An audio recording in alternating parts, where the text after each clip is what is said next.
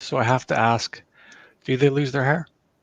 So, I studied up on this a little bit when the suspicion of cancer first came up, and that can happen, but not typically because dogs don't have what's considered hair; they have fur, and so it doesn't seem to react the same way. Though it has been known to happen.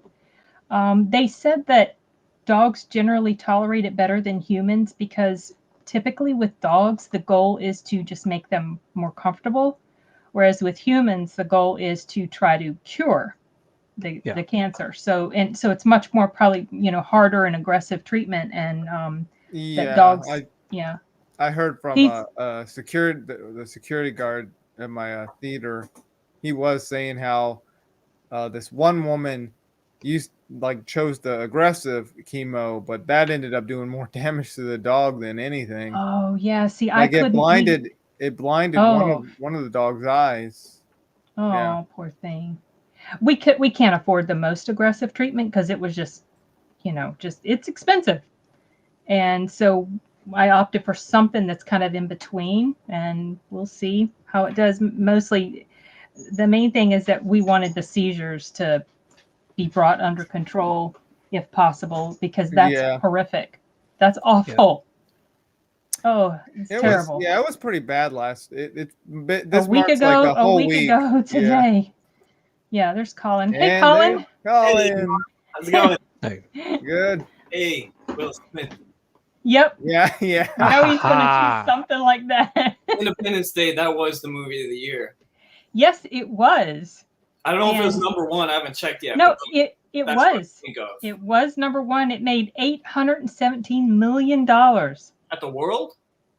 That's not Worldwide, yeah, worldwide gross. That's pretty big. For Which the time, now probably would be, geez. okay. Well, so like in '91, I'm coming back to Terminator. Here we Terminator go. 2 in '91, when Terminator 2 made 200 and some or 500 million, I think, worldwide.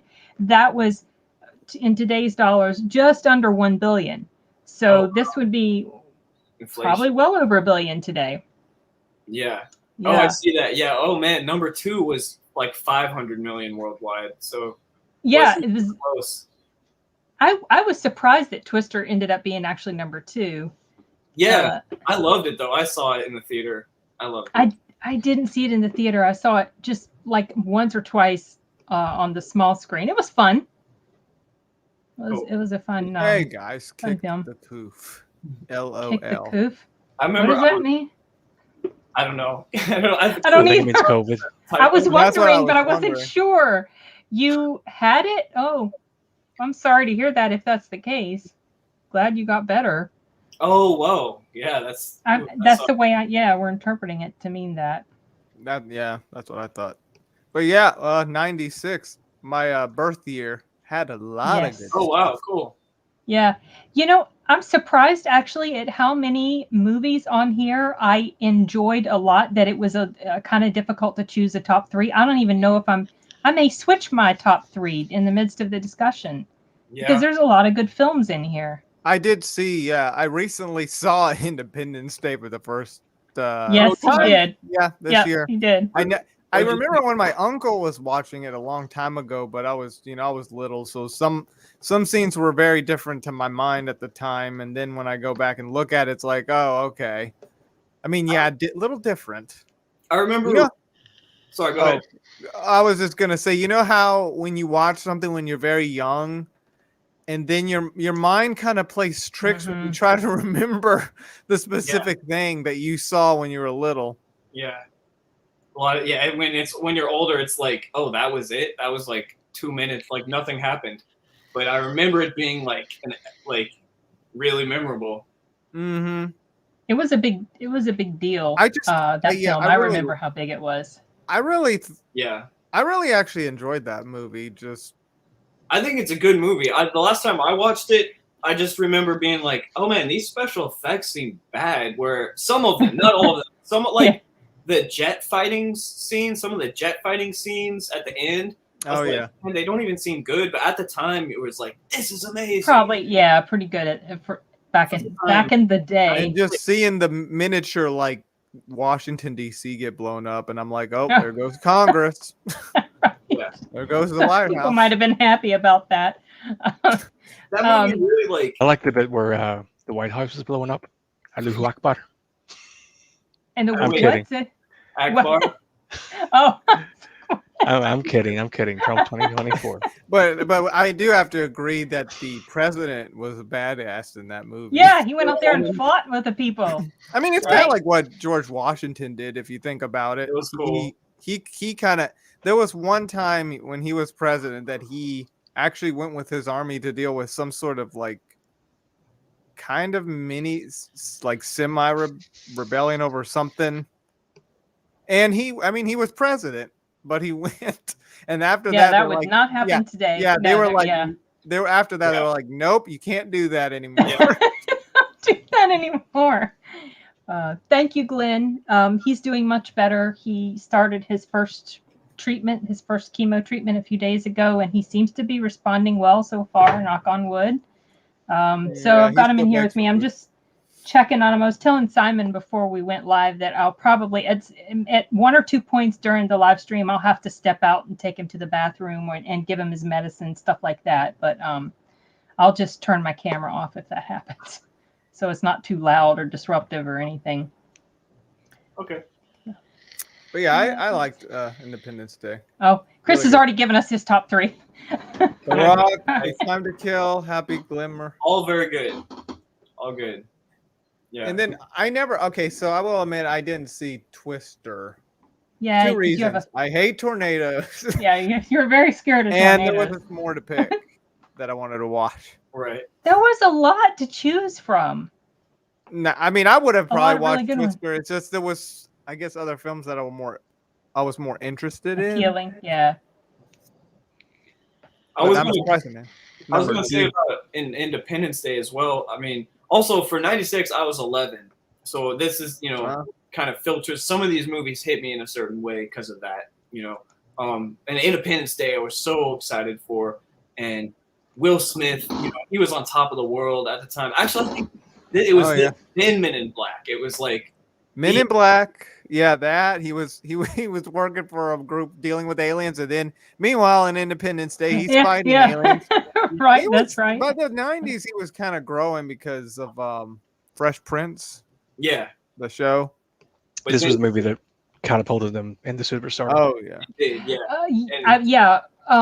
When was Men in Black? It was 97. 97? Okay, all It right. was right after this. It was the 1-2 Okay. punch. He went from like the guy on Fresh Prince to like one of the biggest movie stars in the world. And, Right. yeah. Like, and I remember him from Fresh not many Prince. people have had that. I mean, because even like it seems harder to do today because there's so many. Like, what's his name? Chris Pratt. Like he was in Jurassic World, Guardians of the Galaxy. Like it felt like he was, but it didn't feel like he was nearly on the level Will Smith was. Like it's hard to do that anymore. Like, Or even like Will Smith, let's say even an Arnold Schwarzenegger. yeah, Like those big, huge. superstar. Yeah, I don't know that. Like The Rock is probably the closest right now to that kind of Yeah, that level, but it's a little more sustained. We're not quite as high, but really high for longer. yeah. But yeah, and I want to say Independence Day too. Even still rewatching it last time a couple years ago, like the way that movie builds, like the whole hour of that movie is building up to this like giant moment, and it's like it's really good. I love how it does that. I find it kind of a little scary if you think about it. Yeah, it's a good like you're kind of on the edge of your seat the whole time. Like there's not a lot of downtime. It's just it's getting crazier and crazier. Right. Something's up, but you don't exactly know the full extent of it. And we see all these different characters that we get introduced to, and they're all pretty interesting. And there is a huge payoff with the thing building up is like they blow up half the country. I know. Actually, they blow up most of the world if you think about it. Yeah, they blow up all these landmarks major and stuff. cities. Yeah. And then for that to be like the halfway mark, and then they have to go and fight them. Like, that was a pretty sweet move. Like, it's one of those movies that kind of is like, this is going to be the movie of the summer, and it kind of lived up to all the hype and a lot of things. Yeah, it was. It was the movie. It was the movie of the whole freaking year. So Humans will prevail against aliens. yes, aliens, don't come mess with our planet. So We many don't people negotiate love with that. aliens. We run them out of their hiding hole.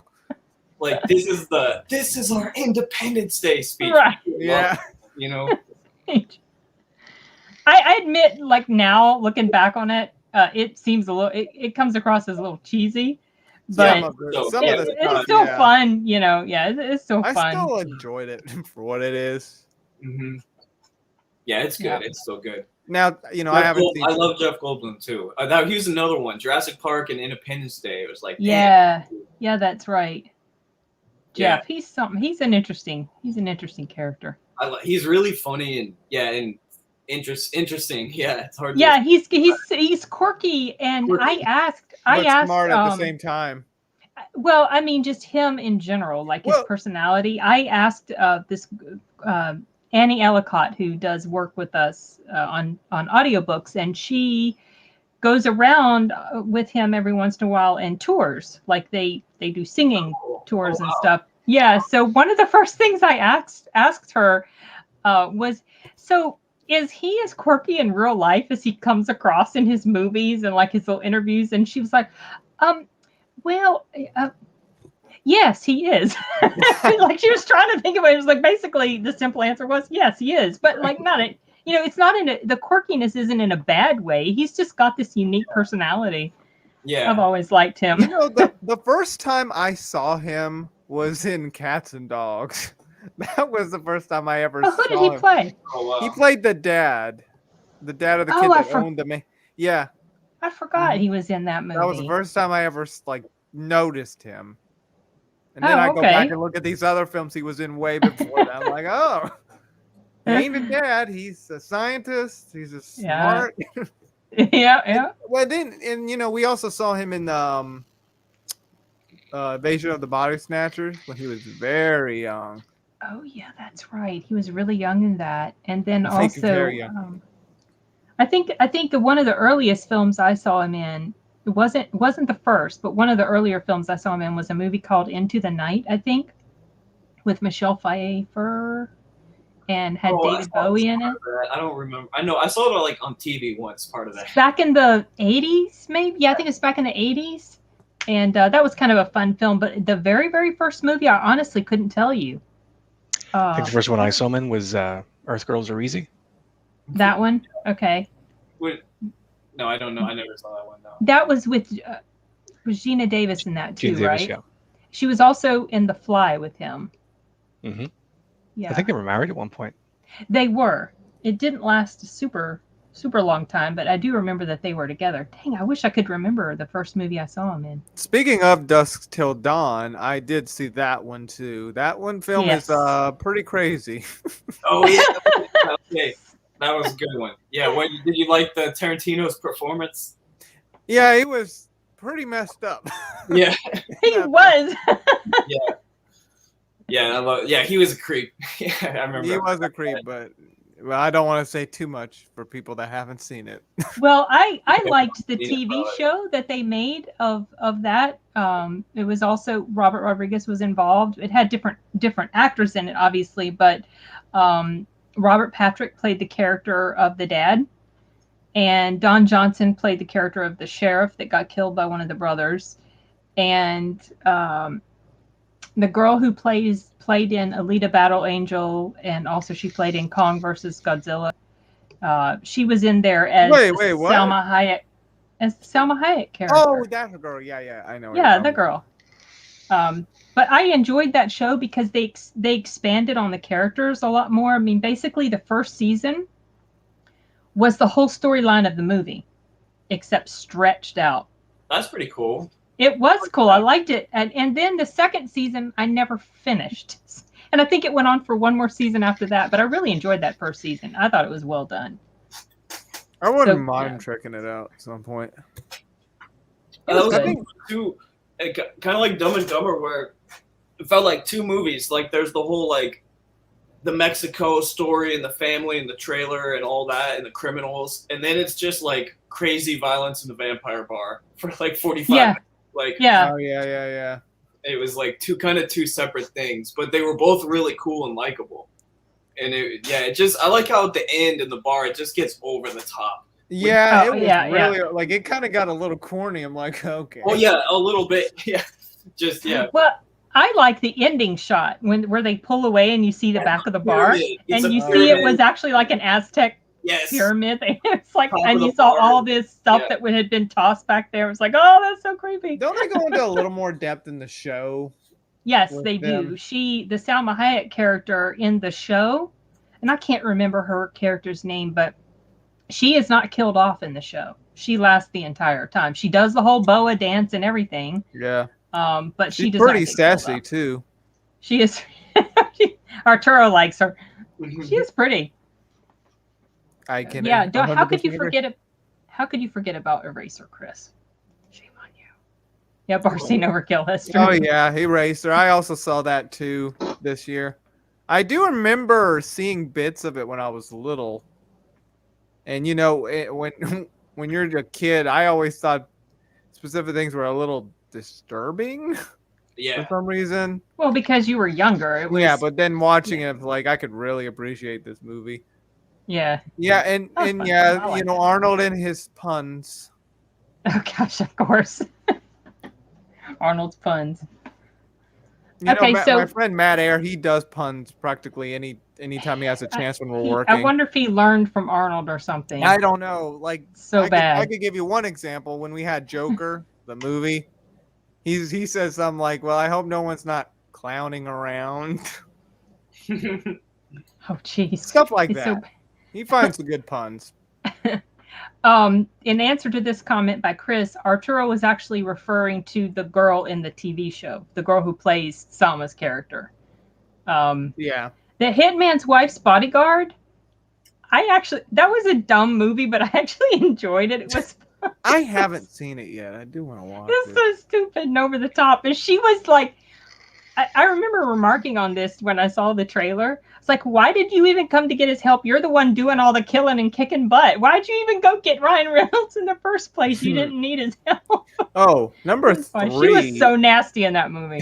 So nasty. Number 3 is Mission Impossible. Yeah, the The first first one. one. Which I liked it. I still like it. It's been a little while, but I like it. I don't know if you guys don't like it. Well, the first time I saw it, I remember being a bit unimpressed by it. I remember thinking I should like it more than I really did, and I was a little bit shocked that they killed off. They killed off Emilio Estevez's character right away, and also, Yeah. Kristen Thomas's character. I think she was in there, and this surprised me. And I watched it. I was like, that's all right. And then Mission Impossible 2 came out, and I was like, oh my gosh, this is terrible. This is so bad. This just I have not confirms seen why it, I but I've wasn't. heard that it was You ridiculous. don't watch it. It's awful. It's awful. I don't know if it's awful, but it's not. Oh, I love action, and it's got some decent action, but it's not that. Yeah, you can skip it. it got over. I think it got over the top and too much Yeah. stuff happening too quickly. Yeah. Like how quickly he was able to make a mask, and you knew that it took a while to make the mask. It's like there's no way. And That seems a little cartoony, if you ask me. And it almost killed the series. But Mission Impossible 3 came out, and that was such a huge improvement. So I watched. love 3. That was really good. And so then finally I decided I'm going to go back and rewatch the first one and see if maybe I have a better appreciation for it. And I actually do now. I mean, it's pretty solid. Yeah. So I like first impression wasn't accurate there. Sorry, go ahead, Colin. It was over my head at the time, and then watching it a few more times after that, I like it because it's the most serious one, and it's the one that it's like, man, I'm confused half the time, and it's real serious. I feel like his character is more like it takes it a little more seriously with the story and the direction, and it's just it feels like a cool spy thriller with good action, and yeah, I liked it, and I think it's probably the best one. Although I think number 3 is a lot of fun, has a lot of good scenes. Philip Seymour Hoffman, really good action. Who I want to see him again on something too. But yeah, the first. After 3, I think all the Mission Impossibles, 4, 5, 6, they just started to feel like above average movies to me. Like, were not that great. They weren't memorable really to me. There'd be like a couple scenes that I was like, that was cool, but just on the whole, I really only liked the first and third one a lot. Yeah. I mean, I like the fifth and sixth one. To be honest, I never watched all the other Impossible. Like, I started with the fifth one and then the sixth one. Yeah, you started a little bit like so.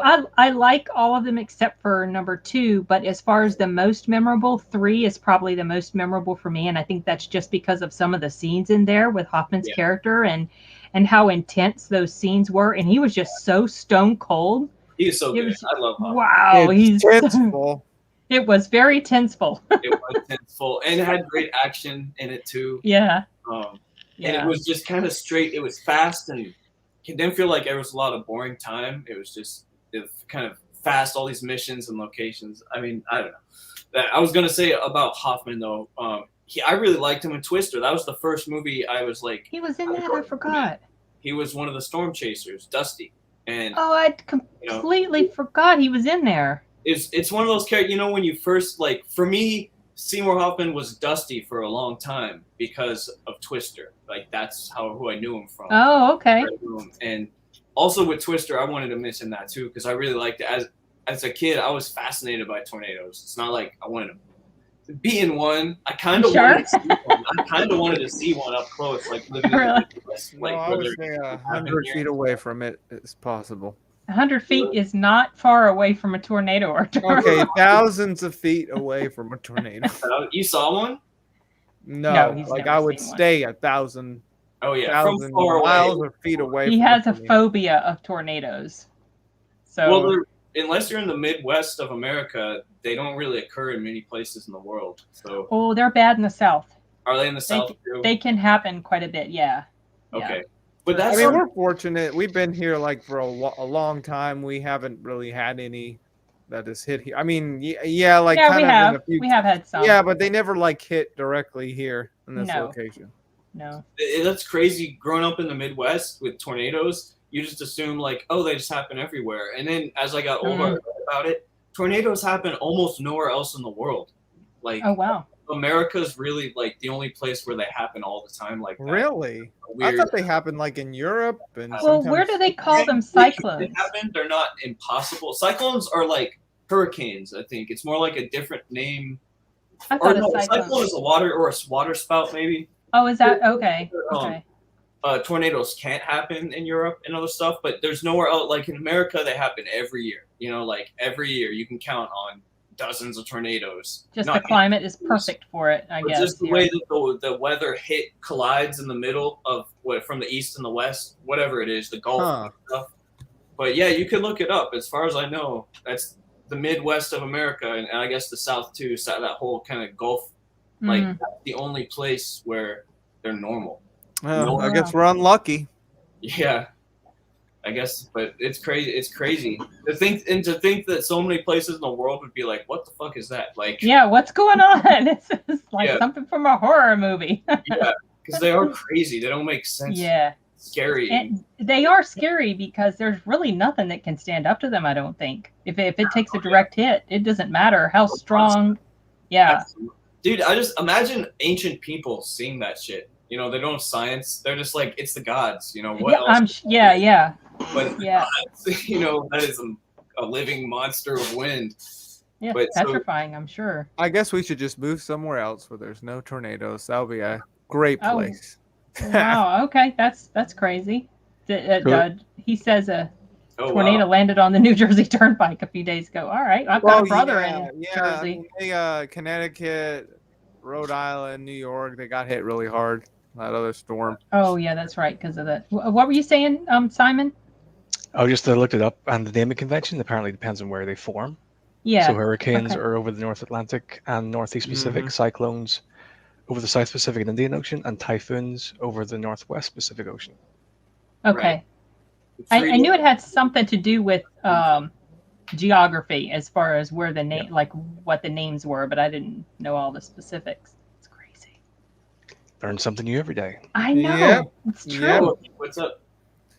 Hey, Joe. So Joe's given us his top 3. Oh wow! He's got a toss up. He's got several toss ups. I haven't even checked the movie list of what, and I'm just like, oh shit, Fargo was this year. Yeah, Scream, was. Cable Guy. I'm like, wow, Yeah. I need to get on. It's actually a little difficult for me to choose my top 3. I mean, one of them's not difficult at all, obviously.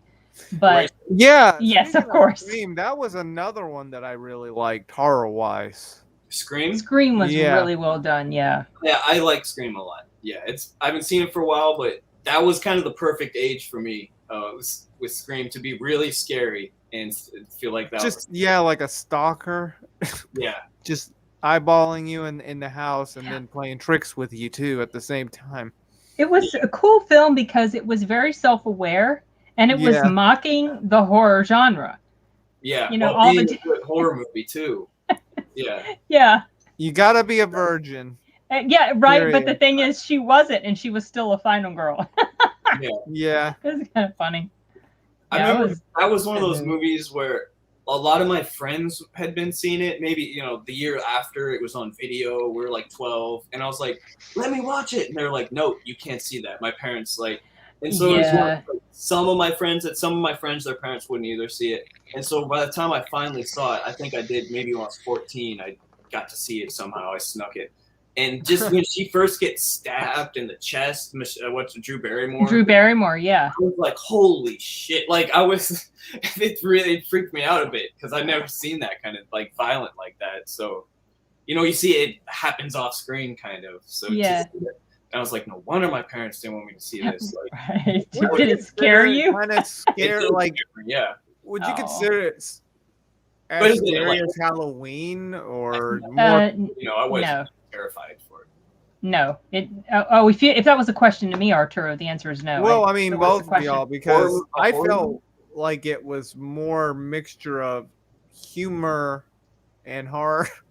Wait, you mean Scream, a horror movie? Yeah. He was asking if it was scarier than Halloween. Scream is considered a horror, but like a comedy as well.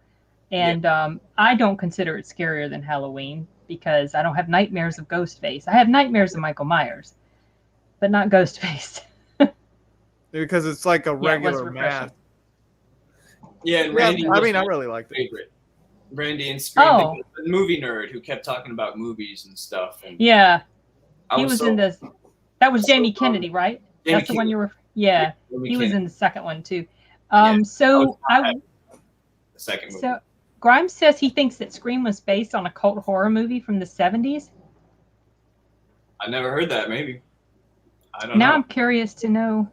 I mean, it's Wes Craven wrote it, I believe. So, and he was probably influenced by a lot of, he was in the cult horror of the 70s, I think. Yeah. Yeah. Yeah, it's a good opening for sure. Classic. Very classic. I watched the TV series because I think it was MTV that had a Scream TV series. I watched that too. I don't know if I watched it all or not. That was a fun way to pass the time. And I thinking back. Yes, I heard about that. About Cam. Sorry. I like what's his name? Dewey. Dewey's probably my favorite too. Dewey. I love how Dewey was just the kind of the sheriff, bumbling wholesome guy. I really like Dewey a lot. Yeah. Yeah. And I liked how he was in all the movies.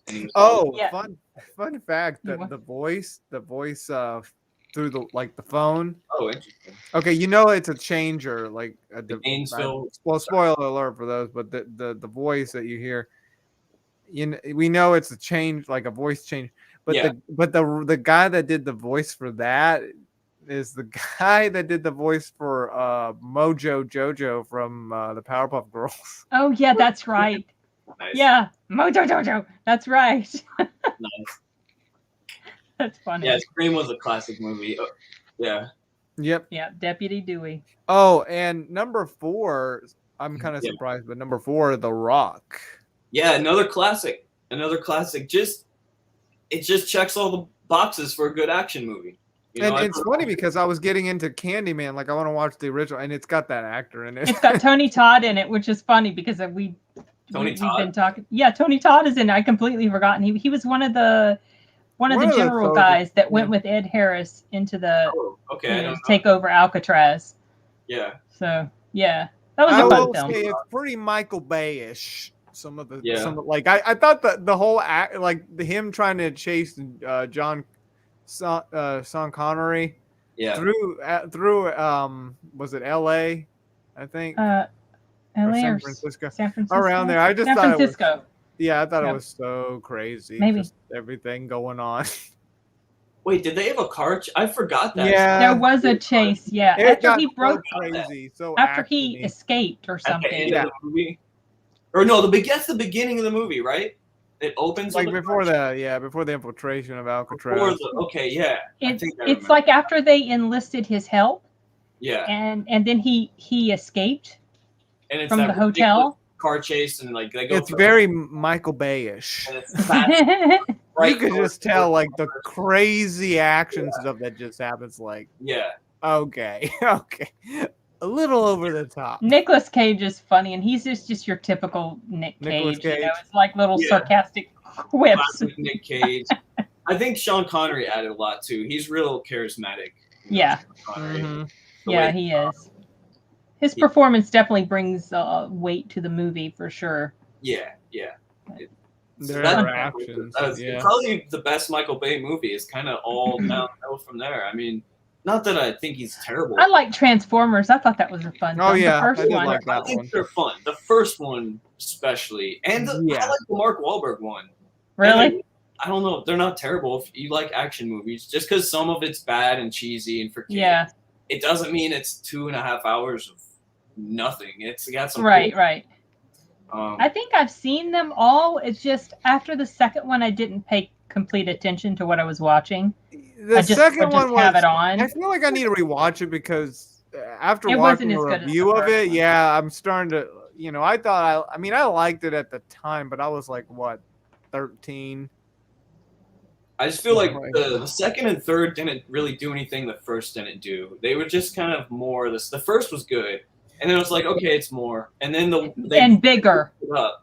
Yeah, and Bigger bigger. action. And it was Yeah. sometimes it was like it was the first felt one is always top. to me nostalgic Yeah, because of the time. Like, I don't know, like 2007 had a lot of hits, and then the year following would be the start of the Marvel series and all that. It's just, yeah. I Yeah, don't know. It's really nostalgic. that time period. Oh, I'm sure there are a bunch of plot faults in it. That's why sometimes if there's a movie I really love and someone puts up a video about everything that's wrong with it, I'm not going to watch it because I Yeah, don't they want it did to it be with disturbing. Terminator. Yeah. One. They did it with Terminator 2. I'm not going to watch any of those. I gotta send you the links sometimes now. the takedown of the Phantom Menace trilogy is so good. Oh, gosh.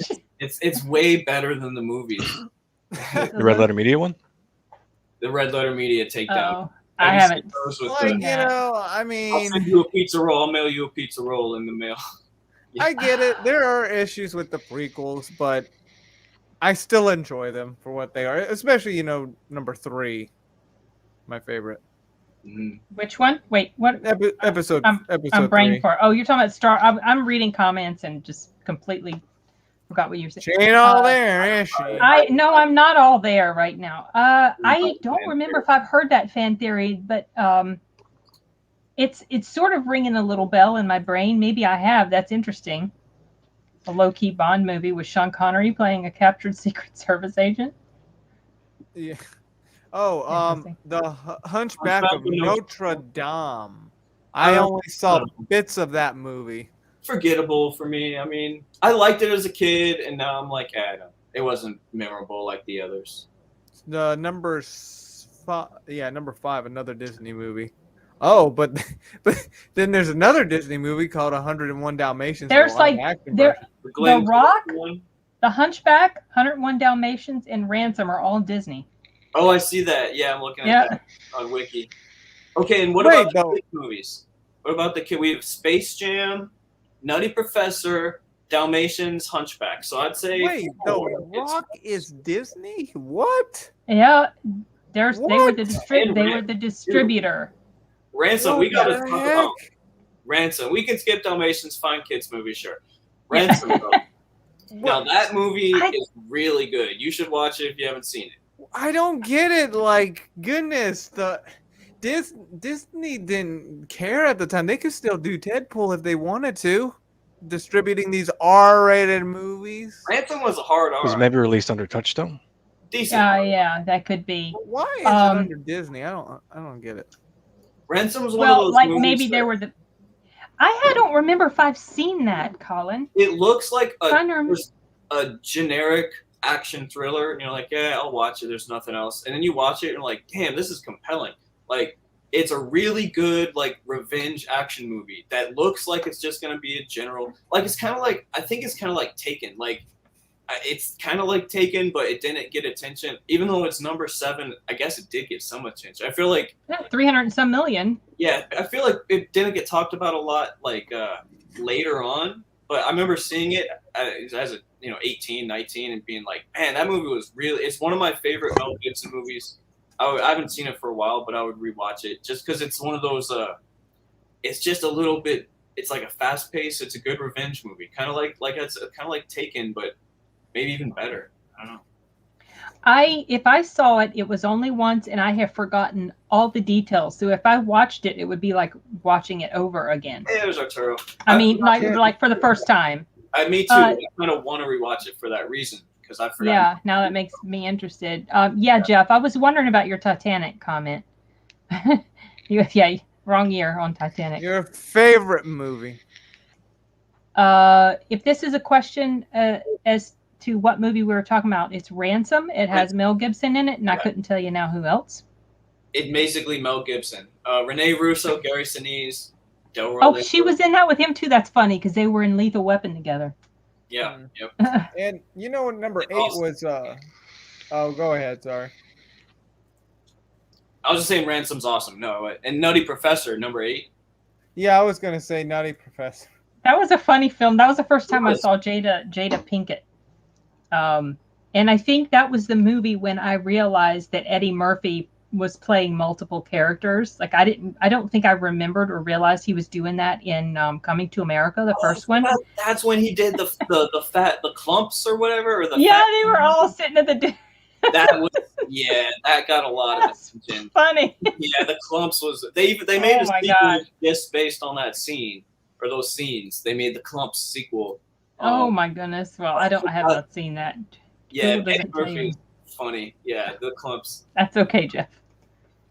And number 9 was Jerry Maguire. Yeah, Tom Cruise. Yeah. Tom Cruise, Renee Zellweger, Cuba Gooding Jr., and Kelly Preston. Yeah, and it was the movies I don't watch. I've seen it, but forgettable. I've seen it maybe 2 or 3 times, and I have zero desire to ever watch it again. I mean, I think the only thing I liked from it, as far as like a takeaway that I continue to appreciate from it, was I believe it was a Bruce Springsteen song that played in there, something about a garden. I just like that song. It's a really good song. I couldn't tell you now what the name of it is though. And number 10 was Space Jam. That was big for me. I kind of like. I'm sure the new one is for kids today. Although not in the same way, because Looney Tunes hasn't really been Looney Tunes was still kind of a big deal when I was a kid. I mean, we grew up watching Looney Tunes cartoons like normal. I don't know if kids today do that as much. Probably not. Cartoon Network has kind of gone downhill because I remember they used to air Looney Tunes like every Friday or Saturday or something. A lot back then. I remember when it was on. I grew up watching them, yeah. And my parents had like VHS tapes of Looney Tunes that we'd watch, when there's nothing else to watch because there's no Netflix and stuff. So like, I was so excited when this came out. I was like, Michael Jordan and the Looney. It was one of those movies where like it felt like a movie that was breaking the rules. Like I didn't know they could do that. Like have a cartoon and a sports star. Like I love Michael Jordan at the time. Yeah. I lived outside of Chicago when he was playing for the Bulls. I was too little. I didn't really know what it meant. I just knew like he's the best in the world and he plays for our team. But I've never seen Space Jam. I had no interest at all in seeing it, but I didn't realize. I mean, I knew it was popular-ish, but I didn't realize it was in the top 10 for this year. Neither did I. I remember watching it. And I think Bill Murray was in it. And I think he was. Adults. He was there for the adults who had to take Oh gosh, that's funny. I think him and the guy from Jurassic Park was in it. Yeah, Nedry. I Yeah. call him Nerdy Nedry from Jurassic. Oh, Wayne Knight from Seinfeld as well. Oh, Yeah, he was. But okay, now I gotta find the real list of films. Fargo. We gotta mention Fargo because that's a Fargo. classic. I saw that only once my whole life, and that was Really? the very first time I ever saw William H. Macy. Wasn't he in there? Yeah, That was the very first time I ever noticed him. He made an impact. yeah. He played a similar character as he played in that. He kind of, I think that movie kind of helped him get typecast in that role of the sad sap loser. Right. But he nailed it. Like, he's really funny in that. That movie's just, I rewatched it recently. It's one of those movies that I liked it. The most recent time I watched it, I liked it the most. Like, I think I've seen it 3 times. I'd revisit it every few years. Like, the first time I saw it, I was like, why is this so popular? And the next time, I was like, oh, this is pretty good. And then the third, like, last year, I was like, damn, this movie, I see why it's a classic. Like, it's fun. It's the humor. It's the dark humor is almost. It's quirky, yeah. I remember it felt like offbeat type of humor, and I remember feeling a bit unimpressed with it, and maybe that's why I only saw it once. Mm-hmm. I might feel differently if I saw it again. That it was supposed to be based on a true story, but not really. No, it's no, not. It wasn't. They did that just as like a goof. Marketing. I don't know, to fuck with people for fun. They were like, this is based on a true story, and then no, it was completely made up. Yeah. Mm-hmm. Oh, All Dogs Go to Heaven too. I think I had that one. Oh, I want to talk about Fargo more though, if I can. Go ahead. Because that movie, I would say you should definitely watch that movie.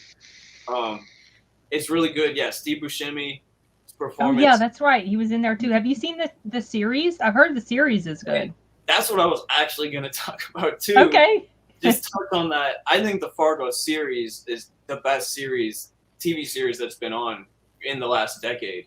I would put it up there with Game of Thrones, and like I think it's the best. I mean, and it's really each season's a new story, kind of like anthology. Anthology, like okay. Story. And season 2 of Fargo, I put against anything else. It's pretty much my favorite ever.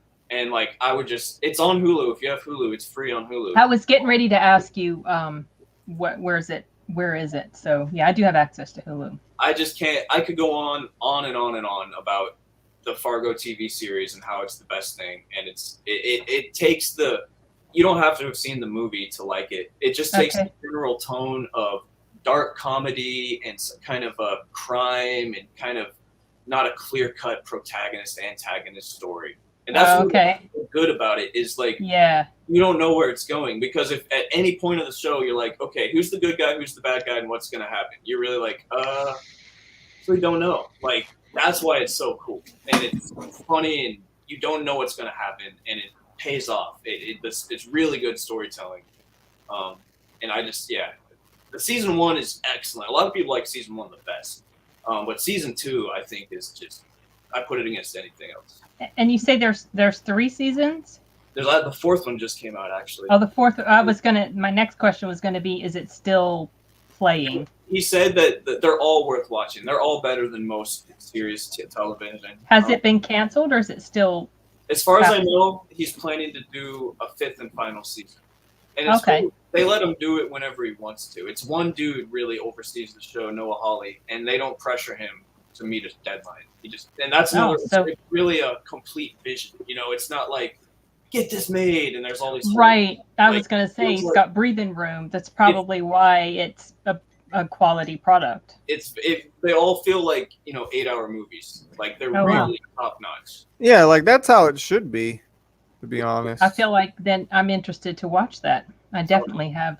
We should watch the '96 one first before we watch the show. Well, I've seen the '96 one, but I can rewatch it with you. I don't remember much about it except a wood chipper. Yeah. That's all I remember. And that Frances, what's her name, McDormand? Oh, yeah, she's the best part of the movie too. Well, maybe not the best, but she's the only like sane character. Yeah.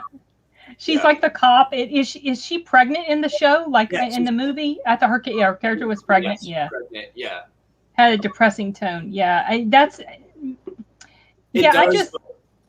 it's fun. It's almost like if you can get past the depressing, it's easier to see how funny it is. Like if you're feeling bad for William H. Macy, there's no fun. But if you're able to see the funniness and almost like the Steve Carellness, the Michael Scott of just what is that? You can kind of laugh at it, even though it is depressing. Like there's just this scene, like he's like practicing how he's gonna talk on the phone. Like I won't get too into it, but no, it's really good.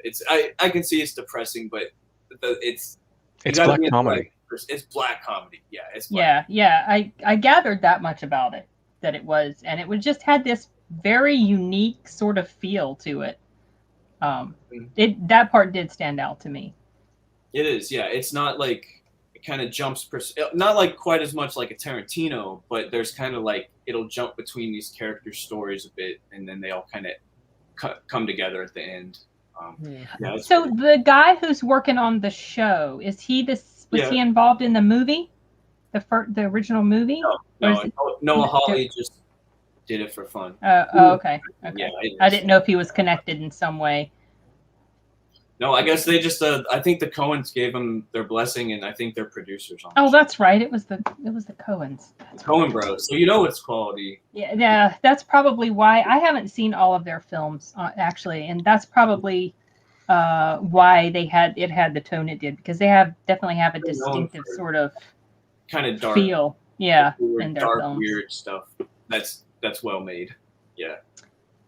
Well, yeah. So I won't argue. It is depressing in tone. It is.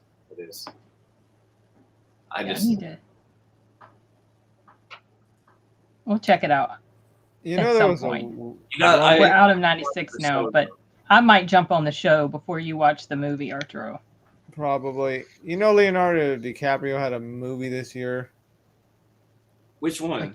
Romeo and Juliet. Romeo and Juliet. Yeah. Oh, I just scrolled right on past that. I never saw that movie. You will never. It's actually one of my favorite. It's actually one of my favorite movies of the year, because even now, 26 years later, still haven't seen it. Oh, I was gonna say I haven't seen it either. I have zero interest in that movie because I hate Shakespeare. You don't like. No, I hate Shakespeare. What if it was in his stuff? What if it was in anime form? They did make an anime of it. No, nope. I don't like Shakespeare. I think it's cool because it's Baz Luhrmann's vision, which is really different and not very Shakespearean. I mean, he's the dude that did Moulin Rouge. This was the movie he did before that. And it was I just remember the beginning is really cool because it's kind of like a real stylized action scene. And that got me hooked on it. Then, I mean, I don't remember. Yeah, there's a lot of boring romantic scenes after that. Yeah. Traditional romantic shit that's boring. But the beginning to that movie is actually really cool. It's a stylized action scene that is really cool. It's guns and shit. Like they have guns. Yeah, because they were all like, retelling. They made it in modern times or something like that. I remember it was a big deal back in the day. Yeah, that kind of got Leo buzzing. He kept like his buzz was growing each year, and then Titanic just blew him up. But yeah, well, especially after Titanic the following year. But yeah, so why do you hate Shakespeare? Yeah, just his writing is boring as shit to me. I hate it. Hate it. I hated everything of his we had to read in school. So I just developed this deep dislike of his stuff and anything related to his stuff. I did see a Shakespeare movie. Michael Keaton was in it. It was a comedy. And that was halfway funny, but only because of his character, just because his character was so ridiculous. But as a whole, I stay away from anything Shakespeare. I haven't seen Kenneth Branagh's Hamlet or whatever. I haven't seen any of his Shakespeare stuff. Just nope. I find it too far removed. It's 500 years removed, and I just find it hard to relate to or see the points because I feel like it's going over my head, or maybe maybe not over my head, but it's just like I don't understand why it was so likable. But then that's like neither do I. 500 years ago. So I had to read a lot of Shakespeare. I got my English degree. So, I've read at least. I'm sure you have to. I mean, that's like required But what if Yeah. the anime version did it better? No. Not, Plus, even if I it just- was an anime. It might I actually suit didn't- anime because it's full of dirty jokes. It is full of dirty. But I remember seeing clips of this anime version, and it looked pretty interesting. I would say different. His stories also always have these awful endings to me. Like almost always, they end horribly. tragedies. The people in there, tragedies. The people in there are unlikable and stupid. Like Didn't he have witches in the it, in whole one of his Romeo books? and Juliet scenario setup was just dumb to me. Well, it is interesting too. We're taking those classes, like Simon was saying, that shit. It wasn't as mature as you think. Yeah, there was some serious storytelling, but there was lots of dirty jokes. There's lots of like references and metaphors that you almost have to have studied it to get what he was saying. But it's not a lot of it that you're just like, what is it? This is boring. But he was actually making like dirty puns and dirty jokes that had people roaring. Because like the people that saw his stuff, they weren't like literate, they weren't educated, they were like the masses. So like all these dirty jokes and stuff he threw in there would have them roaring, And now we don't quite get all the puns and references he was making, and it seems more sophisticated, I think, because of some of that, and because it's so revered. The way it's written too. Yeah, I don't like old writing. Yeah, so like I don't even like literature from the 1800s or even the early 1900s because I just don't like the older style of any type of writing, whether it's Shakespeare or the 1800s. I have listened to Dracula. That was only tolerable because I was working on the audiobook and the actors did such a great job that made it something that I could tolerate and actually enjoy, but I would never sit down and read Dracula as much as I like vampire stuff. Can you imagine what those people would think of 1996 writing? Like Biodome? Buddy. That's true. That's true. For him. I mean, we're not going away. Wait, I was gonna say something on that too. One more thing while we're on Shakespeare, although I guess we gotta focus on 1996 in film. But the character Falstaff is maybe the greatest character of all because so many of the great character for me, so many characters I love today are known as Falstaffian.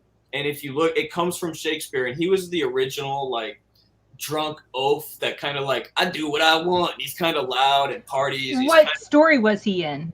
He was like the best friend of. It was one of the kings. I'm not good at this.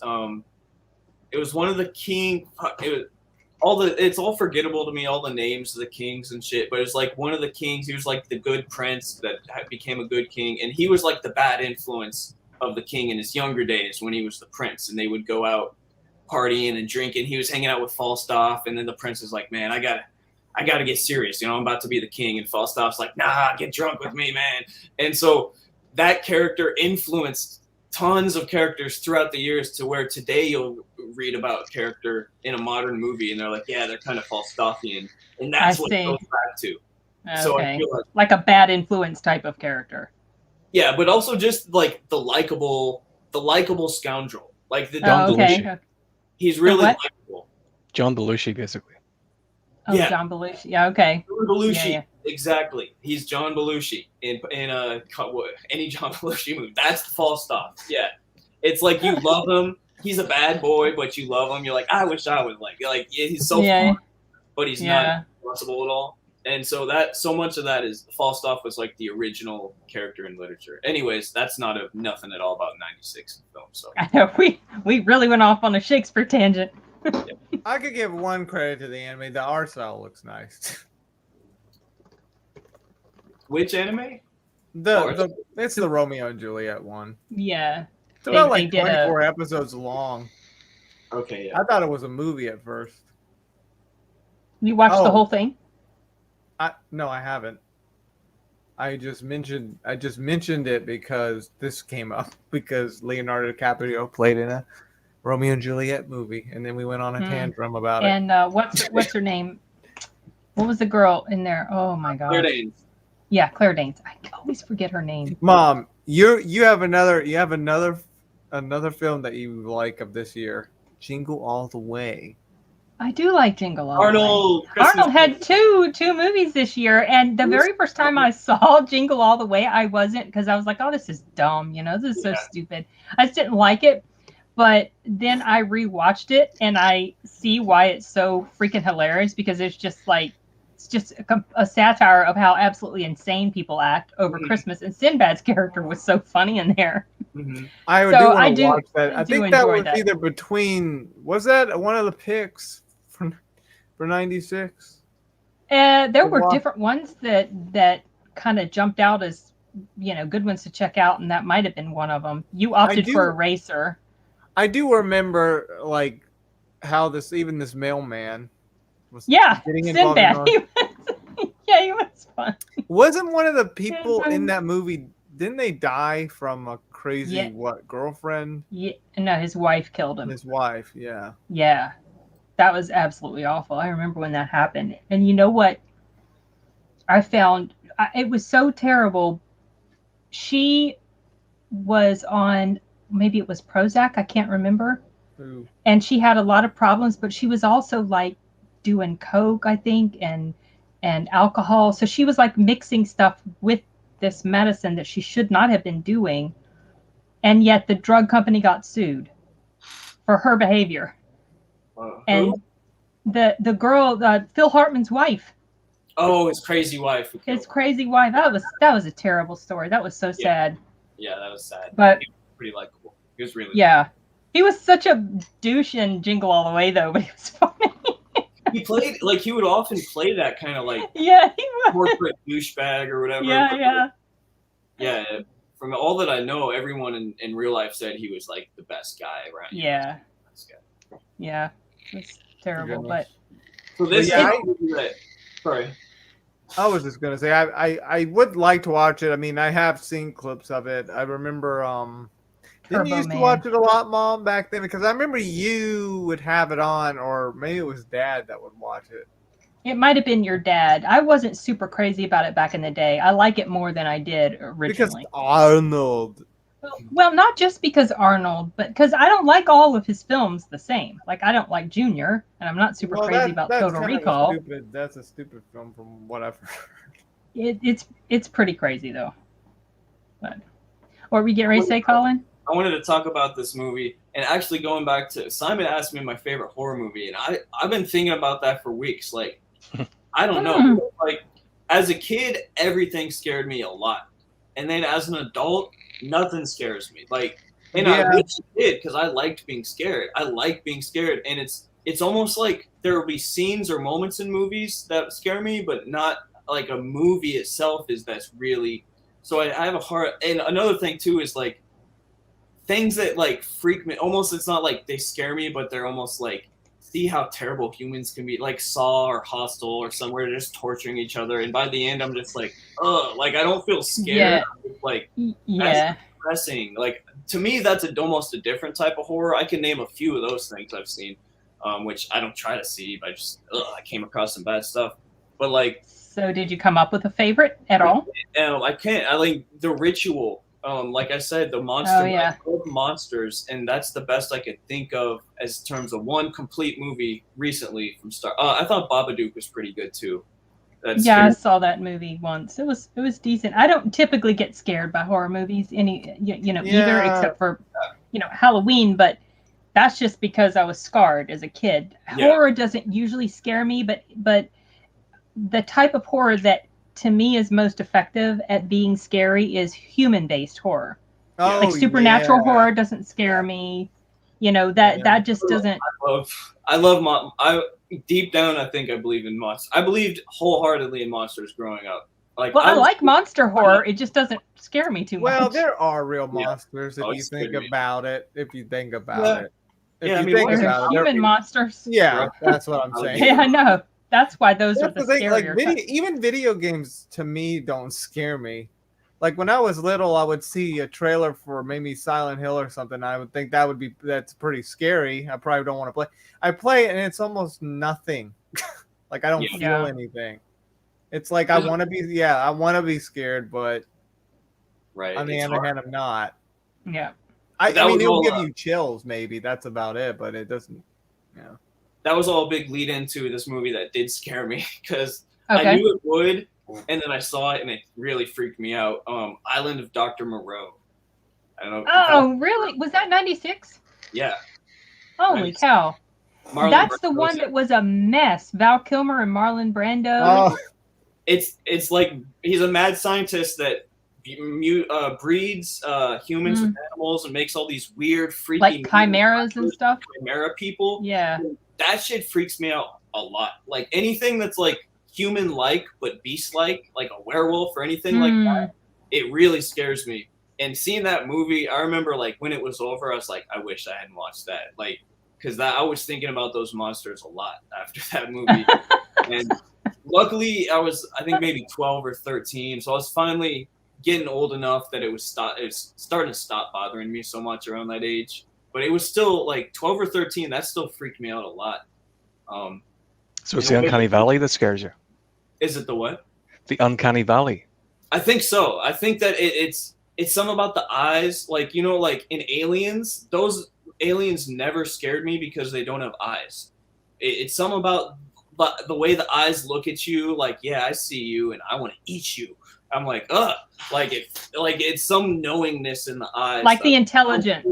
Like There's an intelligence in them. reasoning combined with this, like, I'm going to eat you. Monster. Yeah. Really scares me. And they're all big and strong and fast. And I'm just like, oh, fuck, I should not be here.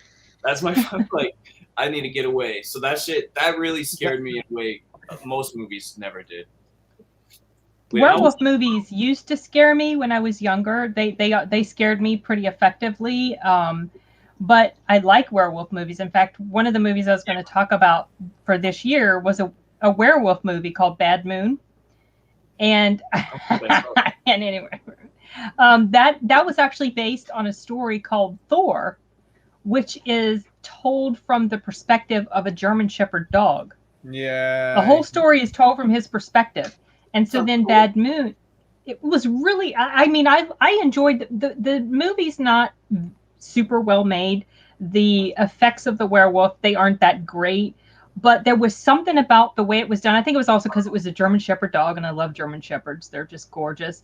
Yeah, and we used to have German Shepherds. That's all we had for many years when I was younger. But what was cool about it was that, so this guy, he gets infected. Yeah, Bad Moon was fun. It's not super long. Maybe it's like 70, 75 minutes, 80. It's less than an hour and a half long, I think. It's got Mariel Hemingway and Michael Pare, or however you say his name, and then of course the dog. And so basically he gets infected. He becomes a werewolf. Michael Pare's character. I'm sure I'm butchering his name, and he comes to visit his sister. And the dog can sense something is wrong with this guy.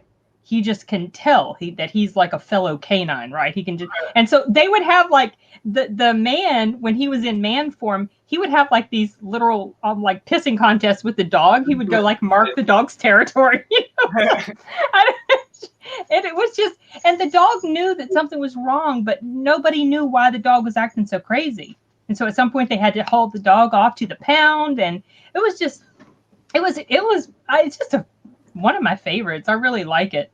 So if you like werewolf stuff, you might not like it as much as I did, but I don't know how I missed that one. But yeah, that's the movie that would have given me nightmare. Like, that's what my nightmares were. That picture of that wolf, where CG's not nearly as good. That kind of like the uncanny valley, where it's like, you know, it's like a costume or whatever.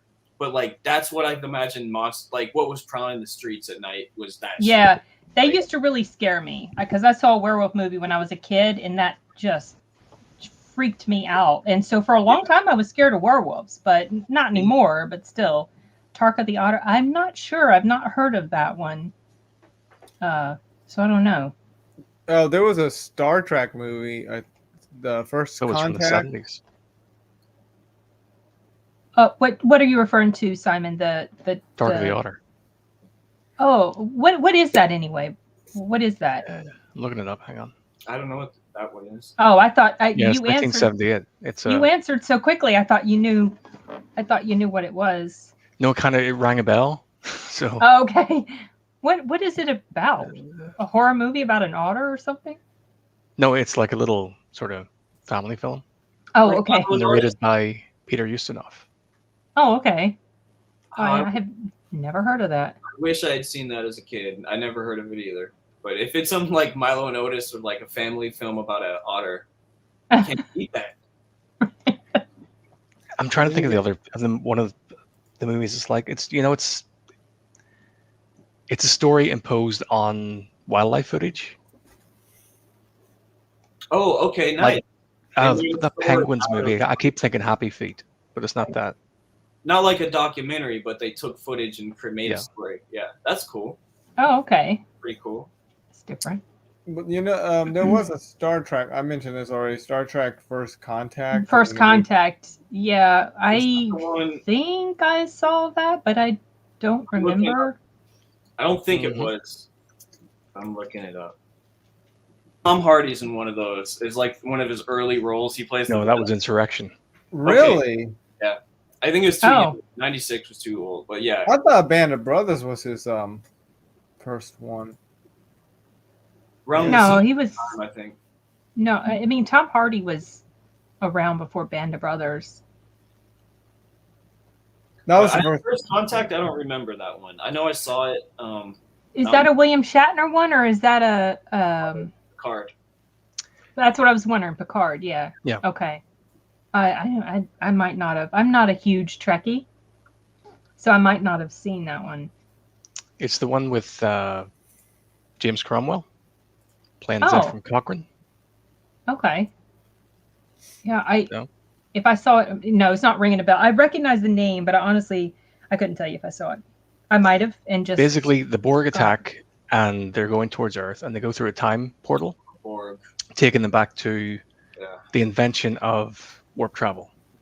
Oh, So then they have this Enterprise crew follow them, and they have to defeat the Borg in the past, oh. which is our future.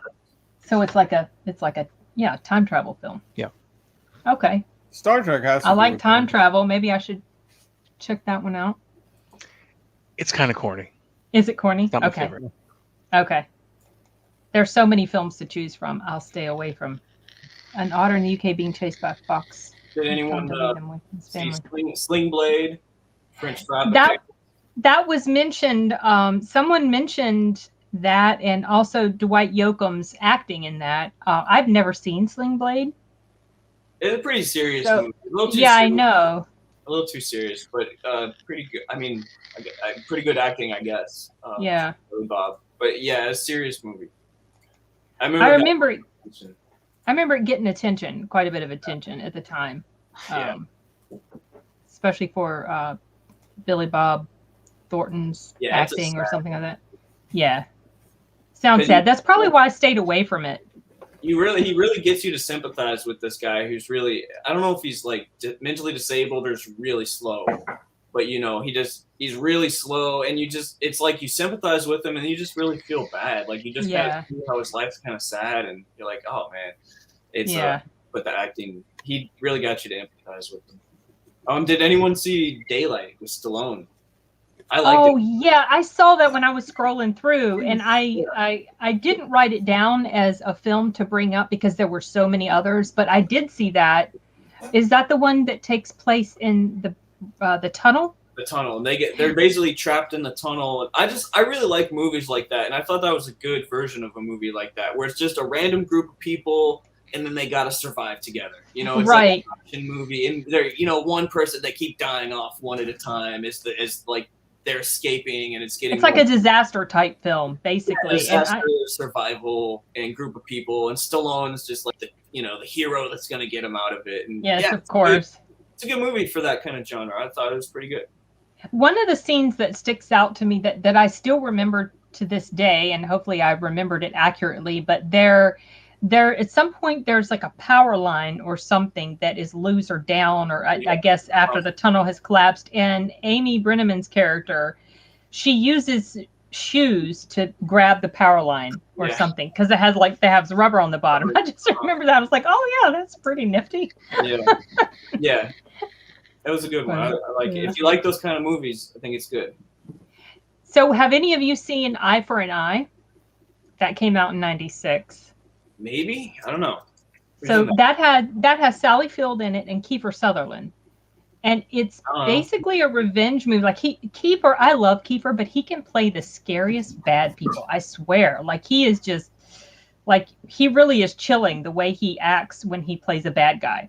Yeah. And he's this guy, and he basically what happened is he raped and killed Sally Field's daughter in the movie, and then I can't remember if he's never caught or if they can't pin it on him because not enough evidence, or if he gets off because of I can't remember, but for whatever reason he's loose, and Sally Field basically she's determined vigilante style. Yeah, she's going to get him. That's cool. And I remember in that movie, I remember there's a scene where the Macarena song is playing because it was kind of a newish song at the time. Like a hit and of I mean, the year. she was like stalking him, and it was playing that song, and so it was good. I think the reason I haven't ever gone or returned to it is just because it's so horrific, because you know they showed the scene where he's killing the daughter, and it's like, oh, and I remember there's this scene where he flips her over on the table, and she like smashes her nose on a glass table, and I think that the camera angle was from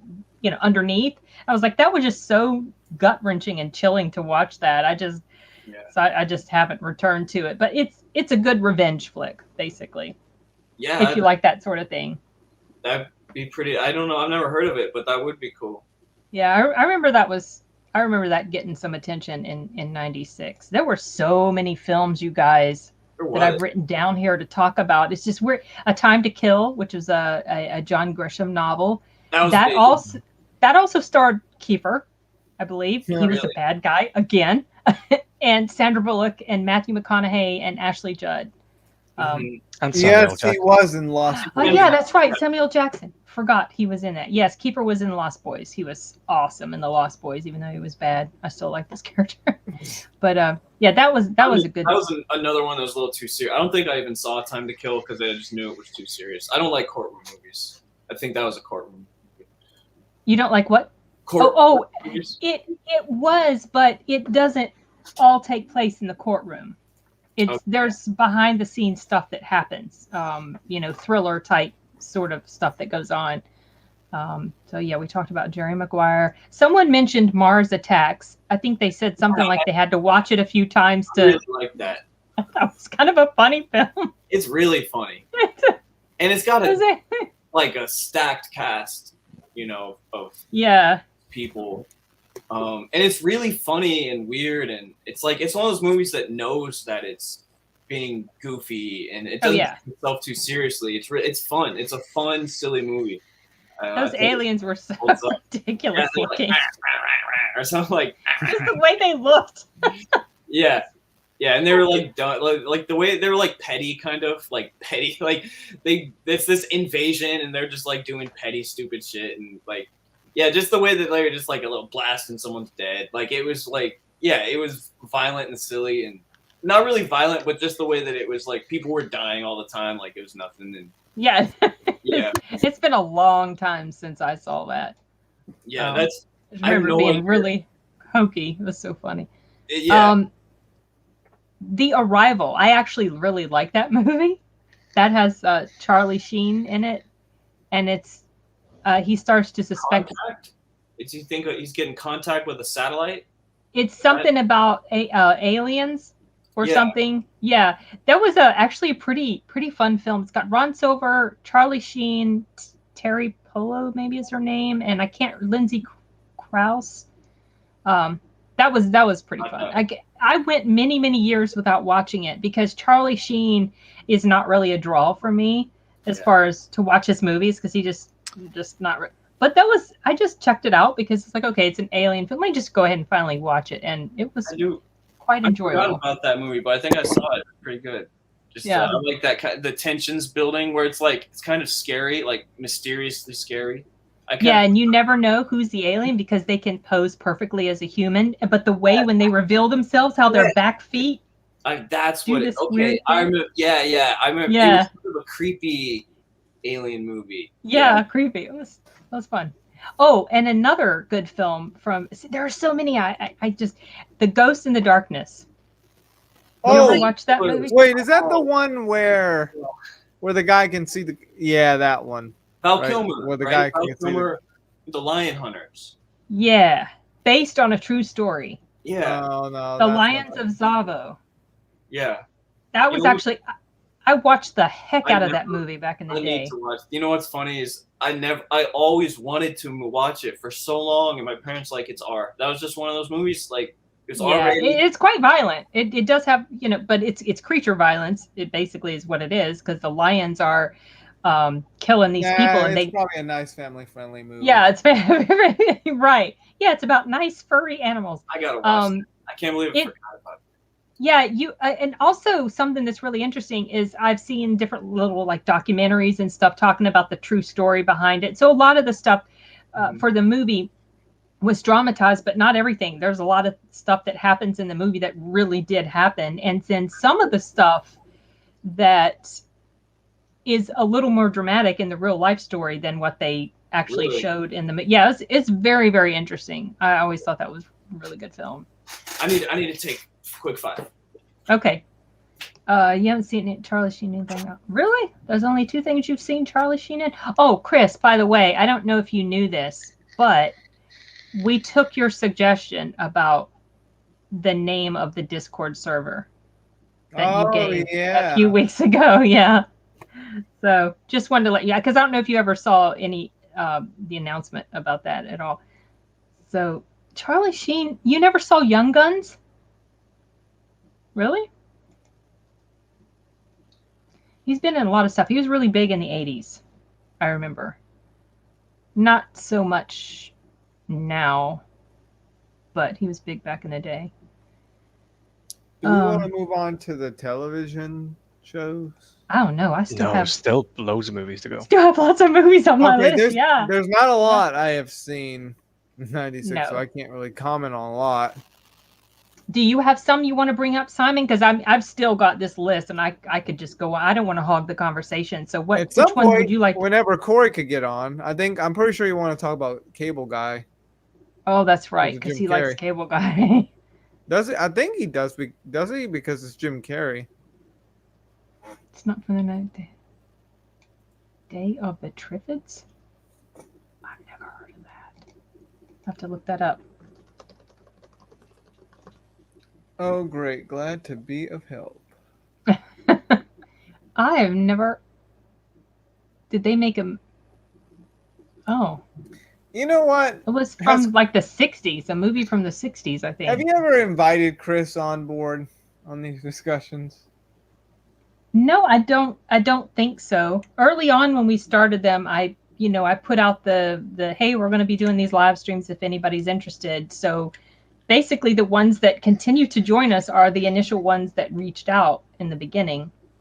So I don't think I haven't asked again publicly. So, but if you want to ever join sometime, Chris, you can just message me. My email is listed on my video descriptions and also in my about section. But yeah, I would kind of say my birth year has some pretty good films, and Mission Impossible was the start too of a big series that's still going on. Yeah. With a 7th one, surprisingly. Yeah, I know that's the one they're filming right now. So, did you have any you wanted to specifically bring up, Simon?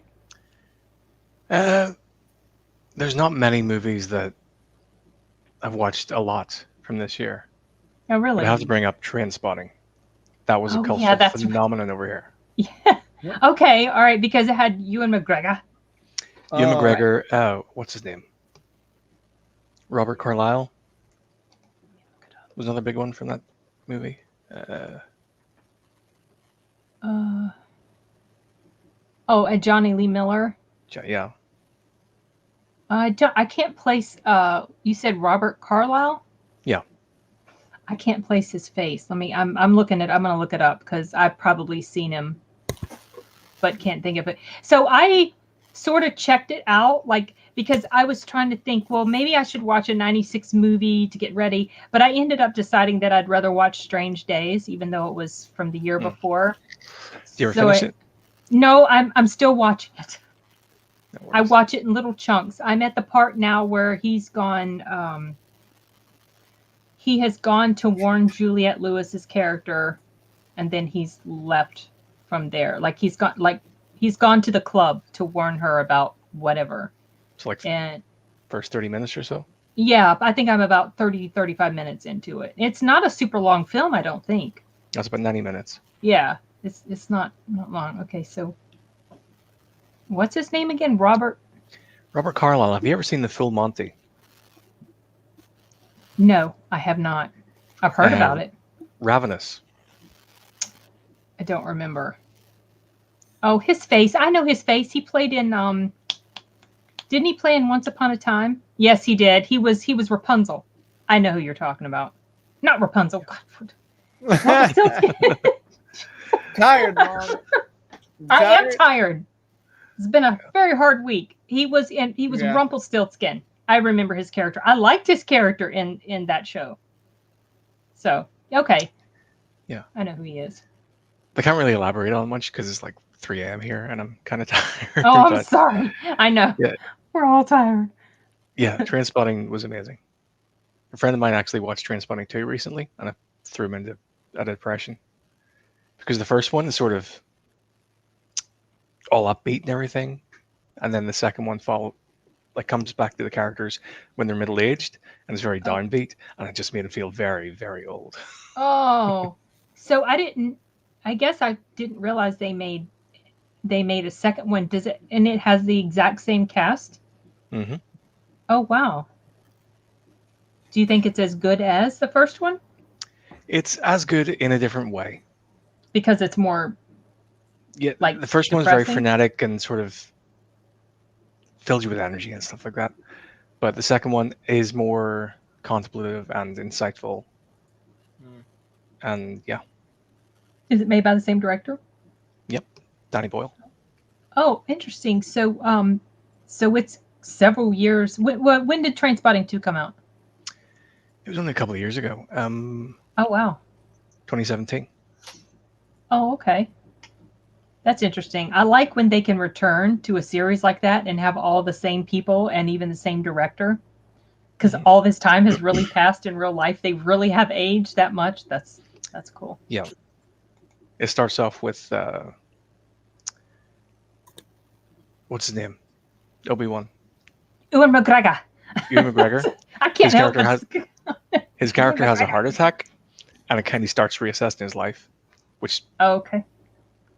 makes him go back to Scotland because at the end of the first movie he ran off and ended up in Amsterdam, I believe.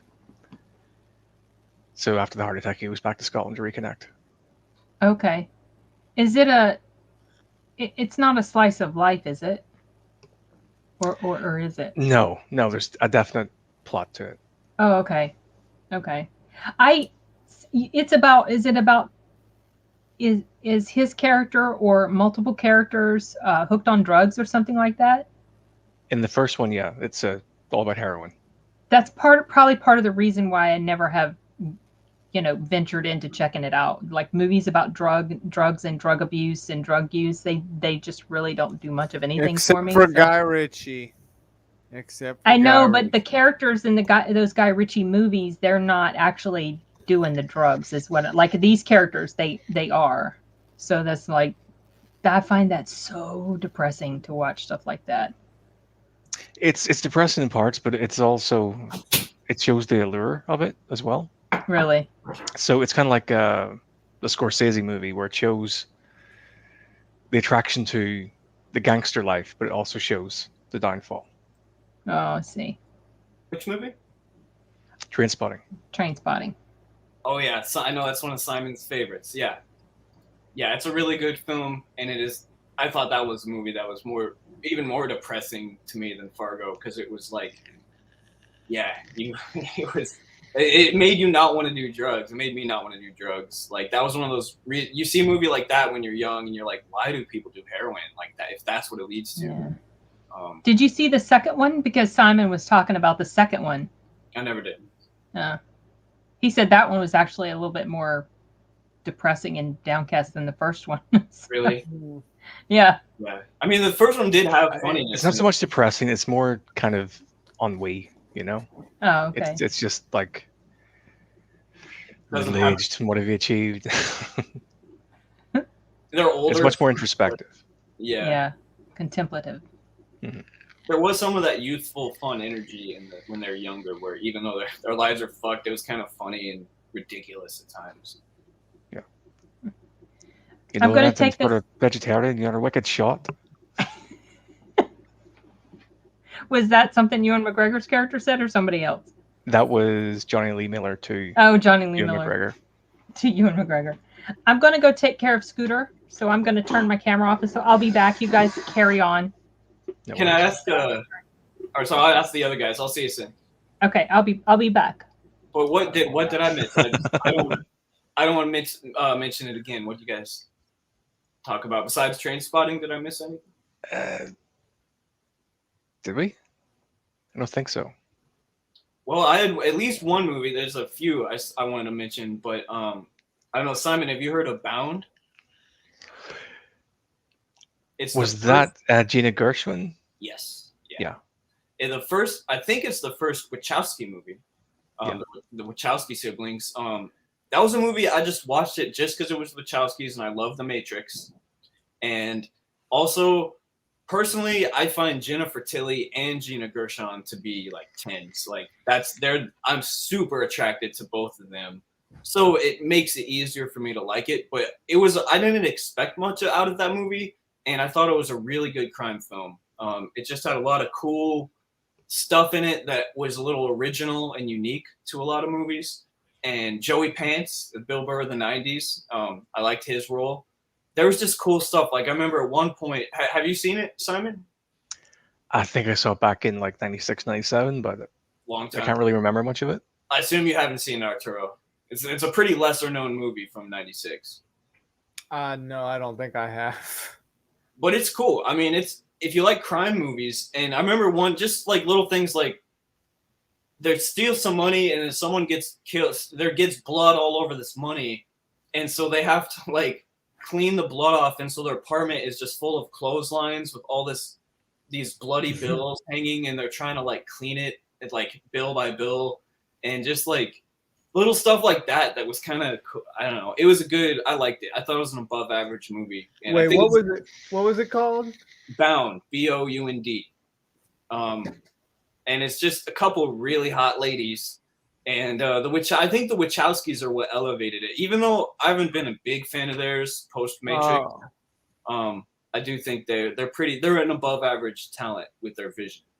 I like that. There's certain people that just feel like it's their job to make a movie, and then I like people who have a vision. They're like, no, beforehand, this is what I see, this is what I want, and then they go and try to achieve that. I think that those are more memorable most of the time. So yeah, that Bound is good. Bound is a good one. I don't think it's very well known, but so I wanted to mention that one. God, there's so many. For some reason, like the pictures, they look familiar.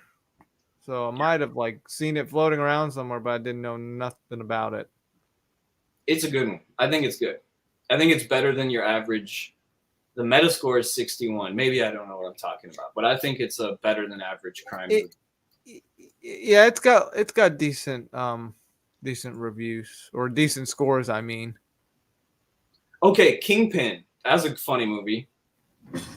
Kingpin's a good one. Oh yeah, Kingpin. It was a Farrelly Brothers movie. Farrelly Brothers. I think it was their follow up to Dumb and Dumber, and so I was like expecting the greatest movie of all time, and I was like, it was almost too much for me at the time. I was a little too young to get it. It's a more mature dark comedy, although it's still Farrelly Brothers dumb goofy shit as well. But yeah, I mean, Bill Murray's in it. It's a bowling film. Woody Harrelson. Mm-hmm. It's a good one. It's solid. It's been a while since I've seen it, but it's a good one. Didn't Blues Traveler do the soundtrack for that, or the theme? I don't remember. Anyway, I don't remember. They were big in '96 though. That was their year, I think. So that was good. I don't know, Swingers. I think someone mentioned Swingers was their top 3. I wasn't a huge fan of that, but I get it. Where it was like, it was different. Yeah, Bound I think is worth adding to the list. But Swingers was one. That was the movie that really kind of broke Vince Vaughn and Jon Favreau. I don't know if you knew that, Arturo, but Jon Favreau, he really kind of started out like acting as much as anything else. Like Swingers was basically Vince and John were just a couple of dudes hanging out in Vegas, having a crazy night, you know, partying. And I think that was kind of what got them in Hollywood, kind of got them started. Is Swingers the one with the cringy telephone thing with Jon Favreau? Is that the one where he's leaving an answering machine message? It just keeps going and going and going. I don't remember, honestly. It might be. I don't remember that scene though. It's been a while for me, but I remember that movie did get attention because it was a little more like realistic. It wasn't quite as Hollywood easy, predictable. It was more just like it's kind of like real life. These are just a couple dudes hanging out, you know, like young dudes drinking. So I remember it got hot because of that. That Thing You Do was fun, popular movie with Tom Hanks, where it was kind of like a Beatles type thing. I don't know, but that song from that movie, Doing That Thing You Do, has a really good song they made for that movie. Yeah, it's funny. Oh, sorry, Simon, go ahead. No, go ahead. I was going to change the subject. Well, I was going to say, you know, like I only know the big like title names of '96. You know, the big blockbusters one. Then I'm finding ones that are very obscure. Never heard of them. Like Nada, like Bound. Never really heard of that at all. Well, I think I just saw it only grossed $3 million. So even in '96, no one heard about it. Okay, Black Sheep. That's probably in my top 3. I have no idea what my top 3 is, but that one's almost as good as Tommy Boy. I think that sounds familiar. It's a Chris Farley, David Spade comedy. They made 2 together, Tommy Boy and then Black Sheep. And I think Tommy Boy I like a little better, but Black Sheep was one. It pretty much lived up to what I was hoping for, where it felt like another Tommy Boy. It was just them being funny. And yeah, I like Black Sheep a lot. Really good. Yeah, that and Happy Gilmore. I don't know if we talked about Happy Gilmore, but that was another one. That was when Adam Sandler was like awesome. That's like the reason he's made all this money. I feel like he's been so successful is because Billy Madison and Happy Gilmore like were such big hits, and everyone still loves those movies. Like they were really funny. And then I was just thinking about that outside. I was having cigarettes. Like he sold out in a good way. Or he sold out in a way that I respect, because it's like, you know, who can blame him? Like he's getting millions of dollars to just act like a clown. Like what I guess is selling out, because I'm sure Adam Sandler is smart enough to not think the movies he's making are the funniest movies. Like I don't think he's, you know, I think he's smart. He's a lot smarter than the movies, than the audience for his movie. Like he makes dumbass movies. Like, since like 2000, that's his lane. And I'm pretty, just based on his SNL stuff and Happy Gilmore and Billy Madison, I feel like he's not pushing himself. He's like, I'll take the easy money. And it's like, who can blame him? Like he's living a good life, it looks like. And so I think actually Funny People, in terms of Adam Sandler, that was almost like one of the only recent or last 10-year movie where I felt like that's who Adam Sandler is. And like that movie was pretty funny. And like so I don't know, I just want to say Happy Gilmore, yeah, it's really like he was yelling. It was like he was playing himself, more like a relatable slacker who was just yelling and didn't really give a shit. And then he started getting cast as more like the grown up, like the Homer Simpson, like the dumb grown up or whatever. And I don't know, I feel like his big fans from Billy Madison and Happy Gilmore, I don't know, some of them went with him on that shit, and a lot of them we didn't. So that actor, was that like one of his last films before he died? Because I know he died like the year after. Was it 97 Chris Farley died? Chunky guy. It's been that long ago. Yeah. It might have been. Holy cow. It was 97. I thought it was 97 when he passed. I believe you. It's hard to believe. Yeah. 18th of December, 97.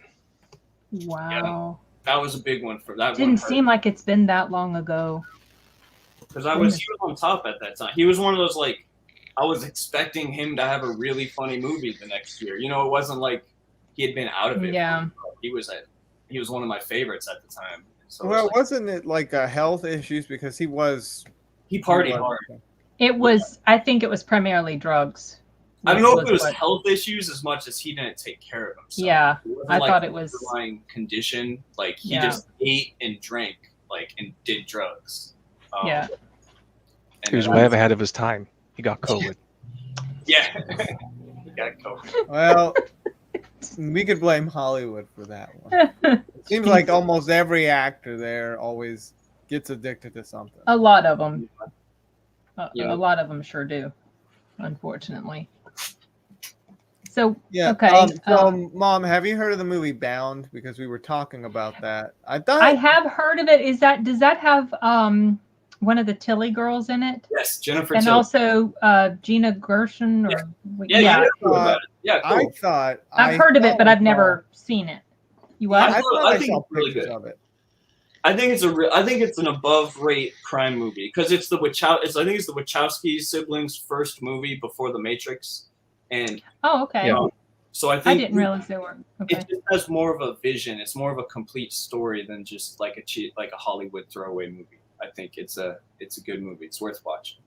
I think the reason that I never checked it out is because it seemed like a little off kilter and weird to me. Like there was a bunch of weirdness in it, and so I was like, I'm not really interested. So I never watched. I remember a lot of weirdness. The only thing I remember is like I think those ladies are super fine, so I don't mind. It's like crime thriller. Yeah, I don't mind being close. I honestly seen it when I was younger. Too. I don't know if it's like disrespect. Being the Wachowskis, I doubt that it's any really. It's more like look how hot these chicks in a good way. Yeah, I'm imagining it's walks the line between objectifying and celebrating, but I celebrate it. Like, I don't know the difference sometimes. But well, way before how things are now with how you betray women. See, back then you could betray women like anyway, like really badass, very sexy. But now there's like a restriction on that. Yeah, because like you were almost compelled to objectify and sexualize. Almost the further back you go, the less of a like give this woman a personality. You know what I mean? Not completely, but in a general sense. There's two schools of thought in film. There's third wave and fourth wave. And you're actually completely right. It has regressed because third wave was the sort of career woman kind of thing where they just wanted to be taken seriously. And then fourth wave was that they shouldn't have to be ashamed of their bodies and they should have sexual liberation and be able to be sluts or whatever and not feel shame about it. So, it's absolutely regressed. Yeah. Eventually, if it's just saying, because it's like, I don't want to get off topic, but you wouldn't want to tell a dude to just give in to your primal feelings, guy. Like, I don't know if you should tell women like the same thing. There's a healthy balance for everyone. Yeah. Okay, but Cable Guy, a lot of people were let down by that. I don't know if I was let down. I didn't think it was as funny. I remember I remember it coming across as kind of a disappointment when it came out. It was a lot like more, in general to the audience. It wasn't the goofy, lovable Jim Carrey everyone wanted. And I read that he wanted a chance. Jim Carrey was like, no, I want to push it. I don't want to be the goofy, lovable guy. I want to do something different. I like Jim Carrey for that. Like he wants to push himself, but He's creepy in there. It was kind of creepy. It was creepy. That was also one of the first movies I saw Jack Black in, I remember Jack Black was in that. In the early days, I saw him like X-Files, Cable Guy, and I was like, this guy, I remember looking up his name on the credits, like pausing it and like, oh, Jack Black, that's a cool name. Right? It's something you can easily remember. Yeah, and it like stuck with me way before he became famous. So it was kind of cool seeing him become famous. Right. From like just a weird supporting role, dude. Yeah, I will never forget that Oscars, I think it was an Oscar award show where it had Robert Downey Jr. Maybe it was MTV Movie Awards or something. Yeah, you're talking about for oh gosh. It was that movie about Tropic Thunder. And it had them. It Had them said in they had that to room. put a bomb in his nasal cavity. My name is Jack Black. They put a bomb in my brain through my nasal cavity. Dude, I missed that. It was like a promo or some sort of something for Tropic Thunder. That was so funny. I missed that. It's good. Oh gosh, that's crazy. Yeah, like because by that point Iron Man came out.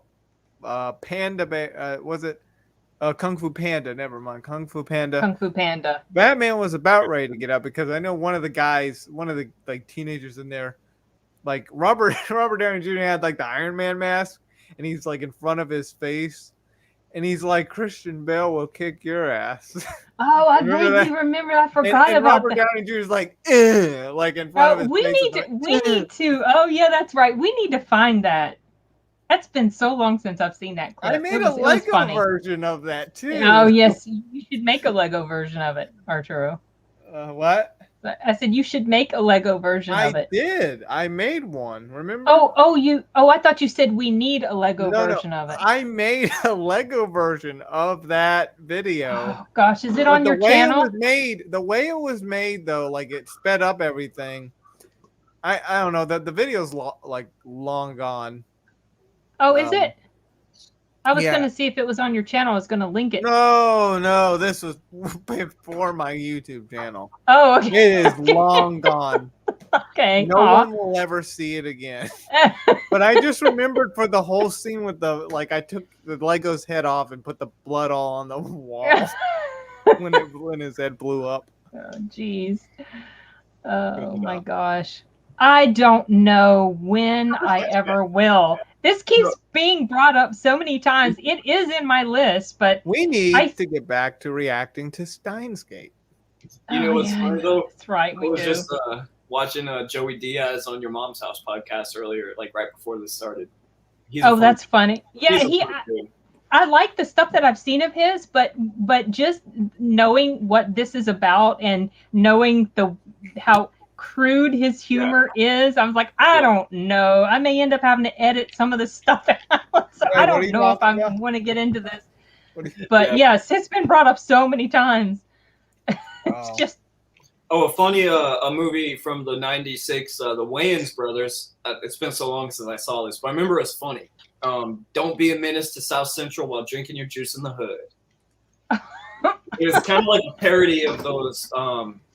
I don't know what's that movie? You know, like the serious Menace to Society.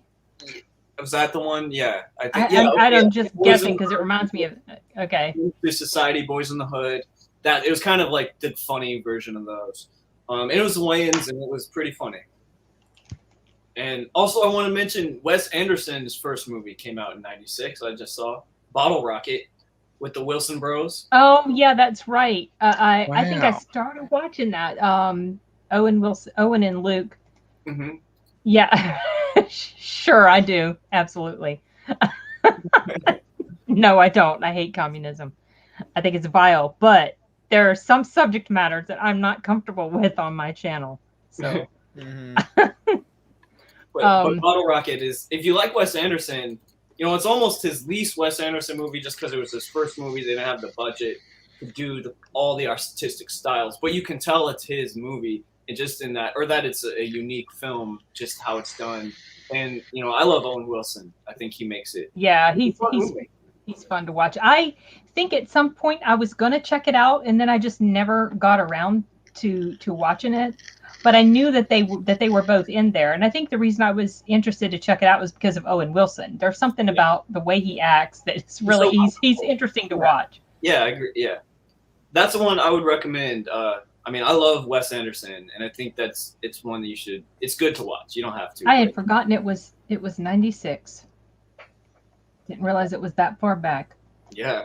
Good night. Hey, Mom, what do you remember about that year, '96? That you were born? Yeah, no, but not that. I'm just talking about in general. Like the entertainment. That's the main takeaway I have from '96. Well, I remember Scream, but I think I didn't watch it until '97 actually. Oh, you're a year late. Yeah. The main thing from '96, the main thing that occupies my memory is just the fact that was when I became a mother and how painful it was because I had a C-section. and that I couldn't enjoy bringing you home because I was in so much freaking pain. Well, I'm That's the main sorry. thing that occupies us.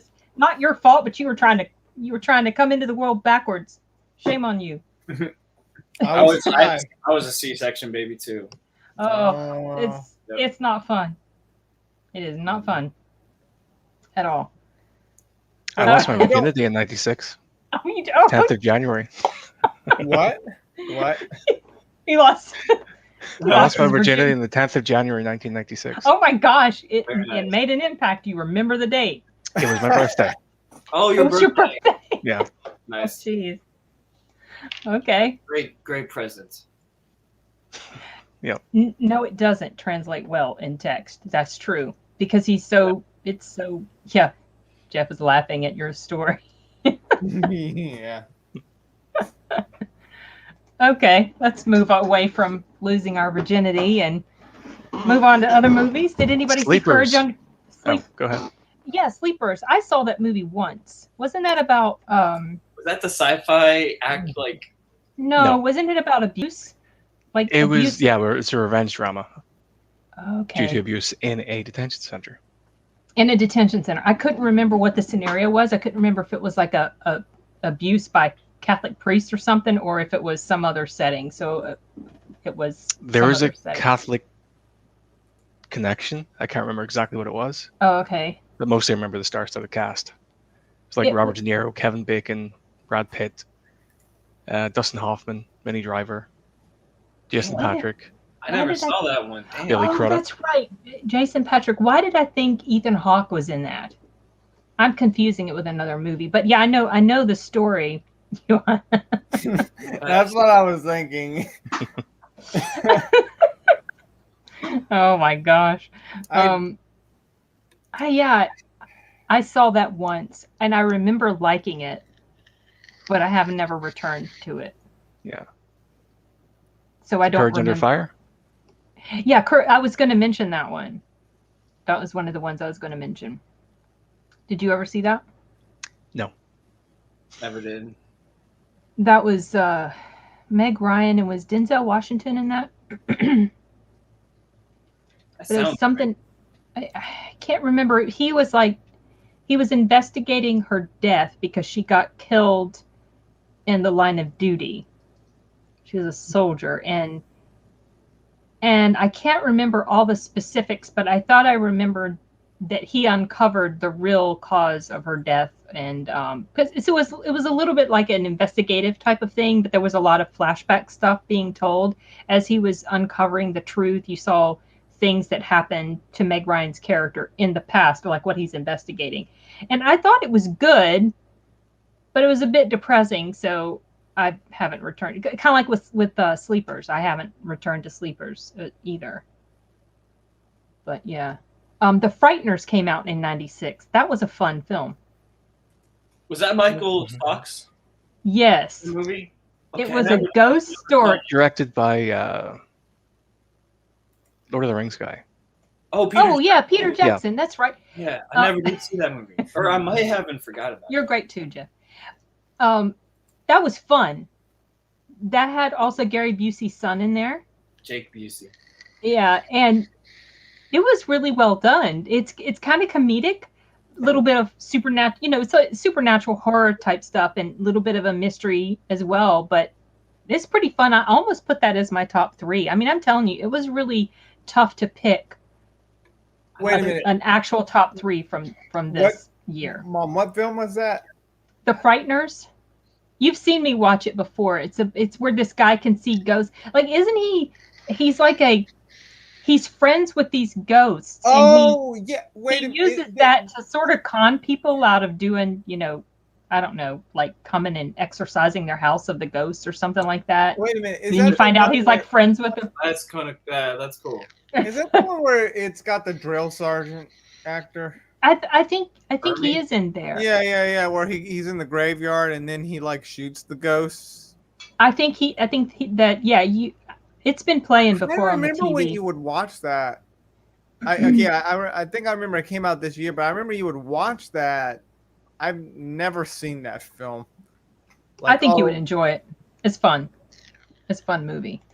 I just remember one of the husbands gets killed, and he becomes. Yeah, that's right. And he came back.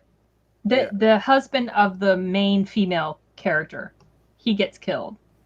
And Yeah. so I can't remember if that's what sort of starts the plot. Like the plot is maybe I cannot remember because it's been a bit, but I just remember it is like an investigative type thing, but there's also a bit of comedy as well. A good ghost story. Anyone seen The Birdcage? I was gonna mention That that. was 96 too. Mhm. No, you know Birdcage. what? I don't think I've ever It's been a while, but that was a I've ever movie seen like it. I watched with my Once. mom a lot because my mom loved it, and I really liked watching it every time. It's been a while, but Nathan Lane, I think, isn't Nathan Lane in that? too? Nathan Nathan Lane, Lane. And Robin Robin Williams. Yeah. And it's a fun movie, yeah, where they're just like they're a gay couple, and their kids come to visit, or there's like a visit or something, and it's awkward, and No, they're a gay couple, and their son is marrying the daughter of some very right-wing yeah, parent. Oh, okay. So they have to pretend to be straight. yes, and they For yeah, him. yeah. That was a good one. Maybe That's I did another see that long time ago. good Robin Williams role, and Nathan Lane. That was kind of what introduced me to Nathan Lane. Oh, really? That was? Yeah, because I was like 11 or 12 when I saw that movie. So. Well, what introduced me to Nathan Lane was The Lion King. Okay, no, that did, but I didn't realize it. Yeah, I didn't know it. I think it's like, oh, that's Timon. Yeah, Yeah. Yep. yeah. But yeah, Birdcage for sure. That's a good one. Yeah. Mhm. Parents were played by Gene Hackman and Diane Weist. Yes, Oh, Gene yeah. Hackman was yeah. Wow. Those awkward comedies are fun. What other Yeah. movies of '96? Because Beavis I and can't Butthead, the movie. I Oh, can't yeah, think that's of right. any I of them. saw there's a lot of movies from 96. There's Broken Arrow. Broken Arrow was a Un- good one. I saw that once. I enjoyed it, but I've never seen it again. Unforgettable, which is kind of an interesting movie. It's got Ray Liotta and, oh gosh, the girl who played in the first Men in Black. And it's basically he's trying to solve his wife's murder, and he can somehow tap into, I can't remember how it is, but like he can somehow tap into the memories for a little bit. Like he injects himself and he can see memories of another person, or it's kind of, Didn't I see bits of that? a yeah, little because bit? it's been playing before. Like there was a on- part where someone causes a fire in a room. I don't remember that specific detail. It's been a while Maybe since I've I'm seen wrong. I it don't from know. start. No, you might be right. Was it Lara Flynn Boyle? Was it her? I think that's who was the first Man in Oh, Black. no, Linda- no. Was it? Oh no, I thought she had like an Italian sounding name. Linda Cardellini. Cardinelli or Linda Cardellini. Cardellini, I think it is. That's gonna bug me now. Let me look it up. Has anyone seen Joe's Apartment? That was a weird movie. Yeah. No. I love that movie. I saw that in the theaters. Yeah, it's a comedy musical with cockroaches. Oh gosh. This Yeah. dude moves into an apartment and there's all these singing cockroaches there. Ew. It's a What? Yeah, A they're No, like it is fantastic. CG cockroaches and they dance and sing and They're puppets. cockroach They're not musical? CG. are they puppets? What? Okay, Well, there's some CG. I forgot a lot mostly about puppets. the movie then. Wow, It was MTV's first movie. Oh, here's her name. it's Her his name first is Florentino. yeah, Linda Florentino, and I think she played in Unforgettable. I think she was a character in there. Okay, sorry, that was a tangent Yeah, away from what you were talking about with cockroaches. It's a wait, Joe's Yeah, Apartment. I hate musicals, but Lin- there are a couple I like. One's Joe's Yeah. Apartment, and the other is Rocky Horror. Okay, Oh. yeah. The super weird, funny musicals. Yeah, Yeah. those ones. I think there's only one musical I actually like, not counting animated musicals, and that's The Sound of Music.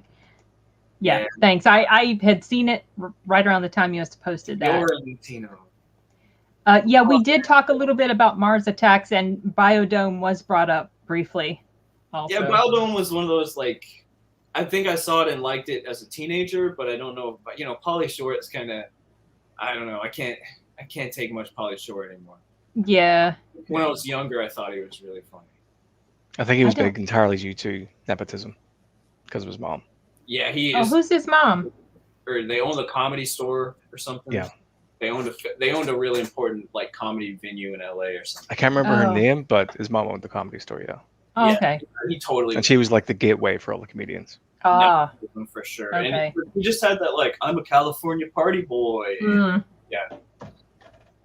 Buddy. But I never found him super funny, to be honest.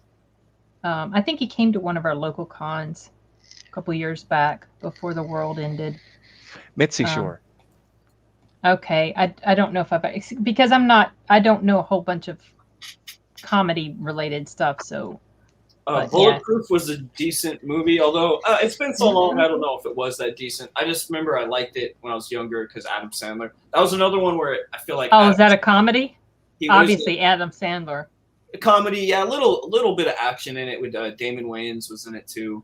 But I just I don't know if it holds up. It's been too long. But that was before Adam Sandler was like committed to making bad movies. Although to be fair, he made a lot of. Every now and then you see him in a serious role or something. Like every 5 years he'll do something not this typical movie. But that was like 50 First Dates, and then also the movie, I think it was called Click, with him in it. Yeah. That was actually kind of sad film. I never did. I just assumed it was terrible. I clicked. I mean, it was kind of sad because it was like basically he could fast forward moments of his life. Oh yeah. Oh, And in the yeah, I process remember of that, like his marriage fell apart, and he grew old, and his whole life fell apart. It's actually there were some comedic moments, but as a whole, it was kind of it was touching. Yeah. By To the be fair- way, I just found out, and I can't believe I forgot this, but James and the Giant Peach came out this year. Oh Yeah, yeah, that was- 96. I felt like Mhm. that got buzzed because of the animation style or something. It seems like. Oh, Yeah, I never saw Weird. that movie. I saw bits of that when it was like on Cartoon Request Network. sequel, yeah, pretty much. I'm surprised Cartoon Network got the rights to air that, even though it's a Disney movie.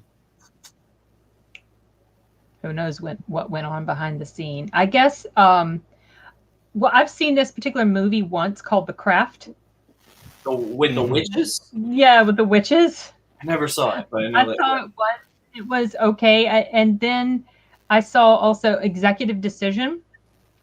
And one thing I remember about that Kurt surprised Russell, Kurt Russell, I think Halle Berry as well, maybe Marla Maples and Steven Seagal. And this is what shocked me when this movie started. So you think, oh, it's a Steven Seagal movie. He's going to go in there and he dies like in the very beginning. Yeah, Like, I remember what? that. I never forgot that. It was like, uh-oh, he's not around to save the day. What's going to happen?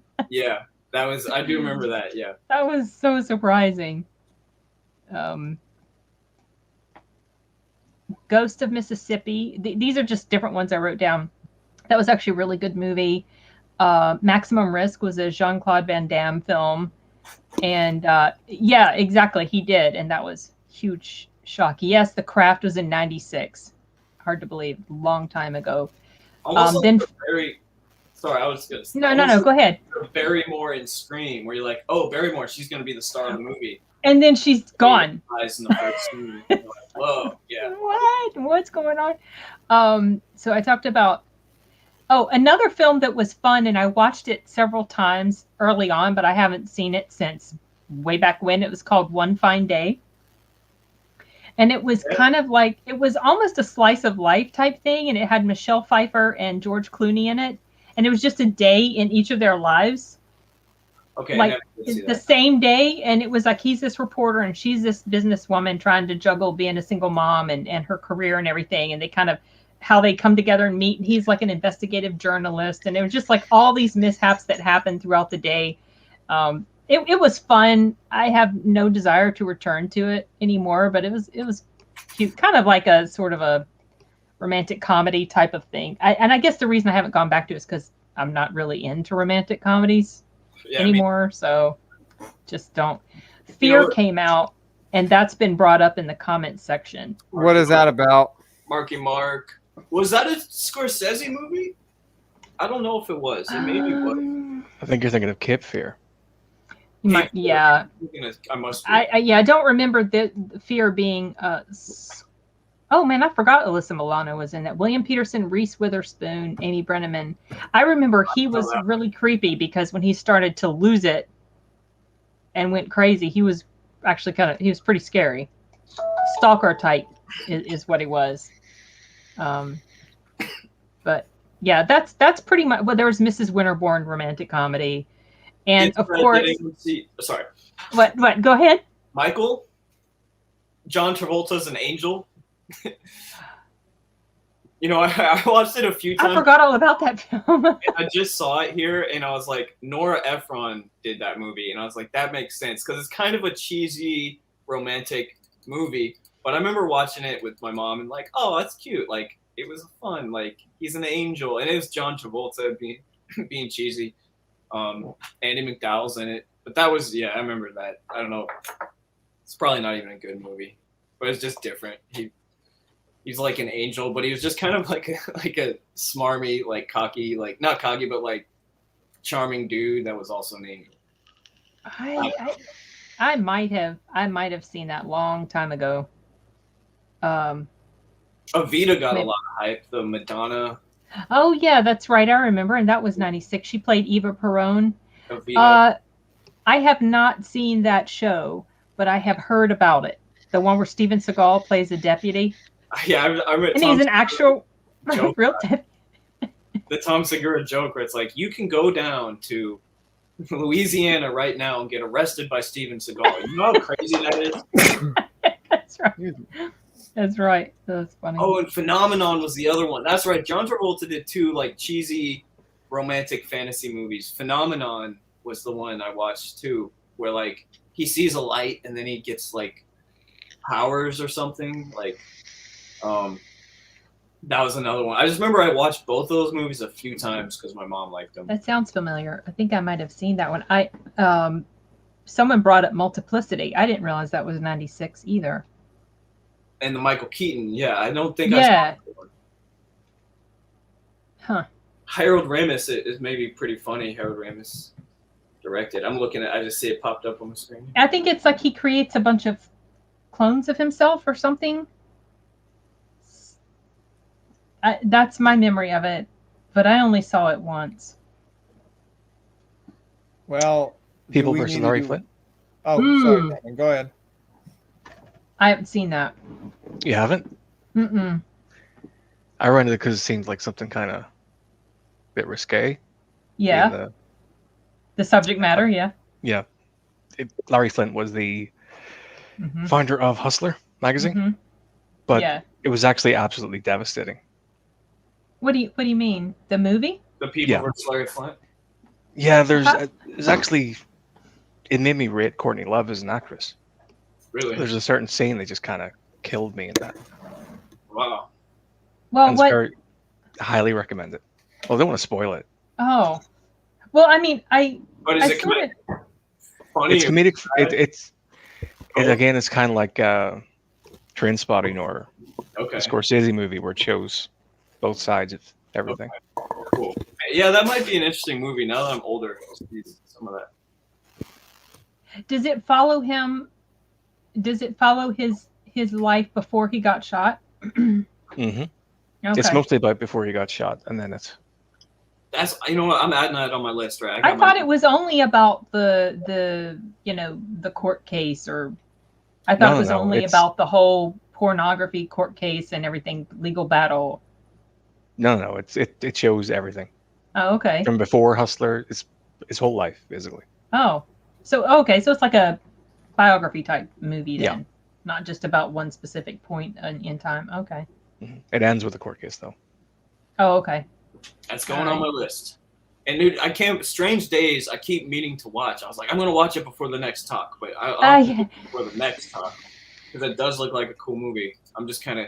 It's pretty interesting so far. It reminds me somewhat of oh god, I brought it up when we were talking before when I watched the trailer. Brainstorm, is that what it's the one with Natalie Wood? It reminds me a little of that, where people can put on these things and they can see the memories of somebody else, or they can see what somebody else has experienced and kind of live vicariously through those experiences. So it's kind of interesting, creepy too, though. If you've seen Black Mirror, it's very similar to one of those episodes. Complete History of You, I think it's called. Yeah, no, I haven't seen Black Mirror yet. I've just heard a lot about it. I think we talked about it a time or two on one of the live streams. Well, Oh, Ralph Fiennes is so different looking in here. His look like he's the same. So this was also the same year. 96 was also The English Patient, which is another movie with him. Oscars, yeah. I never saw it. Another romantic movie. Yeah, and I remember I watched it and I hated it.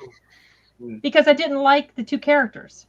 Yeah. Like, I didn't like that we were supposed to like them and feel sorry for them. And I was like, she's cheating on her husband with this guy, and they're doing this torrid love affair, and I don't like you because you're behaving this way. And so then the crash, and then all the stuff, and he can't get back to her in time. And I was like, I didn't even care.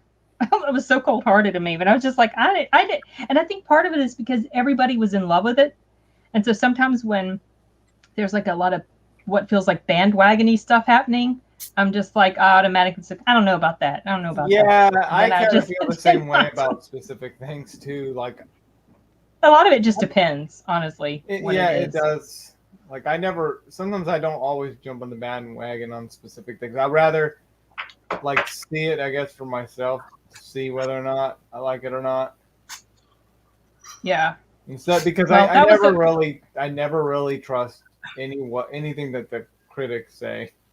Well, I mean, sometimes audiences love things too, even that I'm audiences not in love with. Yeah. It just depends. But that was the first time I actually paid attention to him as an actor. And so Strange Days came out a year earlier. And it's just so funny because he's changed. So a lot of times when I see him now, I just think Voldemort. Yeah. That's all I can see in my head. And it's like, oh, he's just, look at Voldemort. He looks so different and young, and he's got this long hair. You know, he's like, just, I don't know. It's funny. But I'm looking forward to finishing Strange Days. I do like it so far. I think Angela Bassett's only shown up maybe once so far, but I know she will later. Which one are you referring to, Chris? I was wondering that. Maybe The English Patient. I don't know. Check out Mr. Toad's. No, I haven't. Have you guys? No, I've heard of that, but I never saw it. I remember it referenced in Mallrats, but that's it. But that was the movie because that was 93. Okay. Wait, no. Okay. Includes in 96. That's funny. Okay, so I think I've pretty much mentioned all of the films of note on my list. Did you guys have any more? Not really. Nothing. Last one for me is Shine. That one got a lot of attention. I never saw it. It was what brought Jeffrey Rush to attention. Mm-hmm. It was the biography of a pianist. I can't remember his name. Oh, okay. But he was a child prodigy, and he had so much pressure put on him, he had a nervous breakdown. And then ended up in institutions, and then later in life, his talent was rediscovered, and he was celebrated. Cool. So, was that based on a true story, did you say? Yeah, it's a biography. Okay. I think that I remember when that came out, but I didn't watch it. I think just because the subject matter seemed really depressing. But I do remember that was probably the first time I became aware of him as an actor. Yeah. So, so do we want to talk about our top threes now? Or did you have any more, Colin, that you wanted to bring up? Yeah, we did talk about Independence Day, actually, at the very beginning. We started off talking about... Because that was, like, the movie of the year. The number one movie, yeah. For sure. That was sure. We did it the very... When this is posted, just started off, and that's what we talk about. But The Long Kiss Goodnight, it's nothing special, but it was a decent, above-rate action movie with Sam Jackson and Gina Davis. And I like action movies with good female stars, you know, and that was one. I just caught it on like Stars years ago, just like bored, and I was like, wow, this is better than I thought it'd be. So yes, that was special, but that actually made my top three. I was gonna bring that up. Yeah, I actually really enjoyed top three.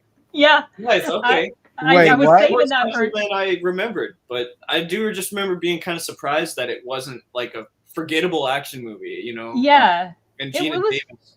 and Samuel L. Jackson. Sam Jackson. Yeah, it was fun. I've That's always when liked that you're movie. like, one other movie, and you're like, yeah. Wait, which one? Which one? The long kiss goodnight. That was one of the ones I mentioned that you might would enjoy watching. It's about this girl who she had a past life that she forgot about because she had amnesia, and then something happens to sort of trigger her awareness again, and she ends up. I mean, it's action packed. It's got Samuel L. Jackson, and I've just always really liked that film. And I rewatched it again a couple years ago, and I felt like it was still just as fun then as it was a long time ago when I'd first watched it. So yeah, that was one of the films that made my top 3. Cool. I'm gonna add it on my rewatch list because it has been a while since I saw it. So yeah, it's fun. I like the concept. I just thought it was interesting. I don't know, just the mystery cool. along with I like that you got to find out what's next. Like what? And also because she is this.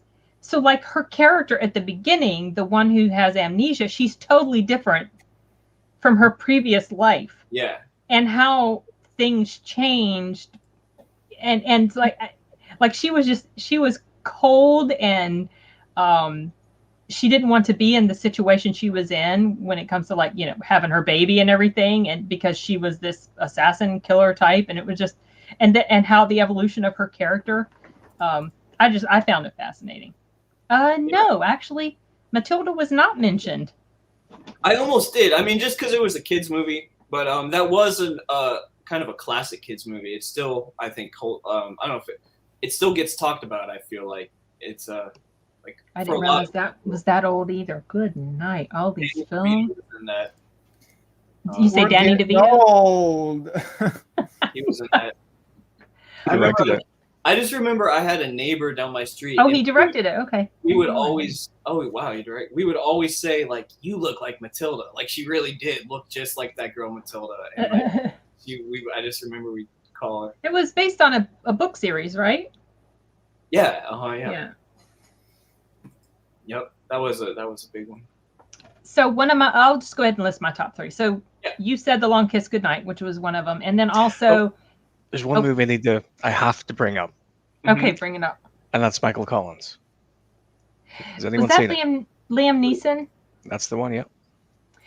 Okay, yeah. I don't remember if I saw it or if I just knew of it and knew he was in it. Yeah. Is that based on a true story? Yeah, it's directed by Neil Jordan. It's about the guy who basically led the rebellion against the United Kingdom in Ireland. Oh, okay. Yeah. Invented guerrilla warfare, basically. Oh, wow, that's the dude. Wow. No, really? Yeah.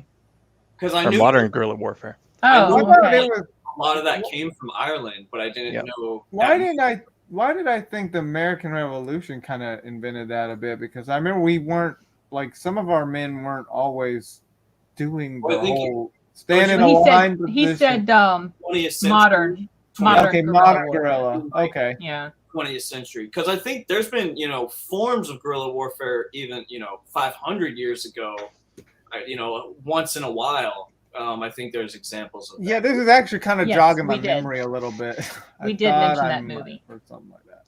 Yeah, just a few minutes ago, Simon rated it pretty highly.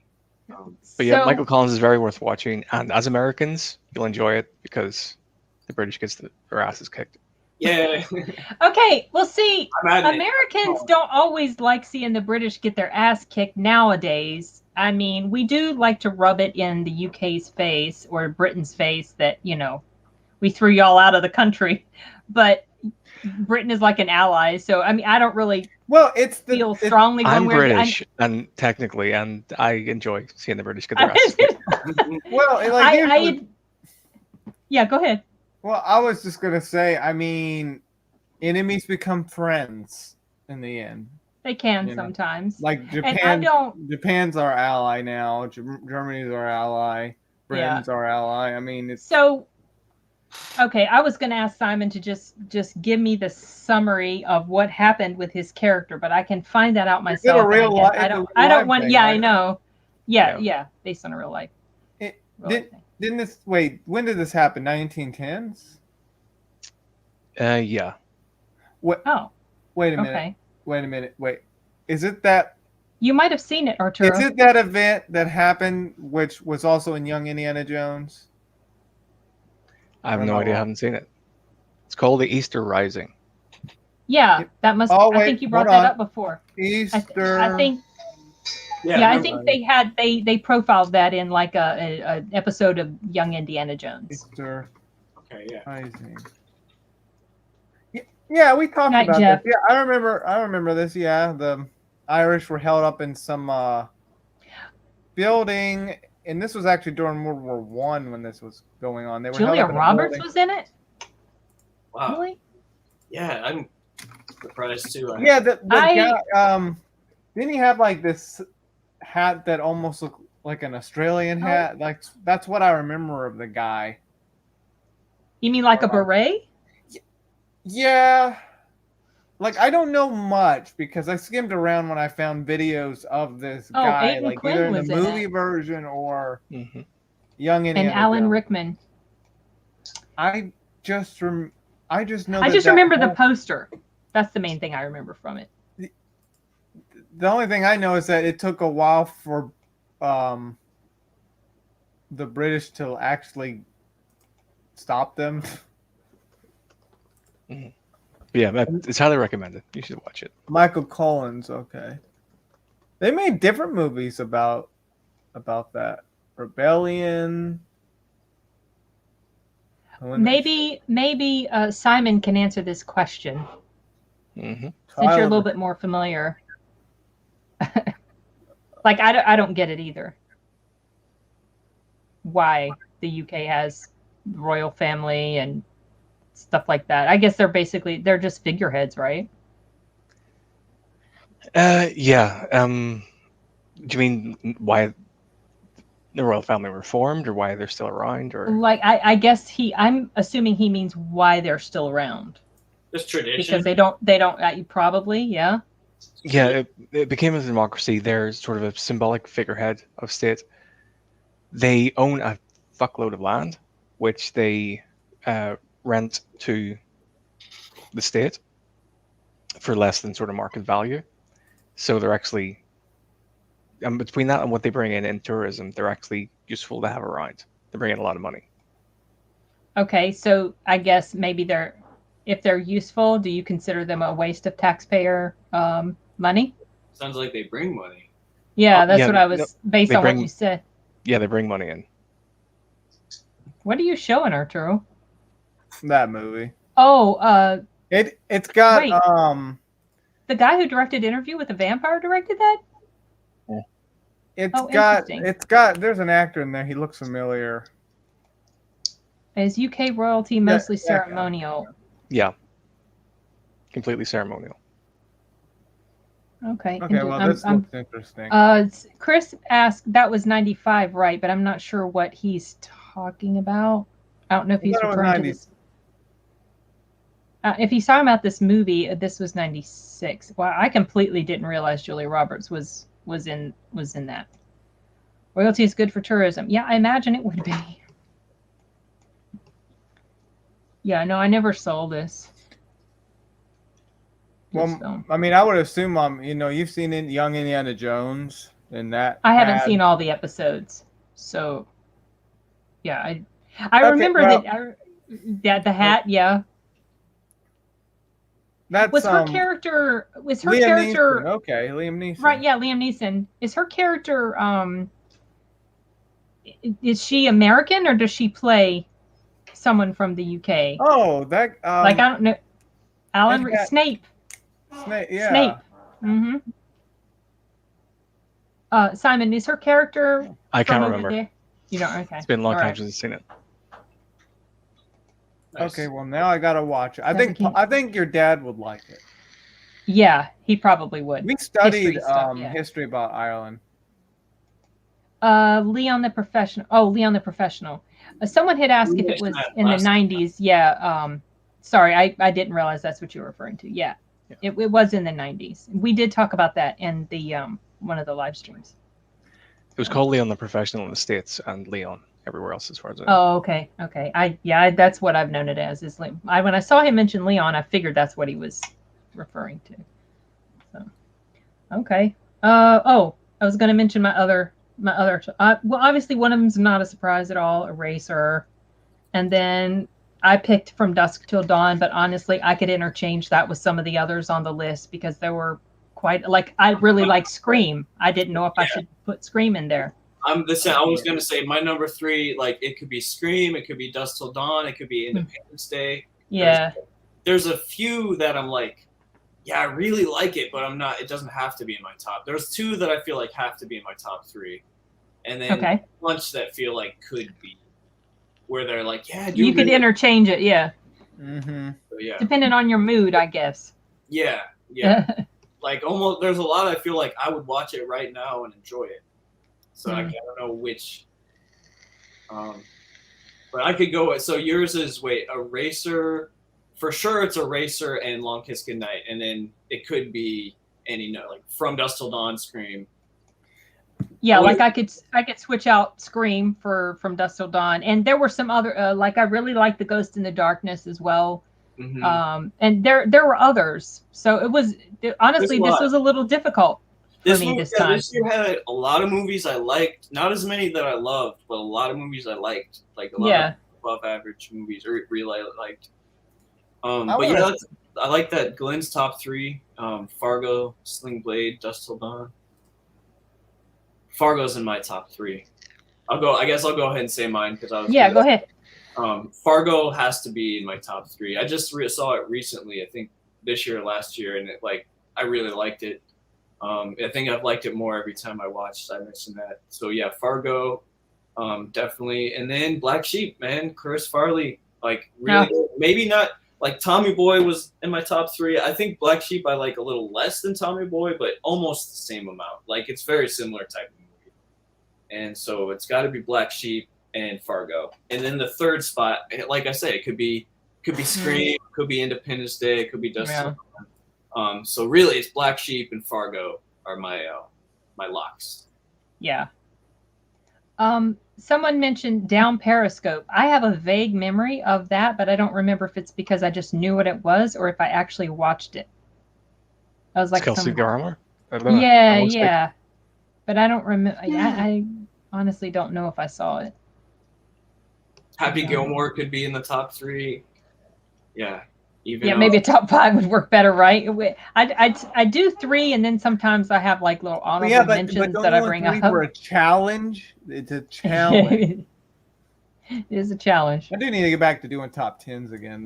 So Arturo, you haven't seen very many 96 films, so you have a very limited pool to choose from. I've kind of what you're You have, okay. But do you want to share, or should we let Simon share first?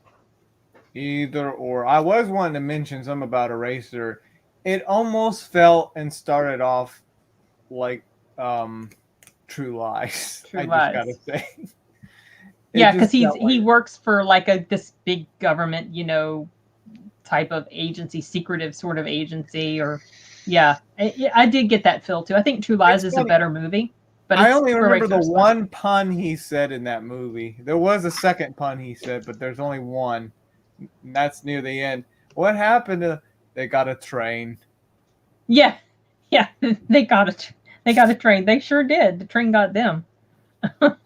And I forgot it had the actor from A Misery, A Bridge Too Far. James Caan. Yeah. Yeah. I forgot that he was even in that movie. IMDb.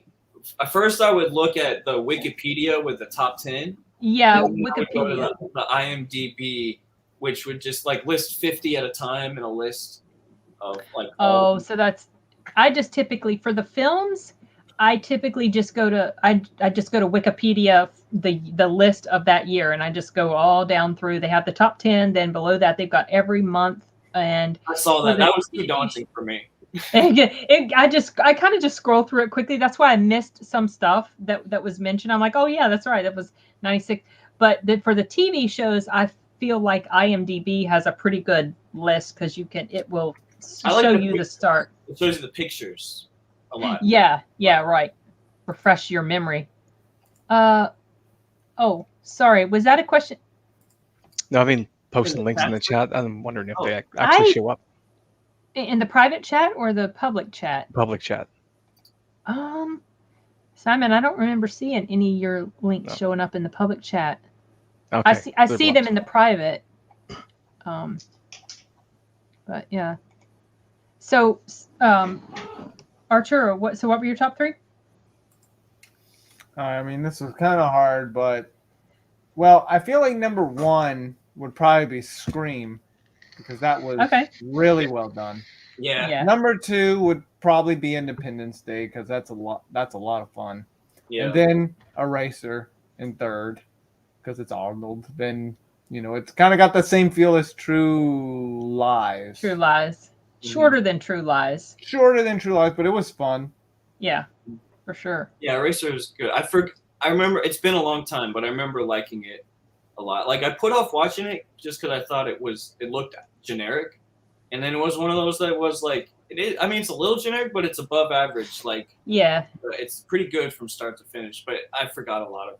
Obviously, the alligator CGI isn't as good as today, but oh yeah, that whole scene sure. that happened. Yeah. Well, see, I missed some of it because I had to. You were watching. Yeah, it and like I had it was a scene where he shoots like the whatever you call the window or the container where the alligator. They're at the aquarium, the guys right? are after them. He shoots it. They come out and they start tearing away at the bad guys. But some of it is like very CGI. Yeah, Simon, that's probably it. That just occurred. I mean, unless it's a YouTube link you're posting, they probably are blocking it. Yep. I didn't even think about that. Yeah, Dust Till. Yeah, we talked about that one, and we also talked about the show too. And last The birthday Rock. season. The Rock. Yeah. Rock's Oops, really sorry, Arturo. You and I both are doing it. Which now every time I would like to watch Candyman at some point. The original Candyman. Yeah, we talked about that, in the 92 discussion. The reason obviously it's come up is because of the new movie. And then I rewatched 92 Candyman. And I didn't mention this in my review of the new film, but I really loved listening to the first Candyman in my earbuds because there was something about the audio in there, just her voice, the treatment of her voice and Tony Todd's voice as he appeared, and then just like the Foley, the sounds, the environmental sounds. It was so pleasing to listen to through my earbuds. I was like, this is almost like ASMR, I swear. Well, that's what I was going to ask. Was it like ASMR? It was, especially her voice, I think.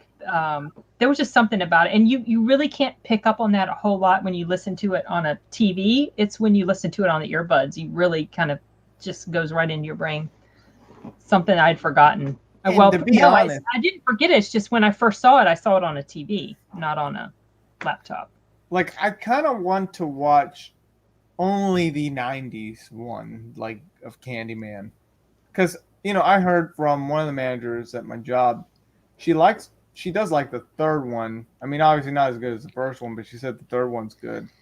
You know how you get those, like, pretty good, like, a threequel of a horror movie? Mm.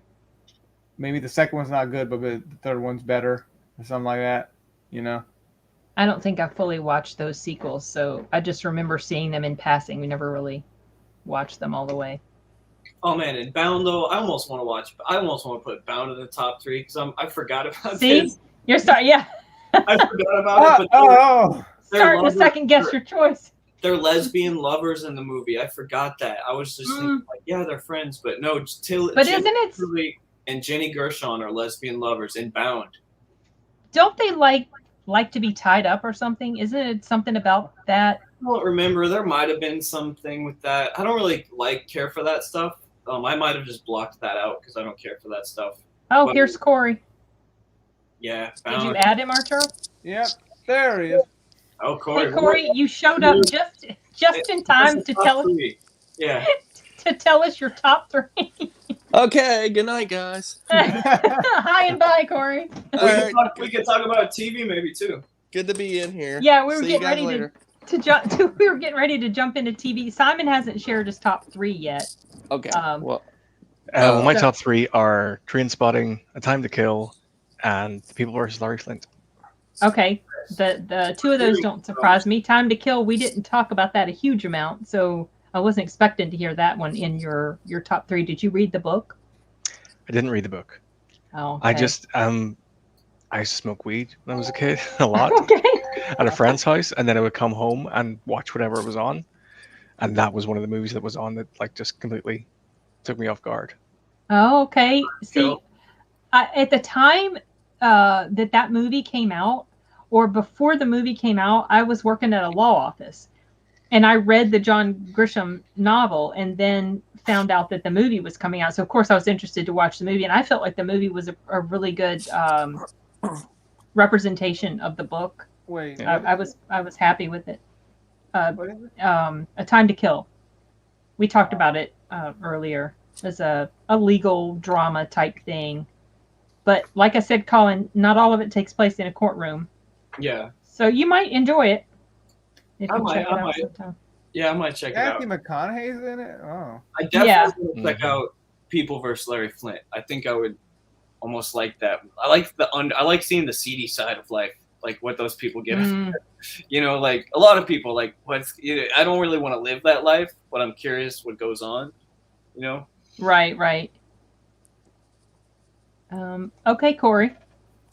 Oh, so we're doing top 3? Yes. This is tough. Like, I kind of skimmed over, and there's really not It a is. ton that I'm in love with this year. But there's a lot of good pretty one. decent films. It There was a little is. tough for me. Gosh, yeah, I really should have researched more. I know my Slacker. favorite one. I know my favorite. Yeah, I do know my favorite, but I really wanted to do the old 3, 2, 1 countdown, but Yep. this is not looking good for me here. This is Yep. not looking good for me. It's gonna be a rough ocean, boys and girls. Me and Sim really just had like a top 2, and then like 3 number 3s. Yeah, like because there are so many different decent films. You know, this is really not going to be the best list, but I'll just go off. I really like The Birdcage. I don't know if Yeah, if- that was- if- Yeah, was that brought That up? was brought up. Me and Simon enjoy that movie. It's But good. I don't know if it makes my top 3. So I'm gonna. This is on a whim. At 3, starting at 3, Happy Gilmore. Number 2, maybe Sling Blade, and number 1's definitely Scream. So Oh, Yeah. not the Cable Guy. Nice. not the Cable Guy. I really like it. It should make my list, but it's I think- not my favorite Jim Carrey. But I do like it more than I Yeah. used to, for sure. I think I all think- Top 3 worst. and other people's top What? 3s as well. I think Scream, Scream, Happy Gilmore, and the second one, they were all in other people's top 3s too. Yeah, Yeah. Scream was number 1 for me just because I thought it was well done. But I did, speaking of Cable Guy, I read a tidbit the other day, and unless I misread it, it said it was the first actor to earn 20 million for a single movie. I might have read that wrong, but Really? pretty sure. Yeah.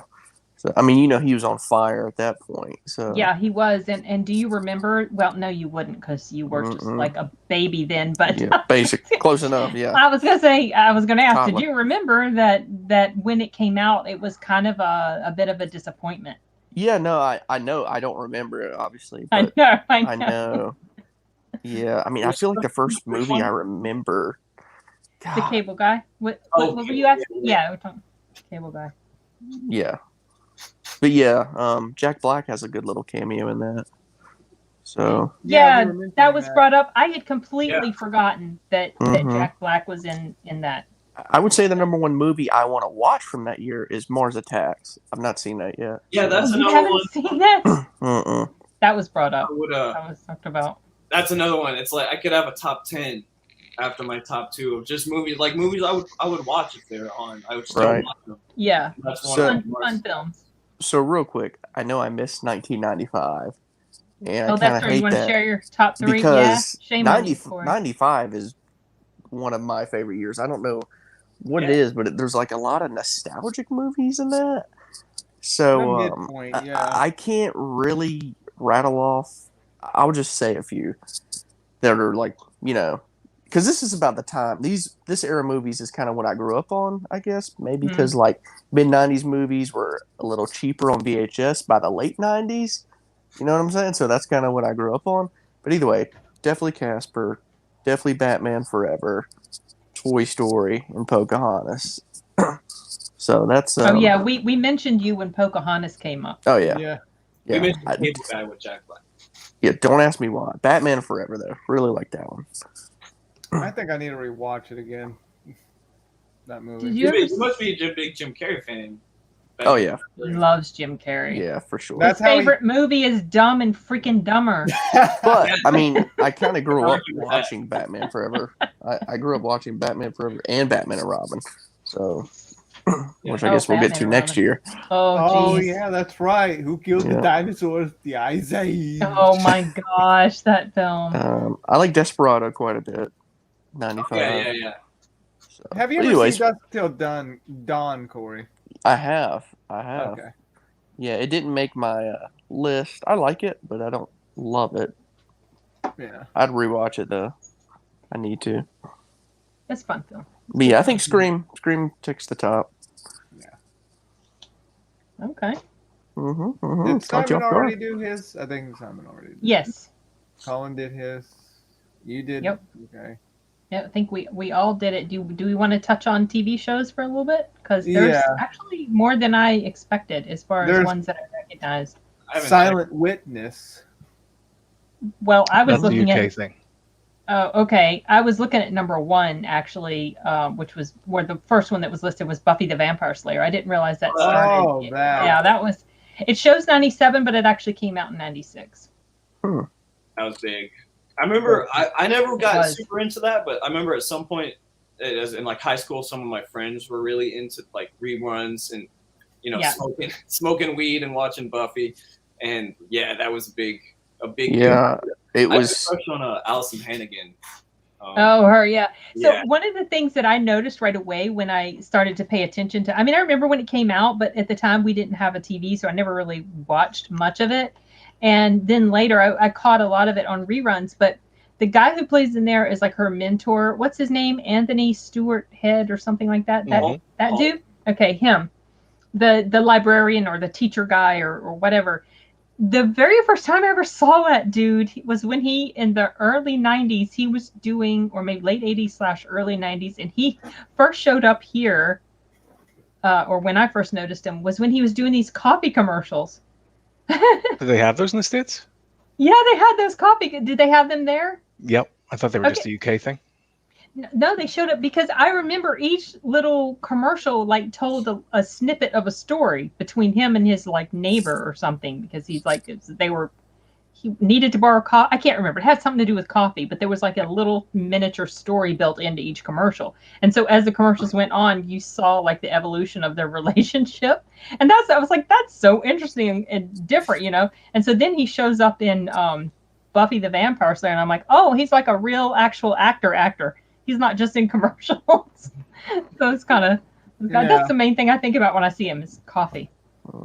Yeah, I remember like my grandparents watched it, and for some reason they allowed me to watch a few episodes, and then whenever I'd want to watch it again, they would tell me I couldn't watch it. So, but I was probably like 4 years old. Are you talking about Buffy the Vampire Slayer? Yeah. I guess this must have been the later seasons. Wait, are you talking about Buddy and Deanna grandparents? Or yeah. Oh yeah. Yeah. Well, they realized that surprises me. They realized a long time ago it's a nice family-friendly show. Yeah, they would watch it. That's right. Yeah, I remember that. But this must have been, I don't know when the show ended. Probably like 98. Early 2000s. It went on for several seasons. Yeah, I'm just trying to think. I don't know when this would have been. Probably 99 or something. 2000. You know what else 7 seasons. Yeah. Oh. I thought it was yeah, go ahead. My girlfriend made me watch. She taped them all on VHS and made me watch every single fucking episode, and I hated it. Did you really? So my favorite Spike. character in there was Spike. Wait, on Buffy? That's when I first noticed. Yeah, that's when I first noticed funny. James Marsters as an actor, and I thought he was British, and he's totally not British. And then he shows up as an audiobook narrator of one of my favorite series called The Dresden Files, and he's a really good narrator. So that's what I think about when I think about Buffy. I think about Spike. Yeah. Well, I'm there was sorry a- you had to go through that, Simon. If it was a It's pain. torture. I just had Yeah, a what- feeling about Joss Whedon, you know? Really? Oh, maybe that's what it was. Yeah. It Thought got he was bad. stupid, more stupid as it went on. The earlier seasons were more entertaining, and then it just got ridiculous as it continued. Yeah, Well, it's you not, know it's what? not a show I'd want to visit. No. Mm. So Well, you know, someone you- mentioned Early Edition, and I didn't realize that the show was that old. Premiered in 1996. I've never Corey, watched it. Yeah. Have you ever heard of Kenyon and Keenan and Kel. See? Oh, I Yeah, I think it was a Nickelodeon. Yep. Yeah, Yeah. I do remember that. I remember they re-aired that show one time, and I remember tuning in. It was it was an episode where I guess it's a granddad, like he's either Mhm. building Congress like with little itty bitty little things or the Mm. White House or something. He's built a and one of the brothers like literally like throws his backpack and like slams it and destroys it all. I remember it, but I don't remember that specific episode. That was like that came out of all of that. All that Mhm. was just like the Nickelodeon SNL for kids. Yeah. Keenan and Kel were on that, and then they were so popular. They did Good Burger, and they did the Keenan and Kel show. And it's funny because Kenan Thompson now is the longest running SNL member in history. No one's been on the show longer than him. And I remember back when I was a kid, he was on like the kids SNL. So it's like his Right. whole life he's been doing the sketch comedy. Yeah, pretty he's much. been on SNL since 03. I Yeah. just remember Which Oh, I don't I know know. if that's good or bad, because most people go on to do bigger things. But if Right. he's fine with being It's there, like His lane in life is his sketch comedy, like family, almost like not wholesome, family friendly, but mainstream sketch comedy. right? That's his like life. It's all I know. Yeah, And Mhm. Kel, it turned out Kel that was and Fat Albert. like Christian and kind of became more like religious and got Yeah. I think I do know that. Now that you say that, the Crocodile Hunter came out this year. Oh, really? 96. Oh, Yeah, but I wow. kind of remember we had VHS tapes of it. And I remember watching them. Yeah. Like, I I just think everybody knew Steve Irwin. Yeah. the Bill Burr sketch about like, can you believe he died? It's like, yeah, that's why I watched the show. I haven't seen Like that. dangerous animals. Yeah, it was I haven't seen that. Yeah. the Dragon Ball GT came out. Oh, Dragon Ball Z. What? I just saw it on my screen. IMDb Z Dragon or- Ball Z. It's, Was it- Yeah, mine does too. Yep. Dragon Ball Z. So I don't know. I well, haven't seen which one you're it's talking about. GT. I heard that was not the best Dragon Ball. I never watched it. Honestly, though, I never watched Dragon Ball. All I watched was Dragon Ball Z, but I loved it because that was one of those shows like it was on in the afternoon when I came home from school. Oh yeah. Started getting into it, and it was one of those where like once you're hooked, like you got to see every episode. Yeah. It was, man, I was really into Dragon Ball Z.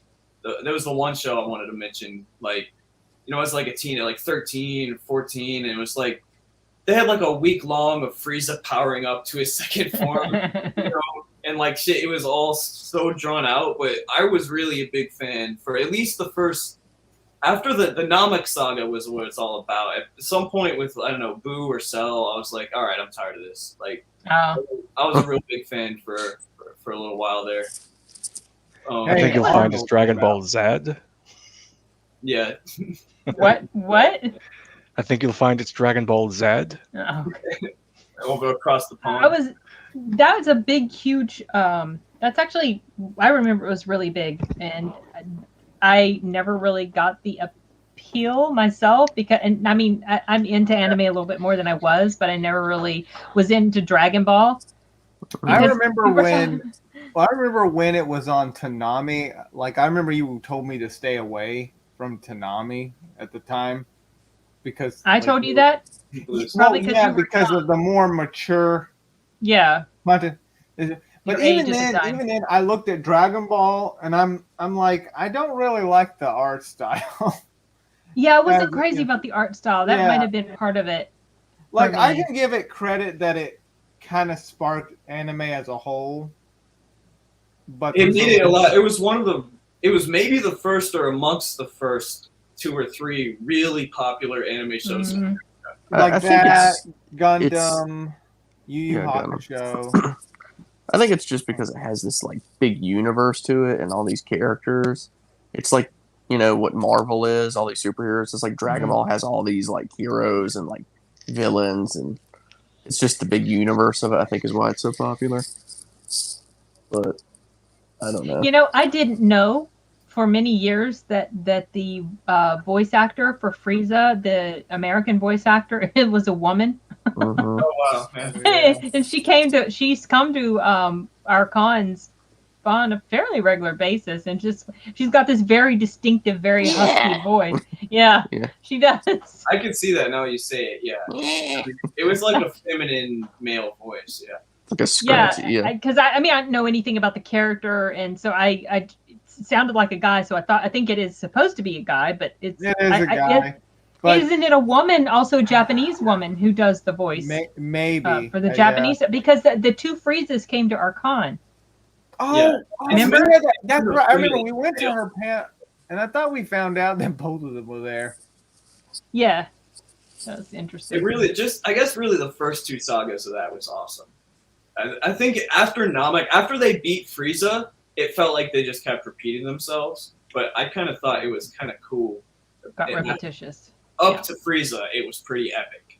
And like that, they end up like the final battle, they blow up the whole planet. Like it gets epic. Yeah, but then then it's just like they just do that again and again. Again, yeah. See, I lose interest with The first one was fun, yeah.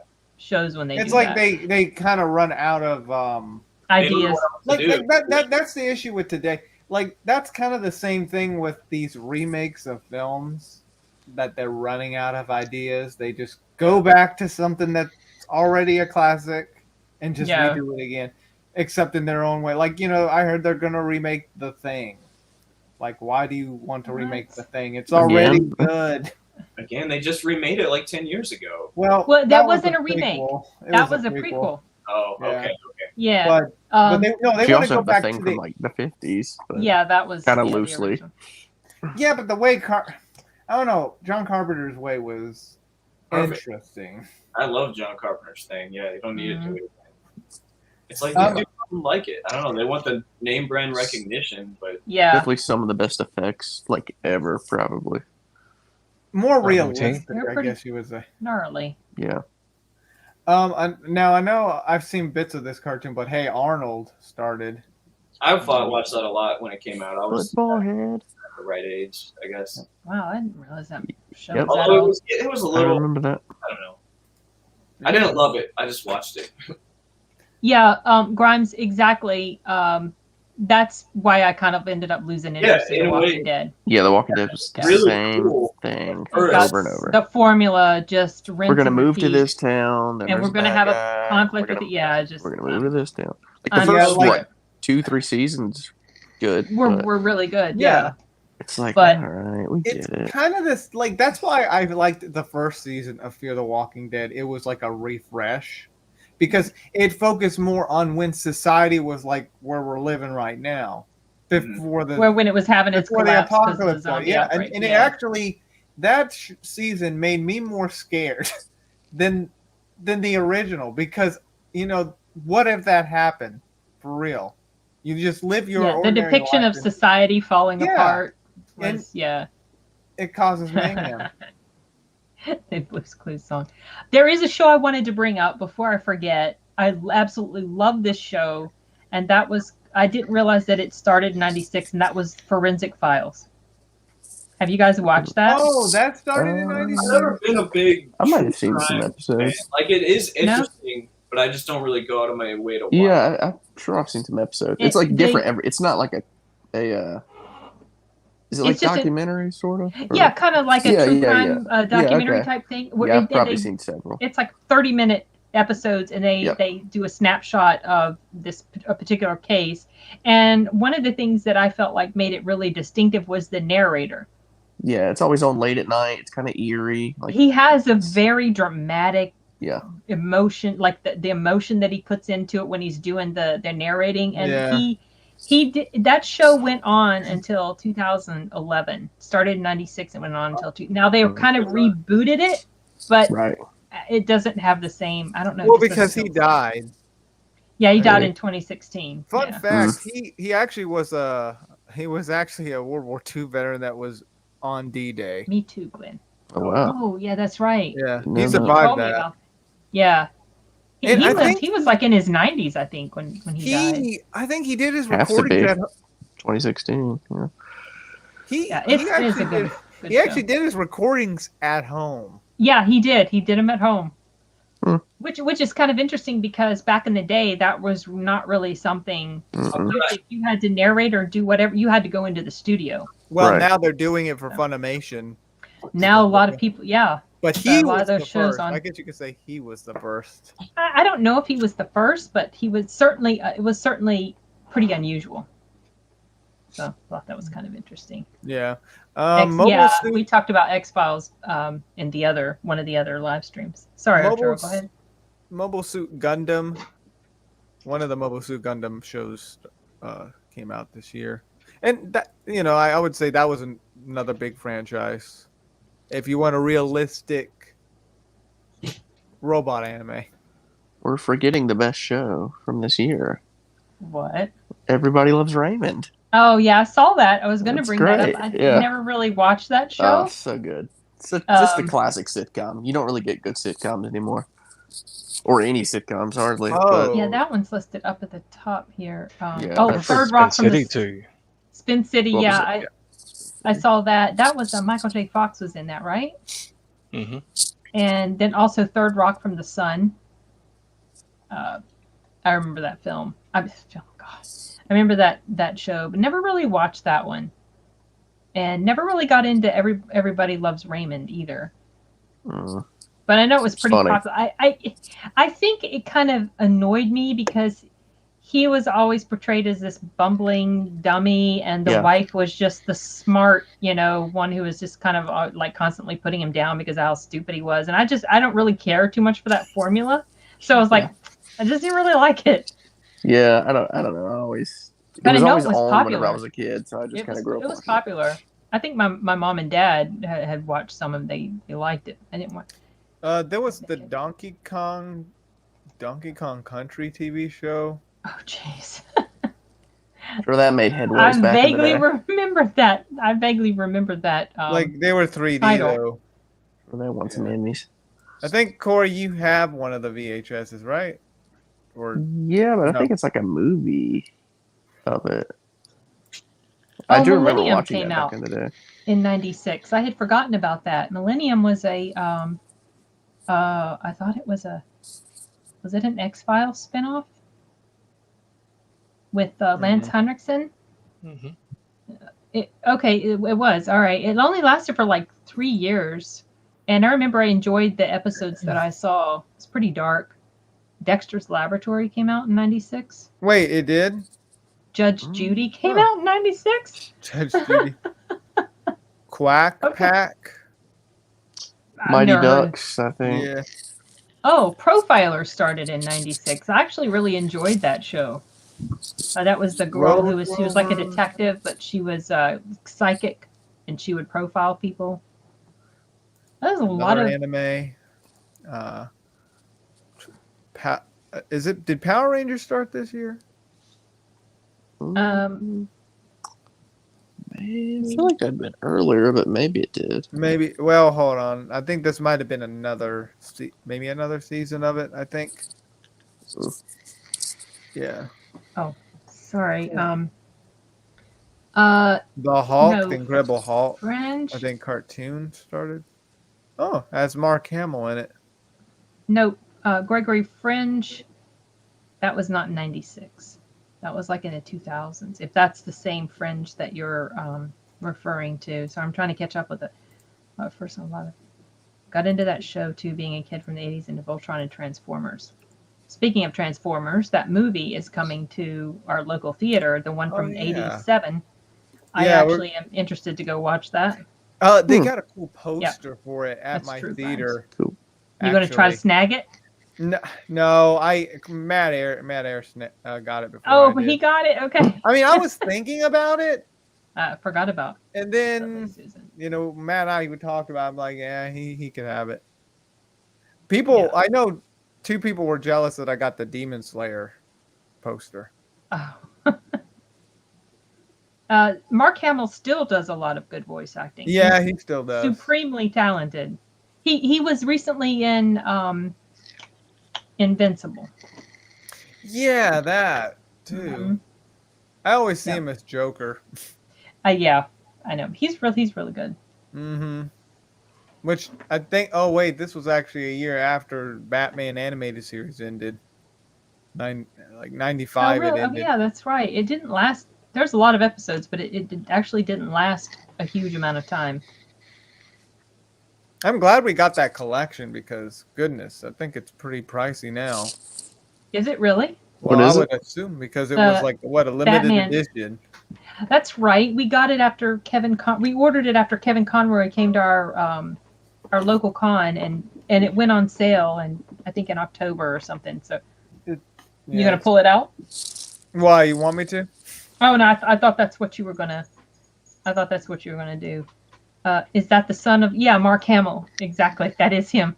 He's a very, very talented voice actor. He's been in so many things. He played Wolverine in a video game. That doesn't surprise me. He could do everything. He's just like you say you can tell it's him, but I can't always tell. I listened to World War Z. He has a part in World War Z, the audiobook. I never knew that was him. Yeah. There's also in that Dark Angel reboot recently. Or Dark prequel Angel recently. reboot? Dark Crystal, sorry. I was like, what Dark Angel? Okay. Yeah, the prequel. Well, that doesn't surprise me. Sadly, I don't know why they canceled it after. He played the Are you guys done? Chancellor or something. I was worried you guys would be like, well, No, we're sort of kind of winding down. We're still talking about different shows, and we have touched on Mark Hamill and his voice acting, and Simon was mentioning that he was in the Dark Crystal show. Yeah, the one that came out. Yeah, and he did I don't think I would have known it was him until I looked up.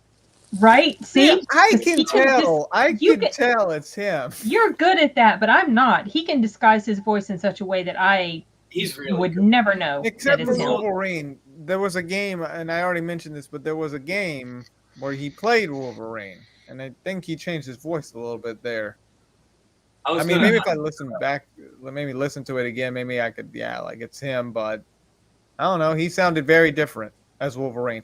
Yeah, he really impressed me, and I can shout out to my favorite show on TV right now, the funniest show on TV right now, What We Do in the Shadows. It's on wait, Mark Hamill's in that? He was in one episode. He had a special. Oh, okay. And I had no clue it was Mark Hamill until the end said starring Mark Hamill, and I was like, what? Who is he? And it was like he played like the special vampire guest, and it was like the makeup and his voice. I would never have known. But then once I knew, I was like, oh, it's Mark Hamill. But, he was in one anime, to be honest.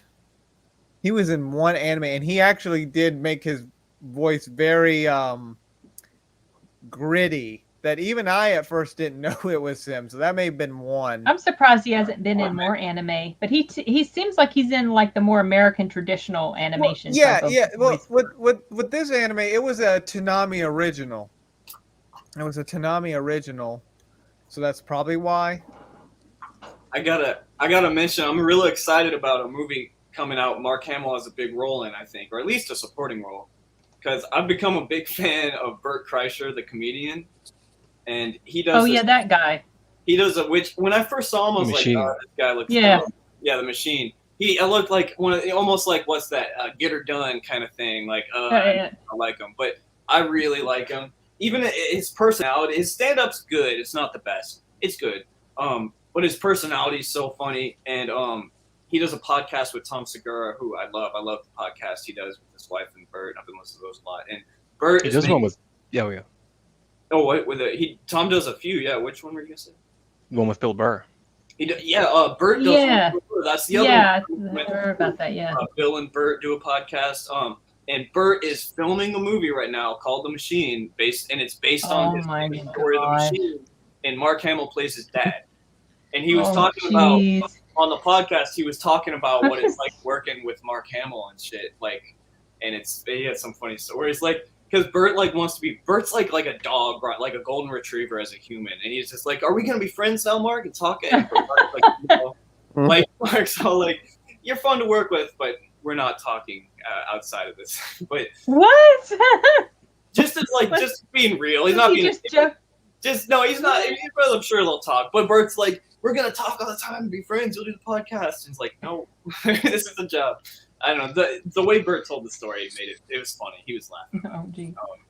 But yeah, so Bert's doing The Machine. That'll be, and Mark Hamill, I'm excited to see do more comedy. He was really funny in the vampire show. Yeah, so What We Do in the Shadows, was that a movie?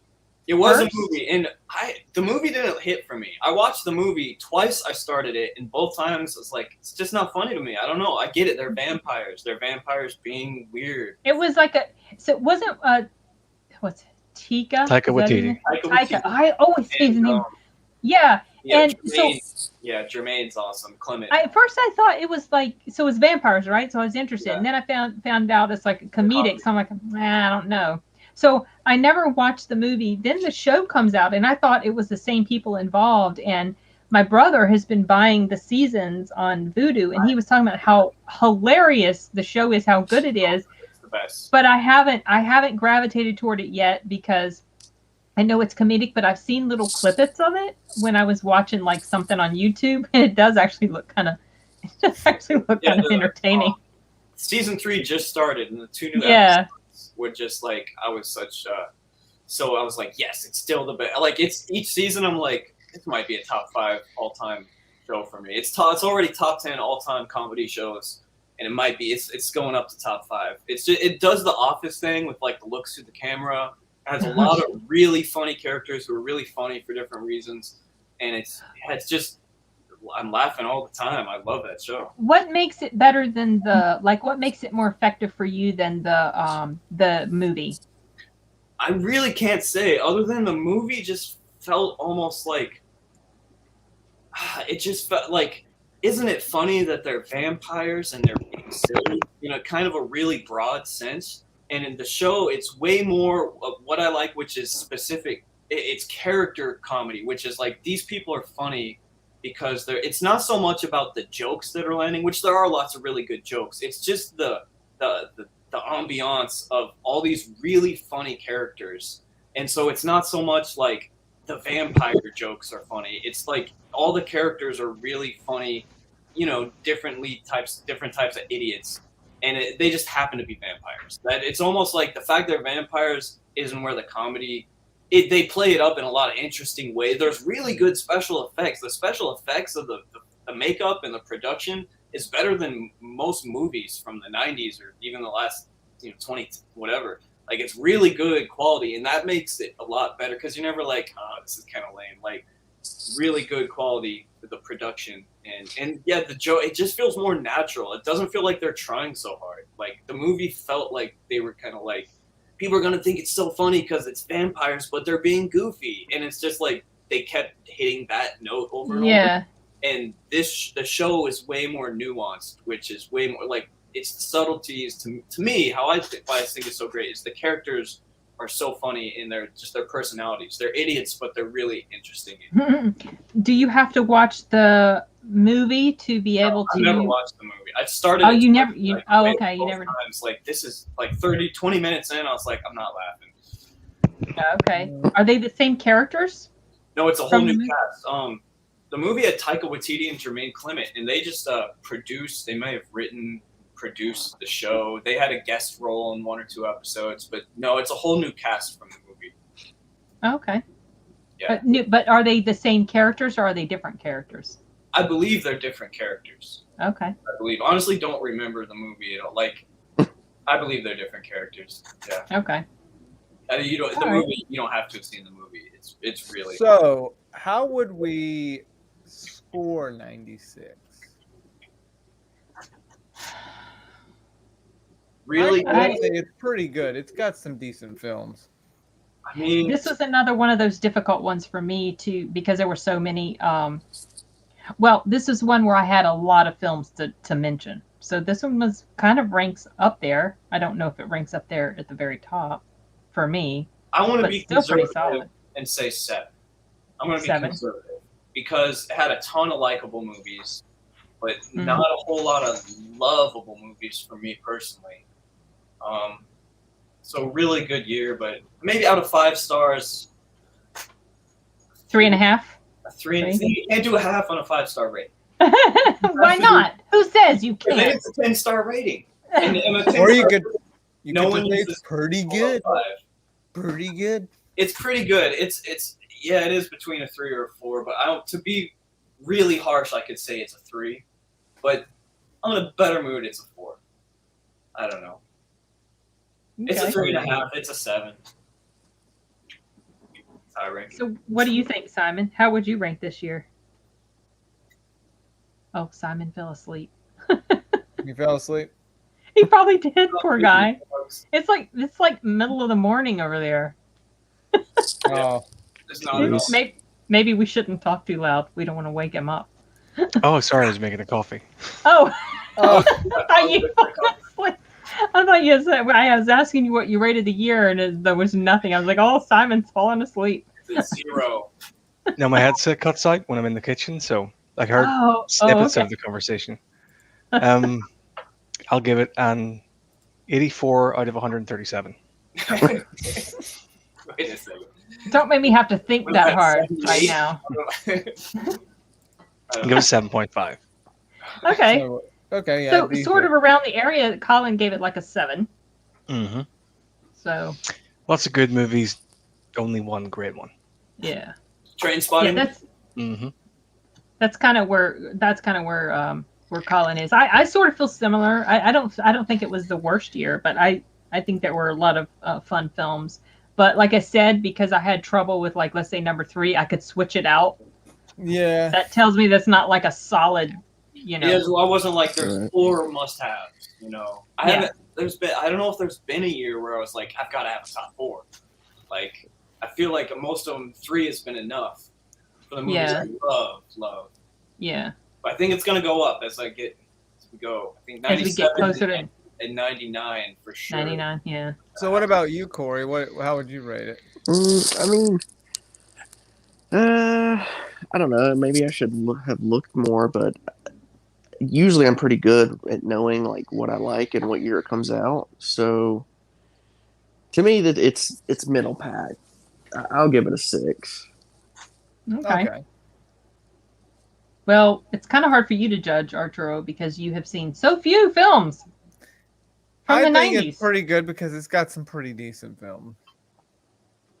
Yeah. Give it a number. No, I'd just say pretty good. That's my. Okay, my that's right. He doesn't want to be pinned down to numbers anymore. Yeah, it Did you sounds give it like a a 10? 6. Pretty good. Did you give it a 10? You were released in 1996. That's right. Okay, well, He but- was. Blockbuster. Oh my gosh. Wait, I Okay. forgot to ask. When you guys? I forgot. I was curious. What do you guys think about Fargo? I know we went on about it, but then you said you kind of forgot about. You started it and didn't. Did I No. mention Fargo? Or what? I saw the movie, I think, only once. And I remember that I wasn't super impressed with it. I mean, I didn't hate it, but I wasn't super impressed with it. And I don't think I've ever seen it. I've seen clips of it here and there, but I never rewatched it. But I Yeah. might feel differently about it if I rewatched it now, because I've noticed that that's happened with some films. Like, I mentioned Mission Impossible. First time I saw it, wasn't impressed. Then I watched it again and I liked it more. Same with Candyman. Yeah. So Sometimes Did you recently rewatch Candyman? I did, in preparation Okay. for the new crap Is fest The of a last movie. time we talked, I remember The you new saying one. you didn't love it, but I wasn't crazy about it because, as I mentioned in my review for the new Candyman, it has that typical bad ending for the protagonist, and I'm pulling for her. And Sort of, then yeah. I'm rewatching it, and now I'm starting to ask myself, was she maybe the killer the whole time, and there was really no Candyman? You know, Yeah, it's But pretty actually- good. it's got more depth to it than Yeah. I remembered the first time I saw it, which was there's a long time yeah. ago. definitely a depth to it that Yeah, coming out of the 80s, like I don't know how to explain it. You can tell it's not like an 80s slasher. right. It's No, more of a and not that. Tony Todd is only in there for like Oh yeah, he's great. maybe 10 minutes, 5 or 10 minutes, Mm-hmm. which was a whole lot more than he was in the new film, which Mm-hmm. was like maybe 5 seconds. Really? He's only But- in that movie for 10 Oh, minutes? it I thought he was absolutely ridiculous. Yeah, it was just like I kept wondering when he was going to show up. He's right at the very end. Well- he says one line, and it's No, well, not done. that. I'm I planning mean, on they- seeing that this weekend. So oh well, okay. yeah, I see. So you're not a huge fan. Have you seen my review? I have not. But- Maybe you should wait until like I don't want to. Well, I've sort of already kind of. I'd rather Told you like what- just go to It's okay. the first movie and probably watch even the sequels, even though they might not be great. Oh, so you were talking about the first movie, like you didn't realize he wasn't in it a huge Well, amount. that's what I didn't. was asking. Yeah, that's what I was saying. Right. He's only in there for 10 minutes. Well, I'm guesstimating. I might be completely wrong, but when I rewatched it, I remember thinking, wow, he, the bad guy, the main, like the bad guy, the big bad, the urban legend, he's only in here just a little bit, Well, but he's got this big presence in the movie. right. It's like Jaws. I mean, Right. that's the Yeah. secret formula, Yeah, I do want to watch those. I was I going to didn't say, realize. Simon, did you like Fargo? Again, I'm like saying I remember watching it, thinking it was all right, but okay, let's not say his name. Fargo is a. I imagine it's like the Big Lebowski, in that Big it Lebowski. gets better with it gets better with each rewatch. Ah, Would I be right? Yeah. Yeah, I think so. And I remember Glenn put it in his top 3 too. And actually, yeah, I can't wait to 97. Big Lebowski is not only top 3 of the year, probably top 3 of the decade for me. So I'll definitely be. Yeah, wearing yeah, my that Fargo- movie gets a lot of love, and I've never seen it. I don't think you would like You and it. Arturo. I have 2 movies I want You to. would not like it.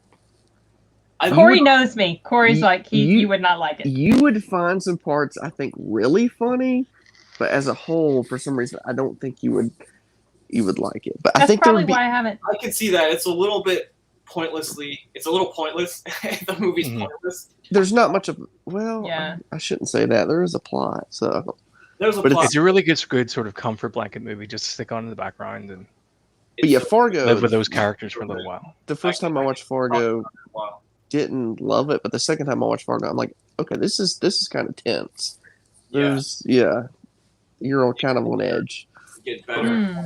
as you watch. I- Sometimes I was gonna say with TVs, movies and stuff, it's just the mood. Like you can't, you'll watch something and you're distracted. You're tired, and you'll watch it again like later, and it's like I didn't give that credit. So it's not. You don't even need to like pass time that much.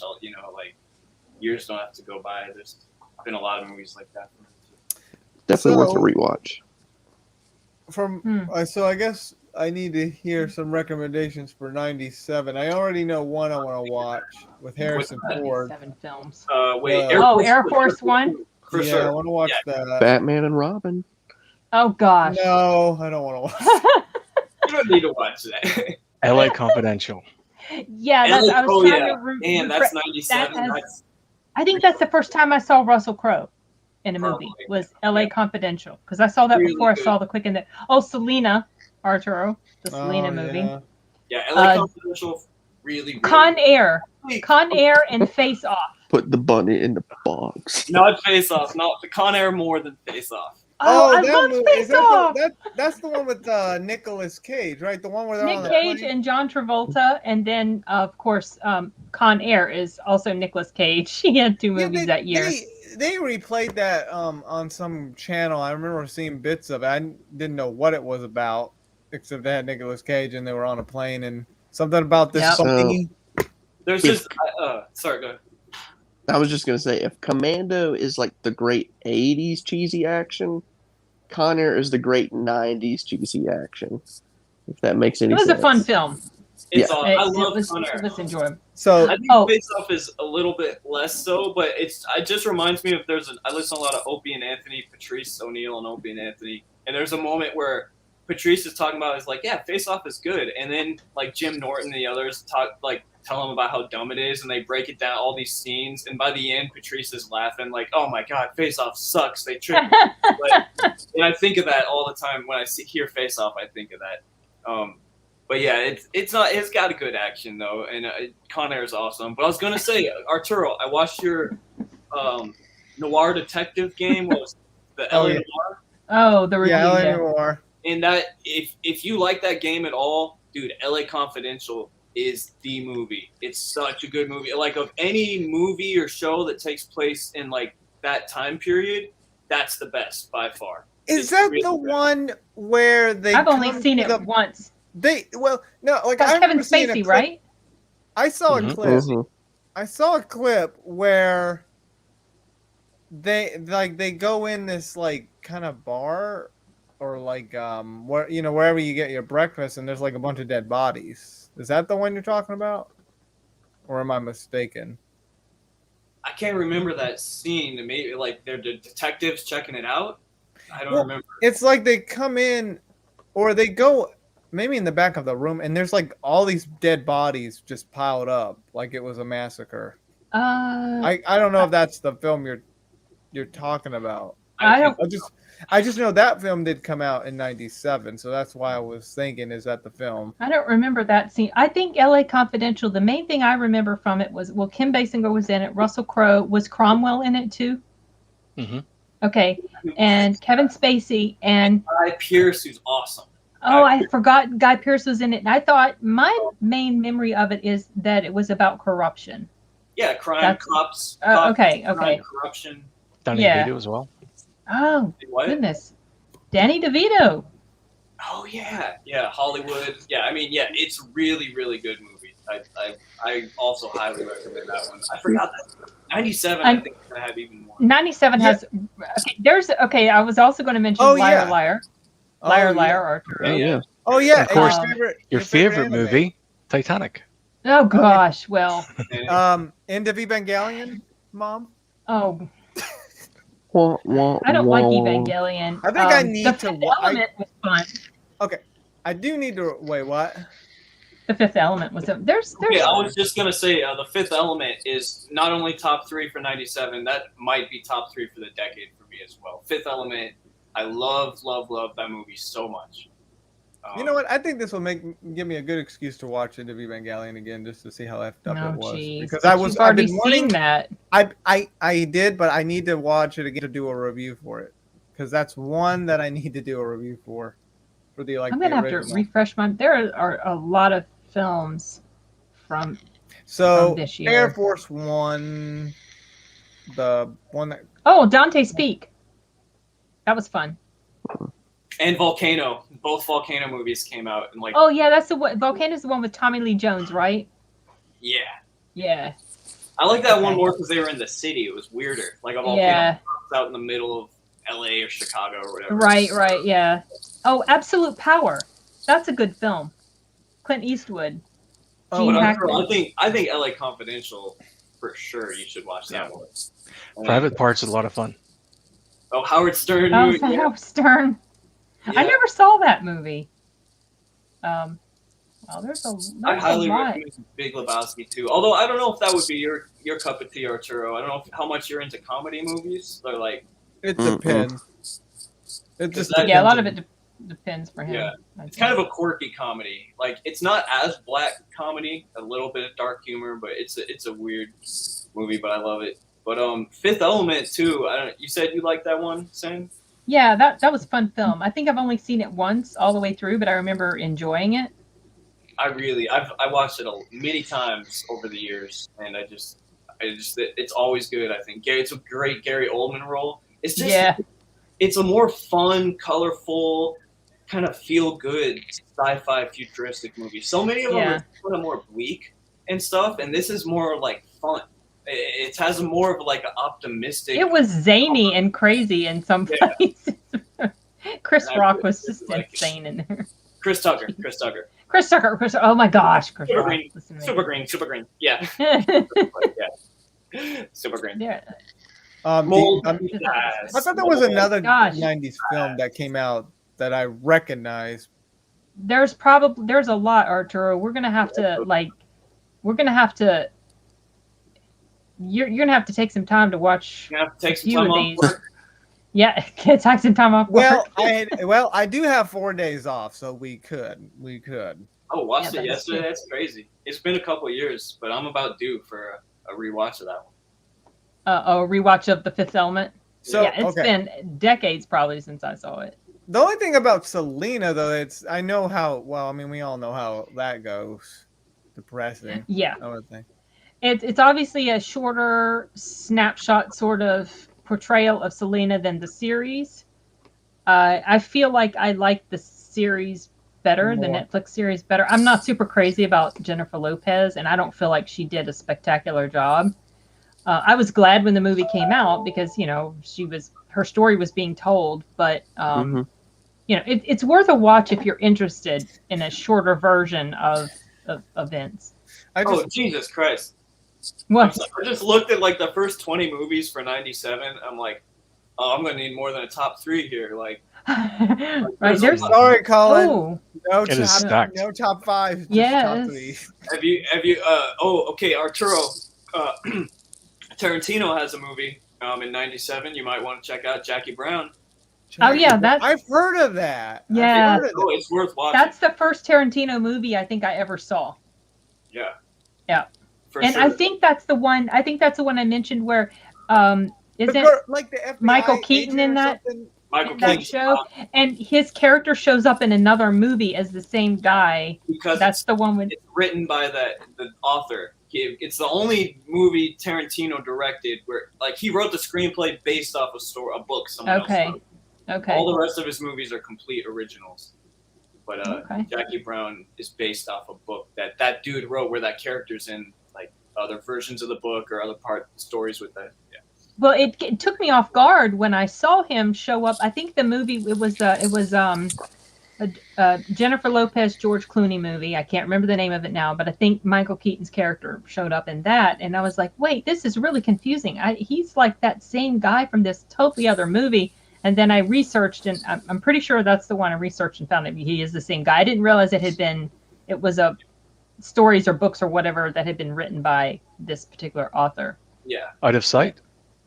Out of Sight, yeah, I think Yeah. that's the one. We mentioned that before. I remember. Yeah. We mentioned Yeah. Yeah. Also, Starship Troopers. Well, just one more. Oh, you yeah, have that one movie. to watch, but that's another. That good was a fun film. Hmm. Goodness, there's a lot of films, Should we you guys. maybe push 97 to like You got some watching to do. like Couple another weeks, month or maybe? something? Oh, Because another month. it seems like a lot of movies. Oh, to George watch. of the Jungle came in. I don't know. I mean, I guess, you know what? Honestly, a lot of it will depend on what's going on in I'm our ready real to do life. it tomorrow.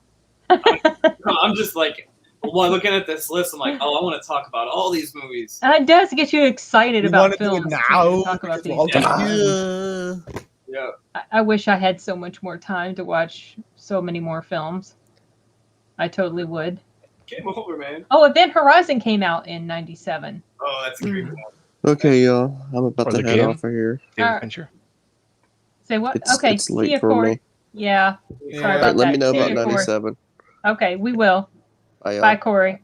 See you next We're time. gonna. Yeah. Game over. What? I thought. That's from Aliens. Yeah, I was gonna Yeah. say. Wait a second. I thought that was another movie. Yeah, that's right. Game over, man. Yeah, David Fincher's The Game is another good one.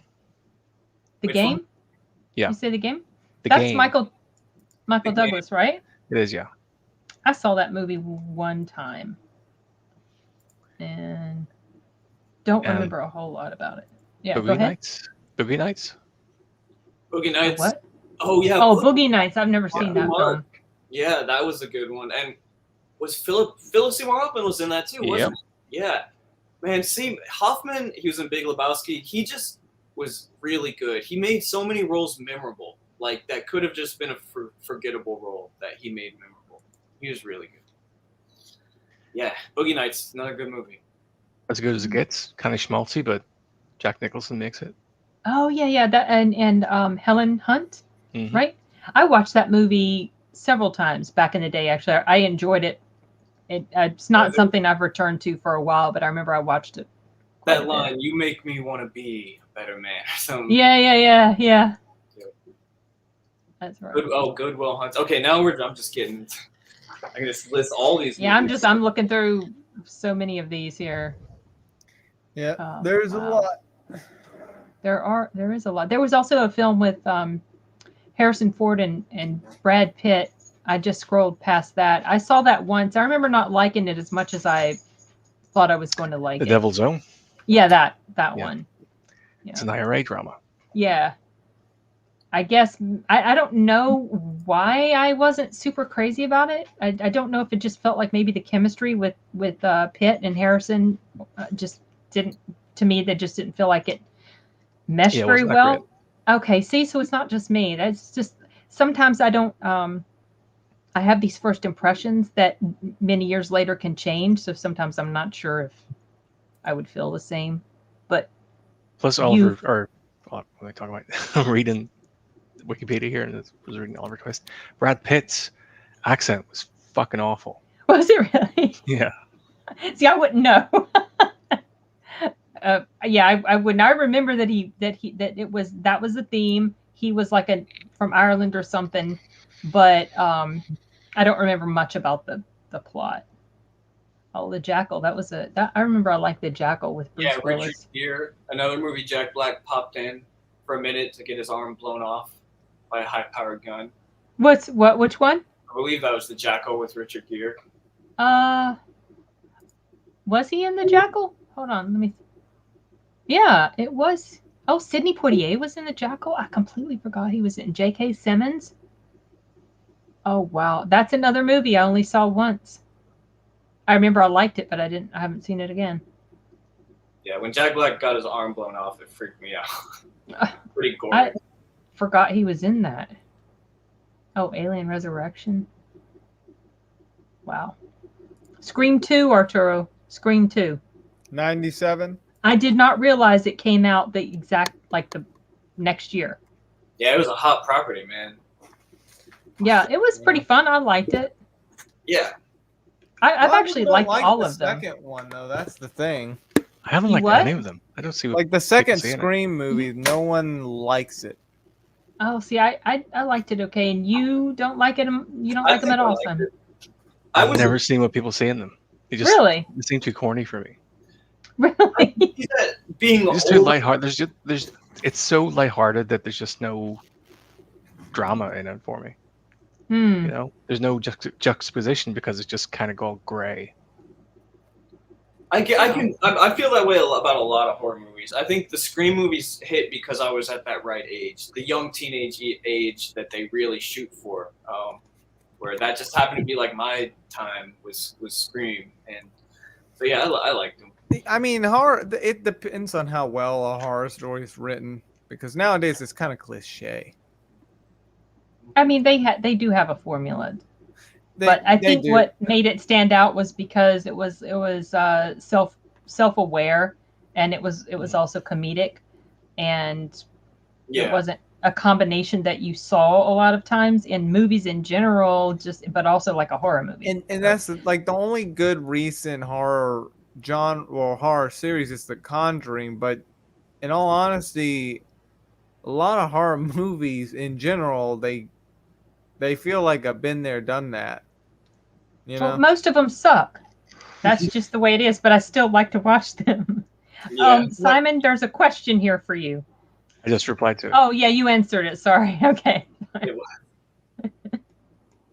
I write my horror story and I'm thinking to myself, this does not feel scary.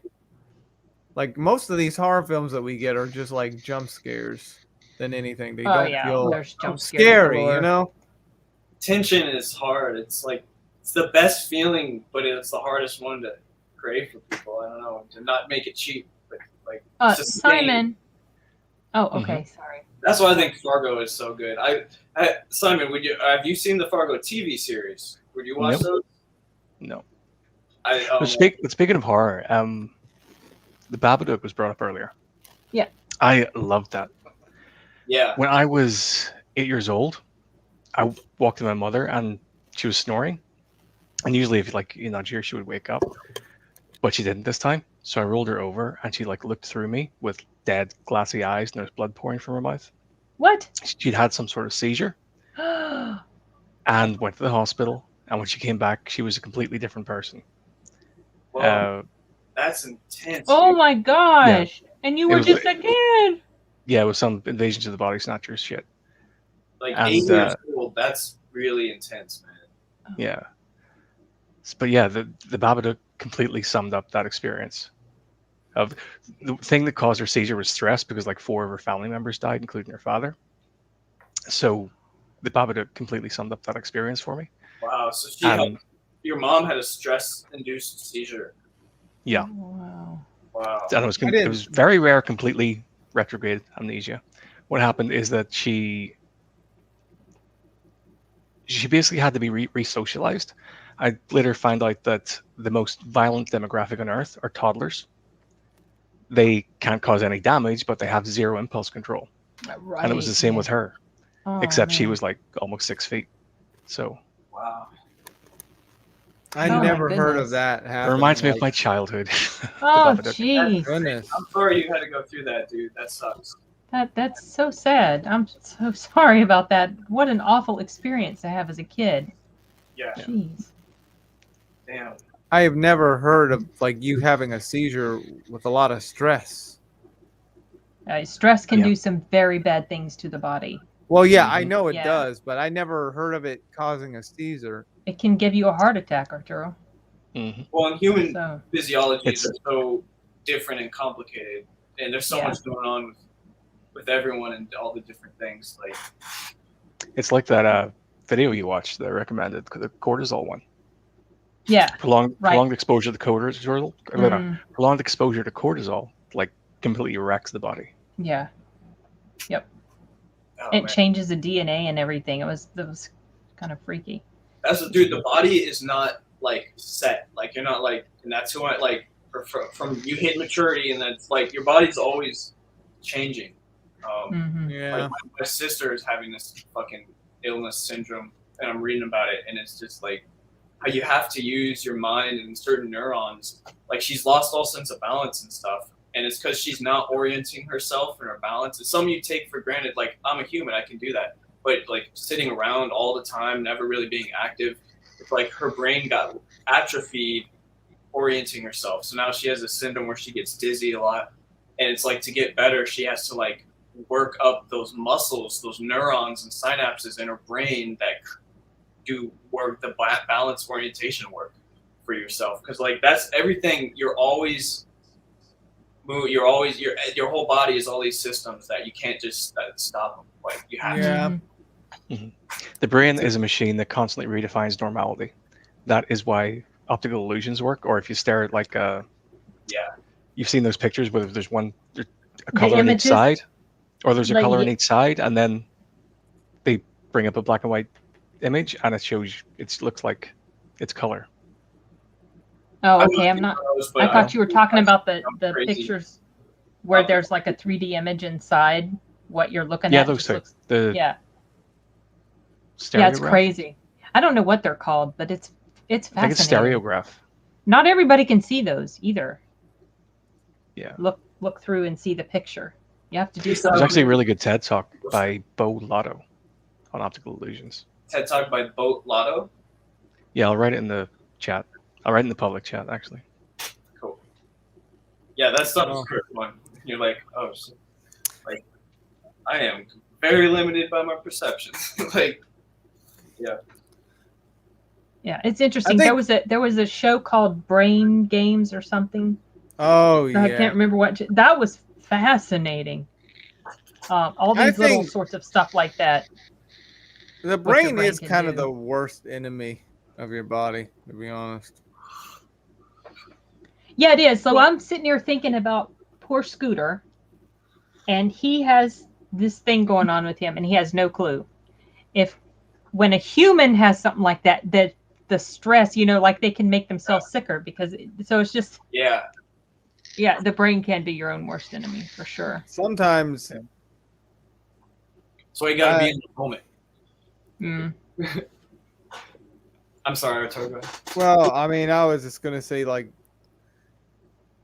I think the worst thing right now with my mind is that I get so distracted with a specific thought process that um, I actually, I don't even pay attention to reality. I kind of just, I'm so in like in a deep thought that sometimes I accidentally trip. It's Because you're in such a deep thought. yeah, like it's gotten kind of worse. Oh yeah, I've done that. When I was first learning programming, I was like completely into it, like morning, noon, and night.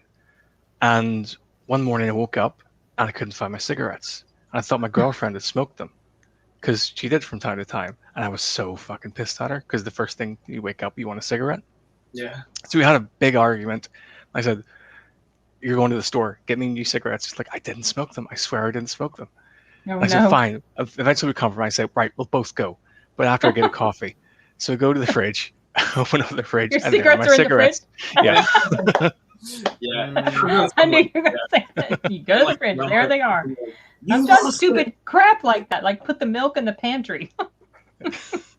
I Yeah, do dumb stuff that's like what that my all the mind's time. doing lately. Like I'm in a deep thought. Either it's my mind that I'm tired, or I'm just going through some thought process, and I start to take something to another area that it doesn't belong. Like I think it was today, or yeah, I think it was today. I was gonna put the milk in the pantry Yes. for some reason. See, there you go. Was this when you were watching Scooter?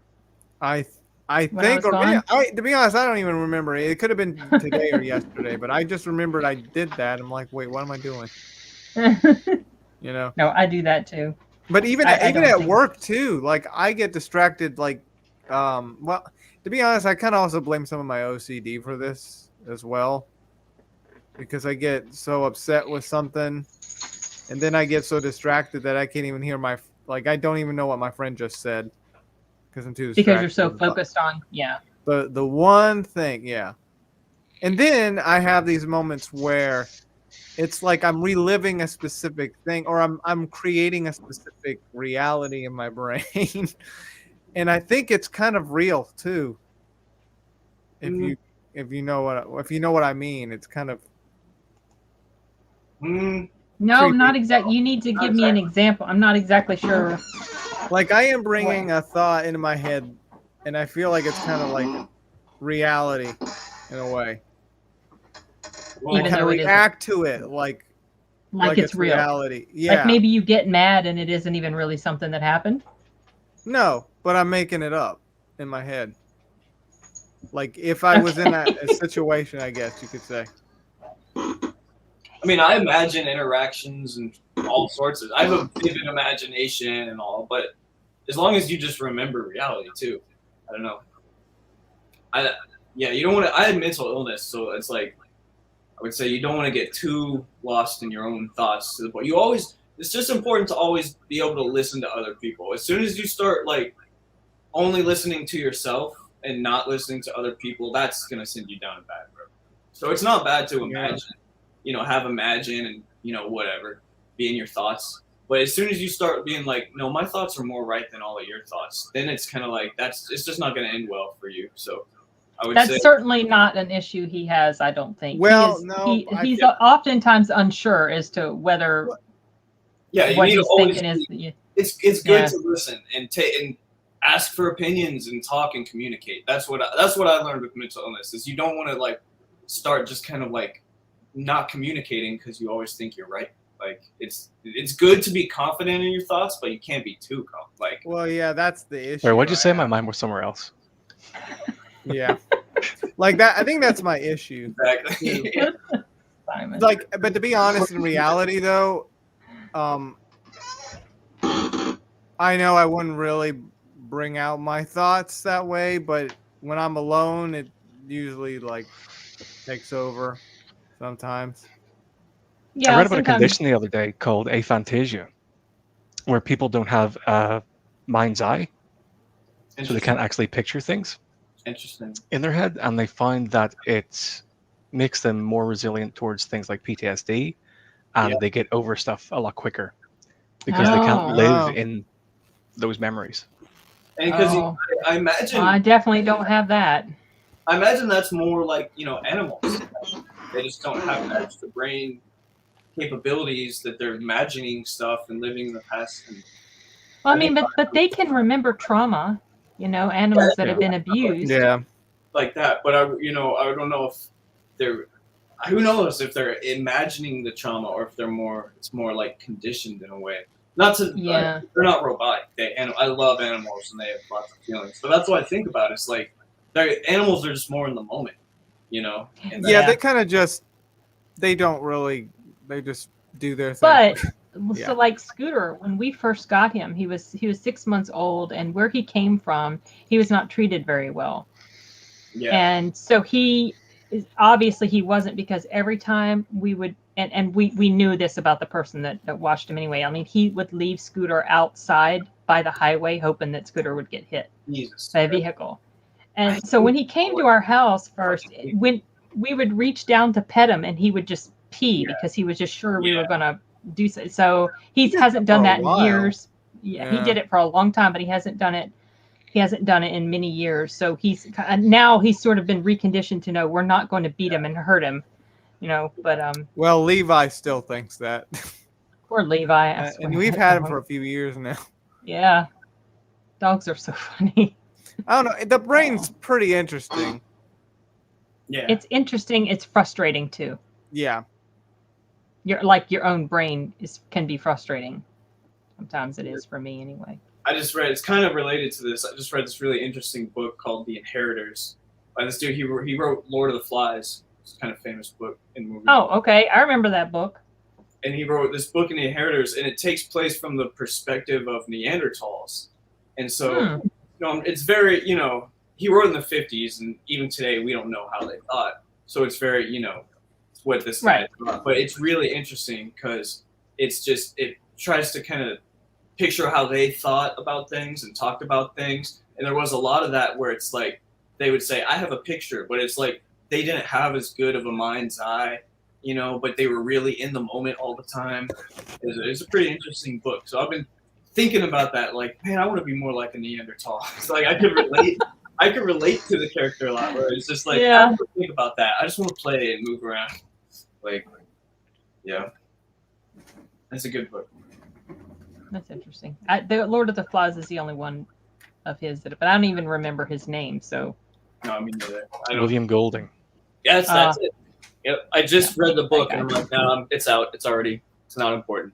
It's the guy who wrote that book. Okay, well, I have to do some more tending to Scooter, so I'm going to probably sign off. And we've been at this for, again, 3.5+ hours. Woo! I love it. It's been fun as always. Yeah, just- and 97. That's probably going to be even longer. Yeah. There's a lot of good ones. There's a lot of films to think about watching, Arturo. LA Confidential. I mean, you probably would like LA Confidential. I was going to suggest maybe holding off maybe a month to get to it because there's a lot to look into in 97. Dulcimeris. What's that? I'm honestly good whenever you guys are. A lot of it will just depend on what's going on in our real life. We'll see. Yeah. I don't know if we have to wait an entire month. We'll just see Arturo, see what's up with him. Yeah, I'm getting ready to take. Yeah, with him. And even on top of that, yeah, even our rats aren't doing so well either. Yeah, our rats aren't doing very well. And anyone watching, you should join the Discord. Oh yes, that's right. I only brought up the Discord server once. That was to thank Chris for the name. Mm-hmm. Yeah. Thanks, Jeff, and thank you for the well wishes. Yes, we did do the 80s, but I don't think that series you're talking about ever came up in the discussion because I don't remember. You know what? That. Can I say one thing? I kept wanting to say and forgetting. Before we go, say it. have you, just for current events, have you guys seen the Marvel What If? And check that out. No, I have not. I like I it. haven't yet. I was Really? gonna Is it say, good? the first three were entertaining, not amazing, but the new one, the fourth one with Doctor Strange, I really enjoyed a lot. Oh yeah, no, haven't. I've been me. I'm still not done with Loki. Oh yeah, I what like was Loki. wrong? What's They're that? not great though. I mean, there's the bad parts. Loki, the show. Is it There's- good? Every episode, there's parts where I'm like rolling my eyes, like, come on. Are you talking about Loki or What If? Well, almost all the Marvel shows, I like them. Yeah, Yeah. they're Also have eye rolling parts in almost every. they do, and something I mentioned in my Shang-Chi review is that I feel like the movies in general are more solid than the shows because I'm not super impressed with the shows yet. Now, when I said that, I was only thinking of the shows on Disney Plus. I feel like the Marvel shows on Netflix are pretty dang solid. Not all of them. Like Iron Fist is weak. I'm watching it, and I continue to watch it just because of that one actor that I mentioned in one of my videos. But like Luke Cage is really good. Jessica Jones was really good. I haven't watched The Punisher yet, but I've heard that's really good. So it feels like those are a little bit, and they're still kind of woven into the storyline because they reference stuff from the movies. Mm-hmm. They reference the other Avengers, but the They need to Disney bring Plus Ghost shows Rider. I feel like are weaker in general. I feel like the movies hold up better Yeah. than the shows do. I think it's getting to a point where familiarity is breeding contempt. Mm. I don't know. Mom. I think they're just the easy, safe. I was saying with Marvel, it's just like they're never bad and they're never great. They're just always a 3. Like it's like you can Like guarantee decent. that it's gonna be decent, but it's Yeah. never gonna blow me away. But it's never gonna really disappoint me and be terrible. And it's just Yeah. almost like that's what it always is. It always is that to me. It's always like that was decent, not amazing, not terrible. Yeah. It entertained me. Don't want to watch it again. That's how they Mhm. all are to me. Mhm. Guardians of the Galaxy. There's a few exceptions. I really like the funnier ones. I like the most. Mm. But, The more but yeah, comedic ones. Yeah. I know they're really popular, and I do enjoy some of it more than other. Like the Doctor Strange. What if? There's always good moments. There's good moments and then eye rolling moments, and the whole package Right. is just that was pretty good. Yeah. Honestly, if I never saw it, who cares? They found a formula that they'll stick with because I'm looking forward to Morbius though. That's different. Oh, I'm actually really looking forward to that one. I'm a little concerned for Vampires. Blade though. Yeah, because the person involved, right? Well, the the writer writer or the that they director or got. something. I don't Yeah. know why the hell they picked him. Thank Who's you, writing Gregory. I don't remember who's writing it, but I remember He reading about made- something that they had He made like been in. like 2 issues of comics, and they stopped making it because it wasn't well. bad. For one, it wasn't giving them revenue, but also I think the writing wasn't good either. And yet they hired the guy that didn't do the good job with this comic. And I'm not super thrilled with Mahershala Ali Like, as I was Blade. I looking just forward to not it. seeing. I got concerned when they mentioned the writer. That's my only issue. I just, yeah. Well, and they're only going to make it PG-13. What? Yeah, that's another issue I have. Mm-mm. Blade should be rated R. I mean, look, Disney put out what? The Rock? Yeah, but that's like Simon said. It was Aw, probably they could- under some other label. Okay, look. Like they need put to- out Pretty Woman too. It was but Buena Vista, if I'm Okay. pronouncing that correctly. Buena Vista, yeah. They need to do what Nintendo does. Nintendo kind of started to lean more into more M-rated games. So why can't Disney go a little into rated R territory? I mean, Because they're Disney. right? Because they're Disney. Yeah, Take Nintendo's example. yeah, but they're going to operate on a different model. Here's the than thing. Nintendo. Nintendo changed so much from the 2010s, like Bayonetta 2. Like they thought that game, like they didn't think they were going to be able to make the second game, and then Nintendo stepped in and said, "Oh yeah, we could work with that." And lo and behold, got Bayonetta 2. Bayonetta. Fun game. I think it's really just a matter of demographics. Disney is firmly in the with Disney Plus anyway. It's firmly in the family demographics. Mhm. Whereas game consoles, they cover everyone, so they kind of have to Right. put out Right. I games mean, you have M-rated games mixed with E-rated games in Smash Brothers. yeah, but like Oh, Mario's what I'm saying rated is E. people grew up over that time. The Nintendo fans, there were Nintendo fans when they were kids, and Nintendo were just putting out these E-rated games. Eventually grew up. We're still Nintendo fans, but they wanted something a bit more mature. I don't know. I always found it funny that you have Mario as an E-rated E-rated character fighting with Bayonetta or Snake from an M-rated series. I never thought about that, but yeah. Yeah, the mixture is funny. For sure. So why are you looking forward to Morbius? Because it's vampires, Simon. Yeah, Oh, it's okay. also got a horror feel too. It does, And and I'm a little- I like Jared Leto too. Now I thought Jared Leto Oh was no, going to not be good. Jared. No, I was gonna say it's not Jared Leto, is it? Yeah, it is. That's not the main. The main reason is because vampires. So I'm interested to see what they'll do with that. But Jared Leto, I like Jared Leto, but then he was a big disappointment in Suicide Squad. I thought he just He's always wasn't been very good decent in there. to me. I can never take him seriously. Other Really? than Fight Club, he kind of worked for that. He was in Fight Club. He was Blonde Boy. See, I've never seen Fight Club, so I didn't know. Oh Jesus Christ! Okay, he was in that. We got. I first noticed him in Requiem for a Dream. Okay. He was great in that. Yeah. Okay. He I was think good at that. Yeah. Panic Room was the first thing I saw him in.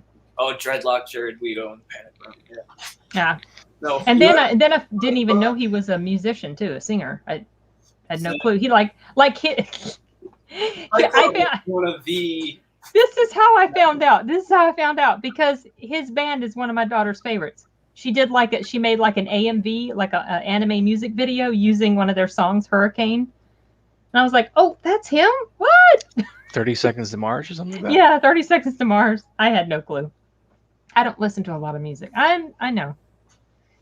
That's impossible. I know. I really didn't know. Honestly, You'd have to go beyond light speed. Break the laws of physics. I had no clue.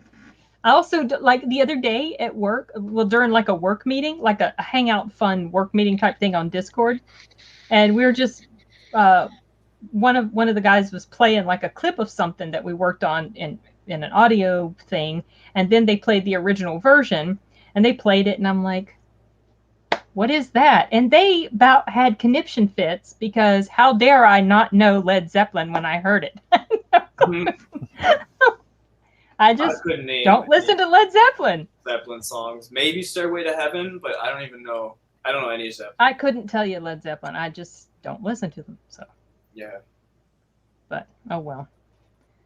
My world's a little boring, y'all.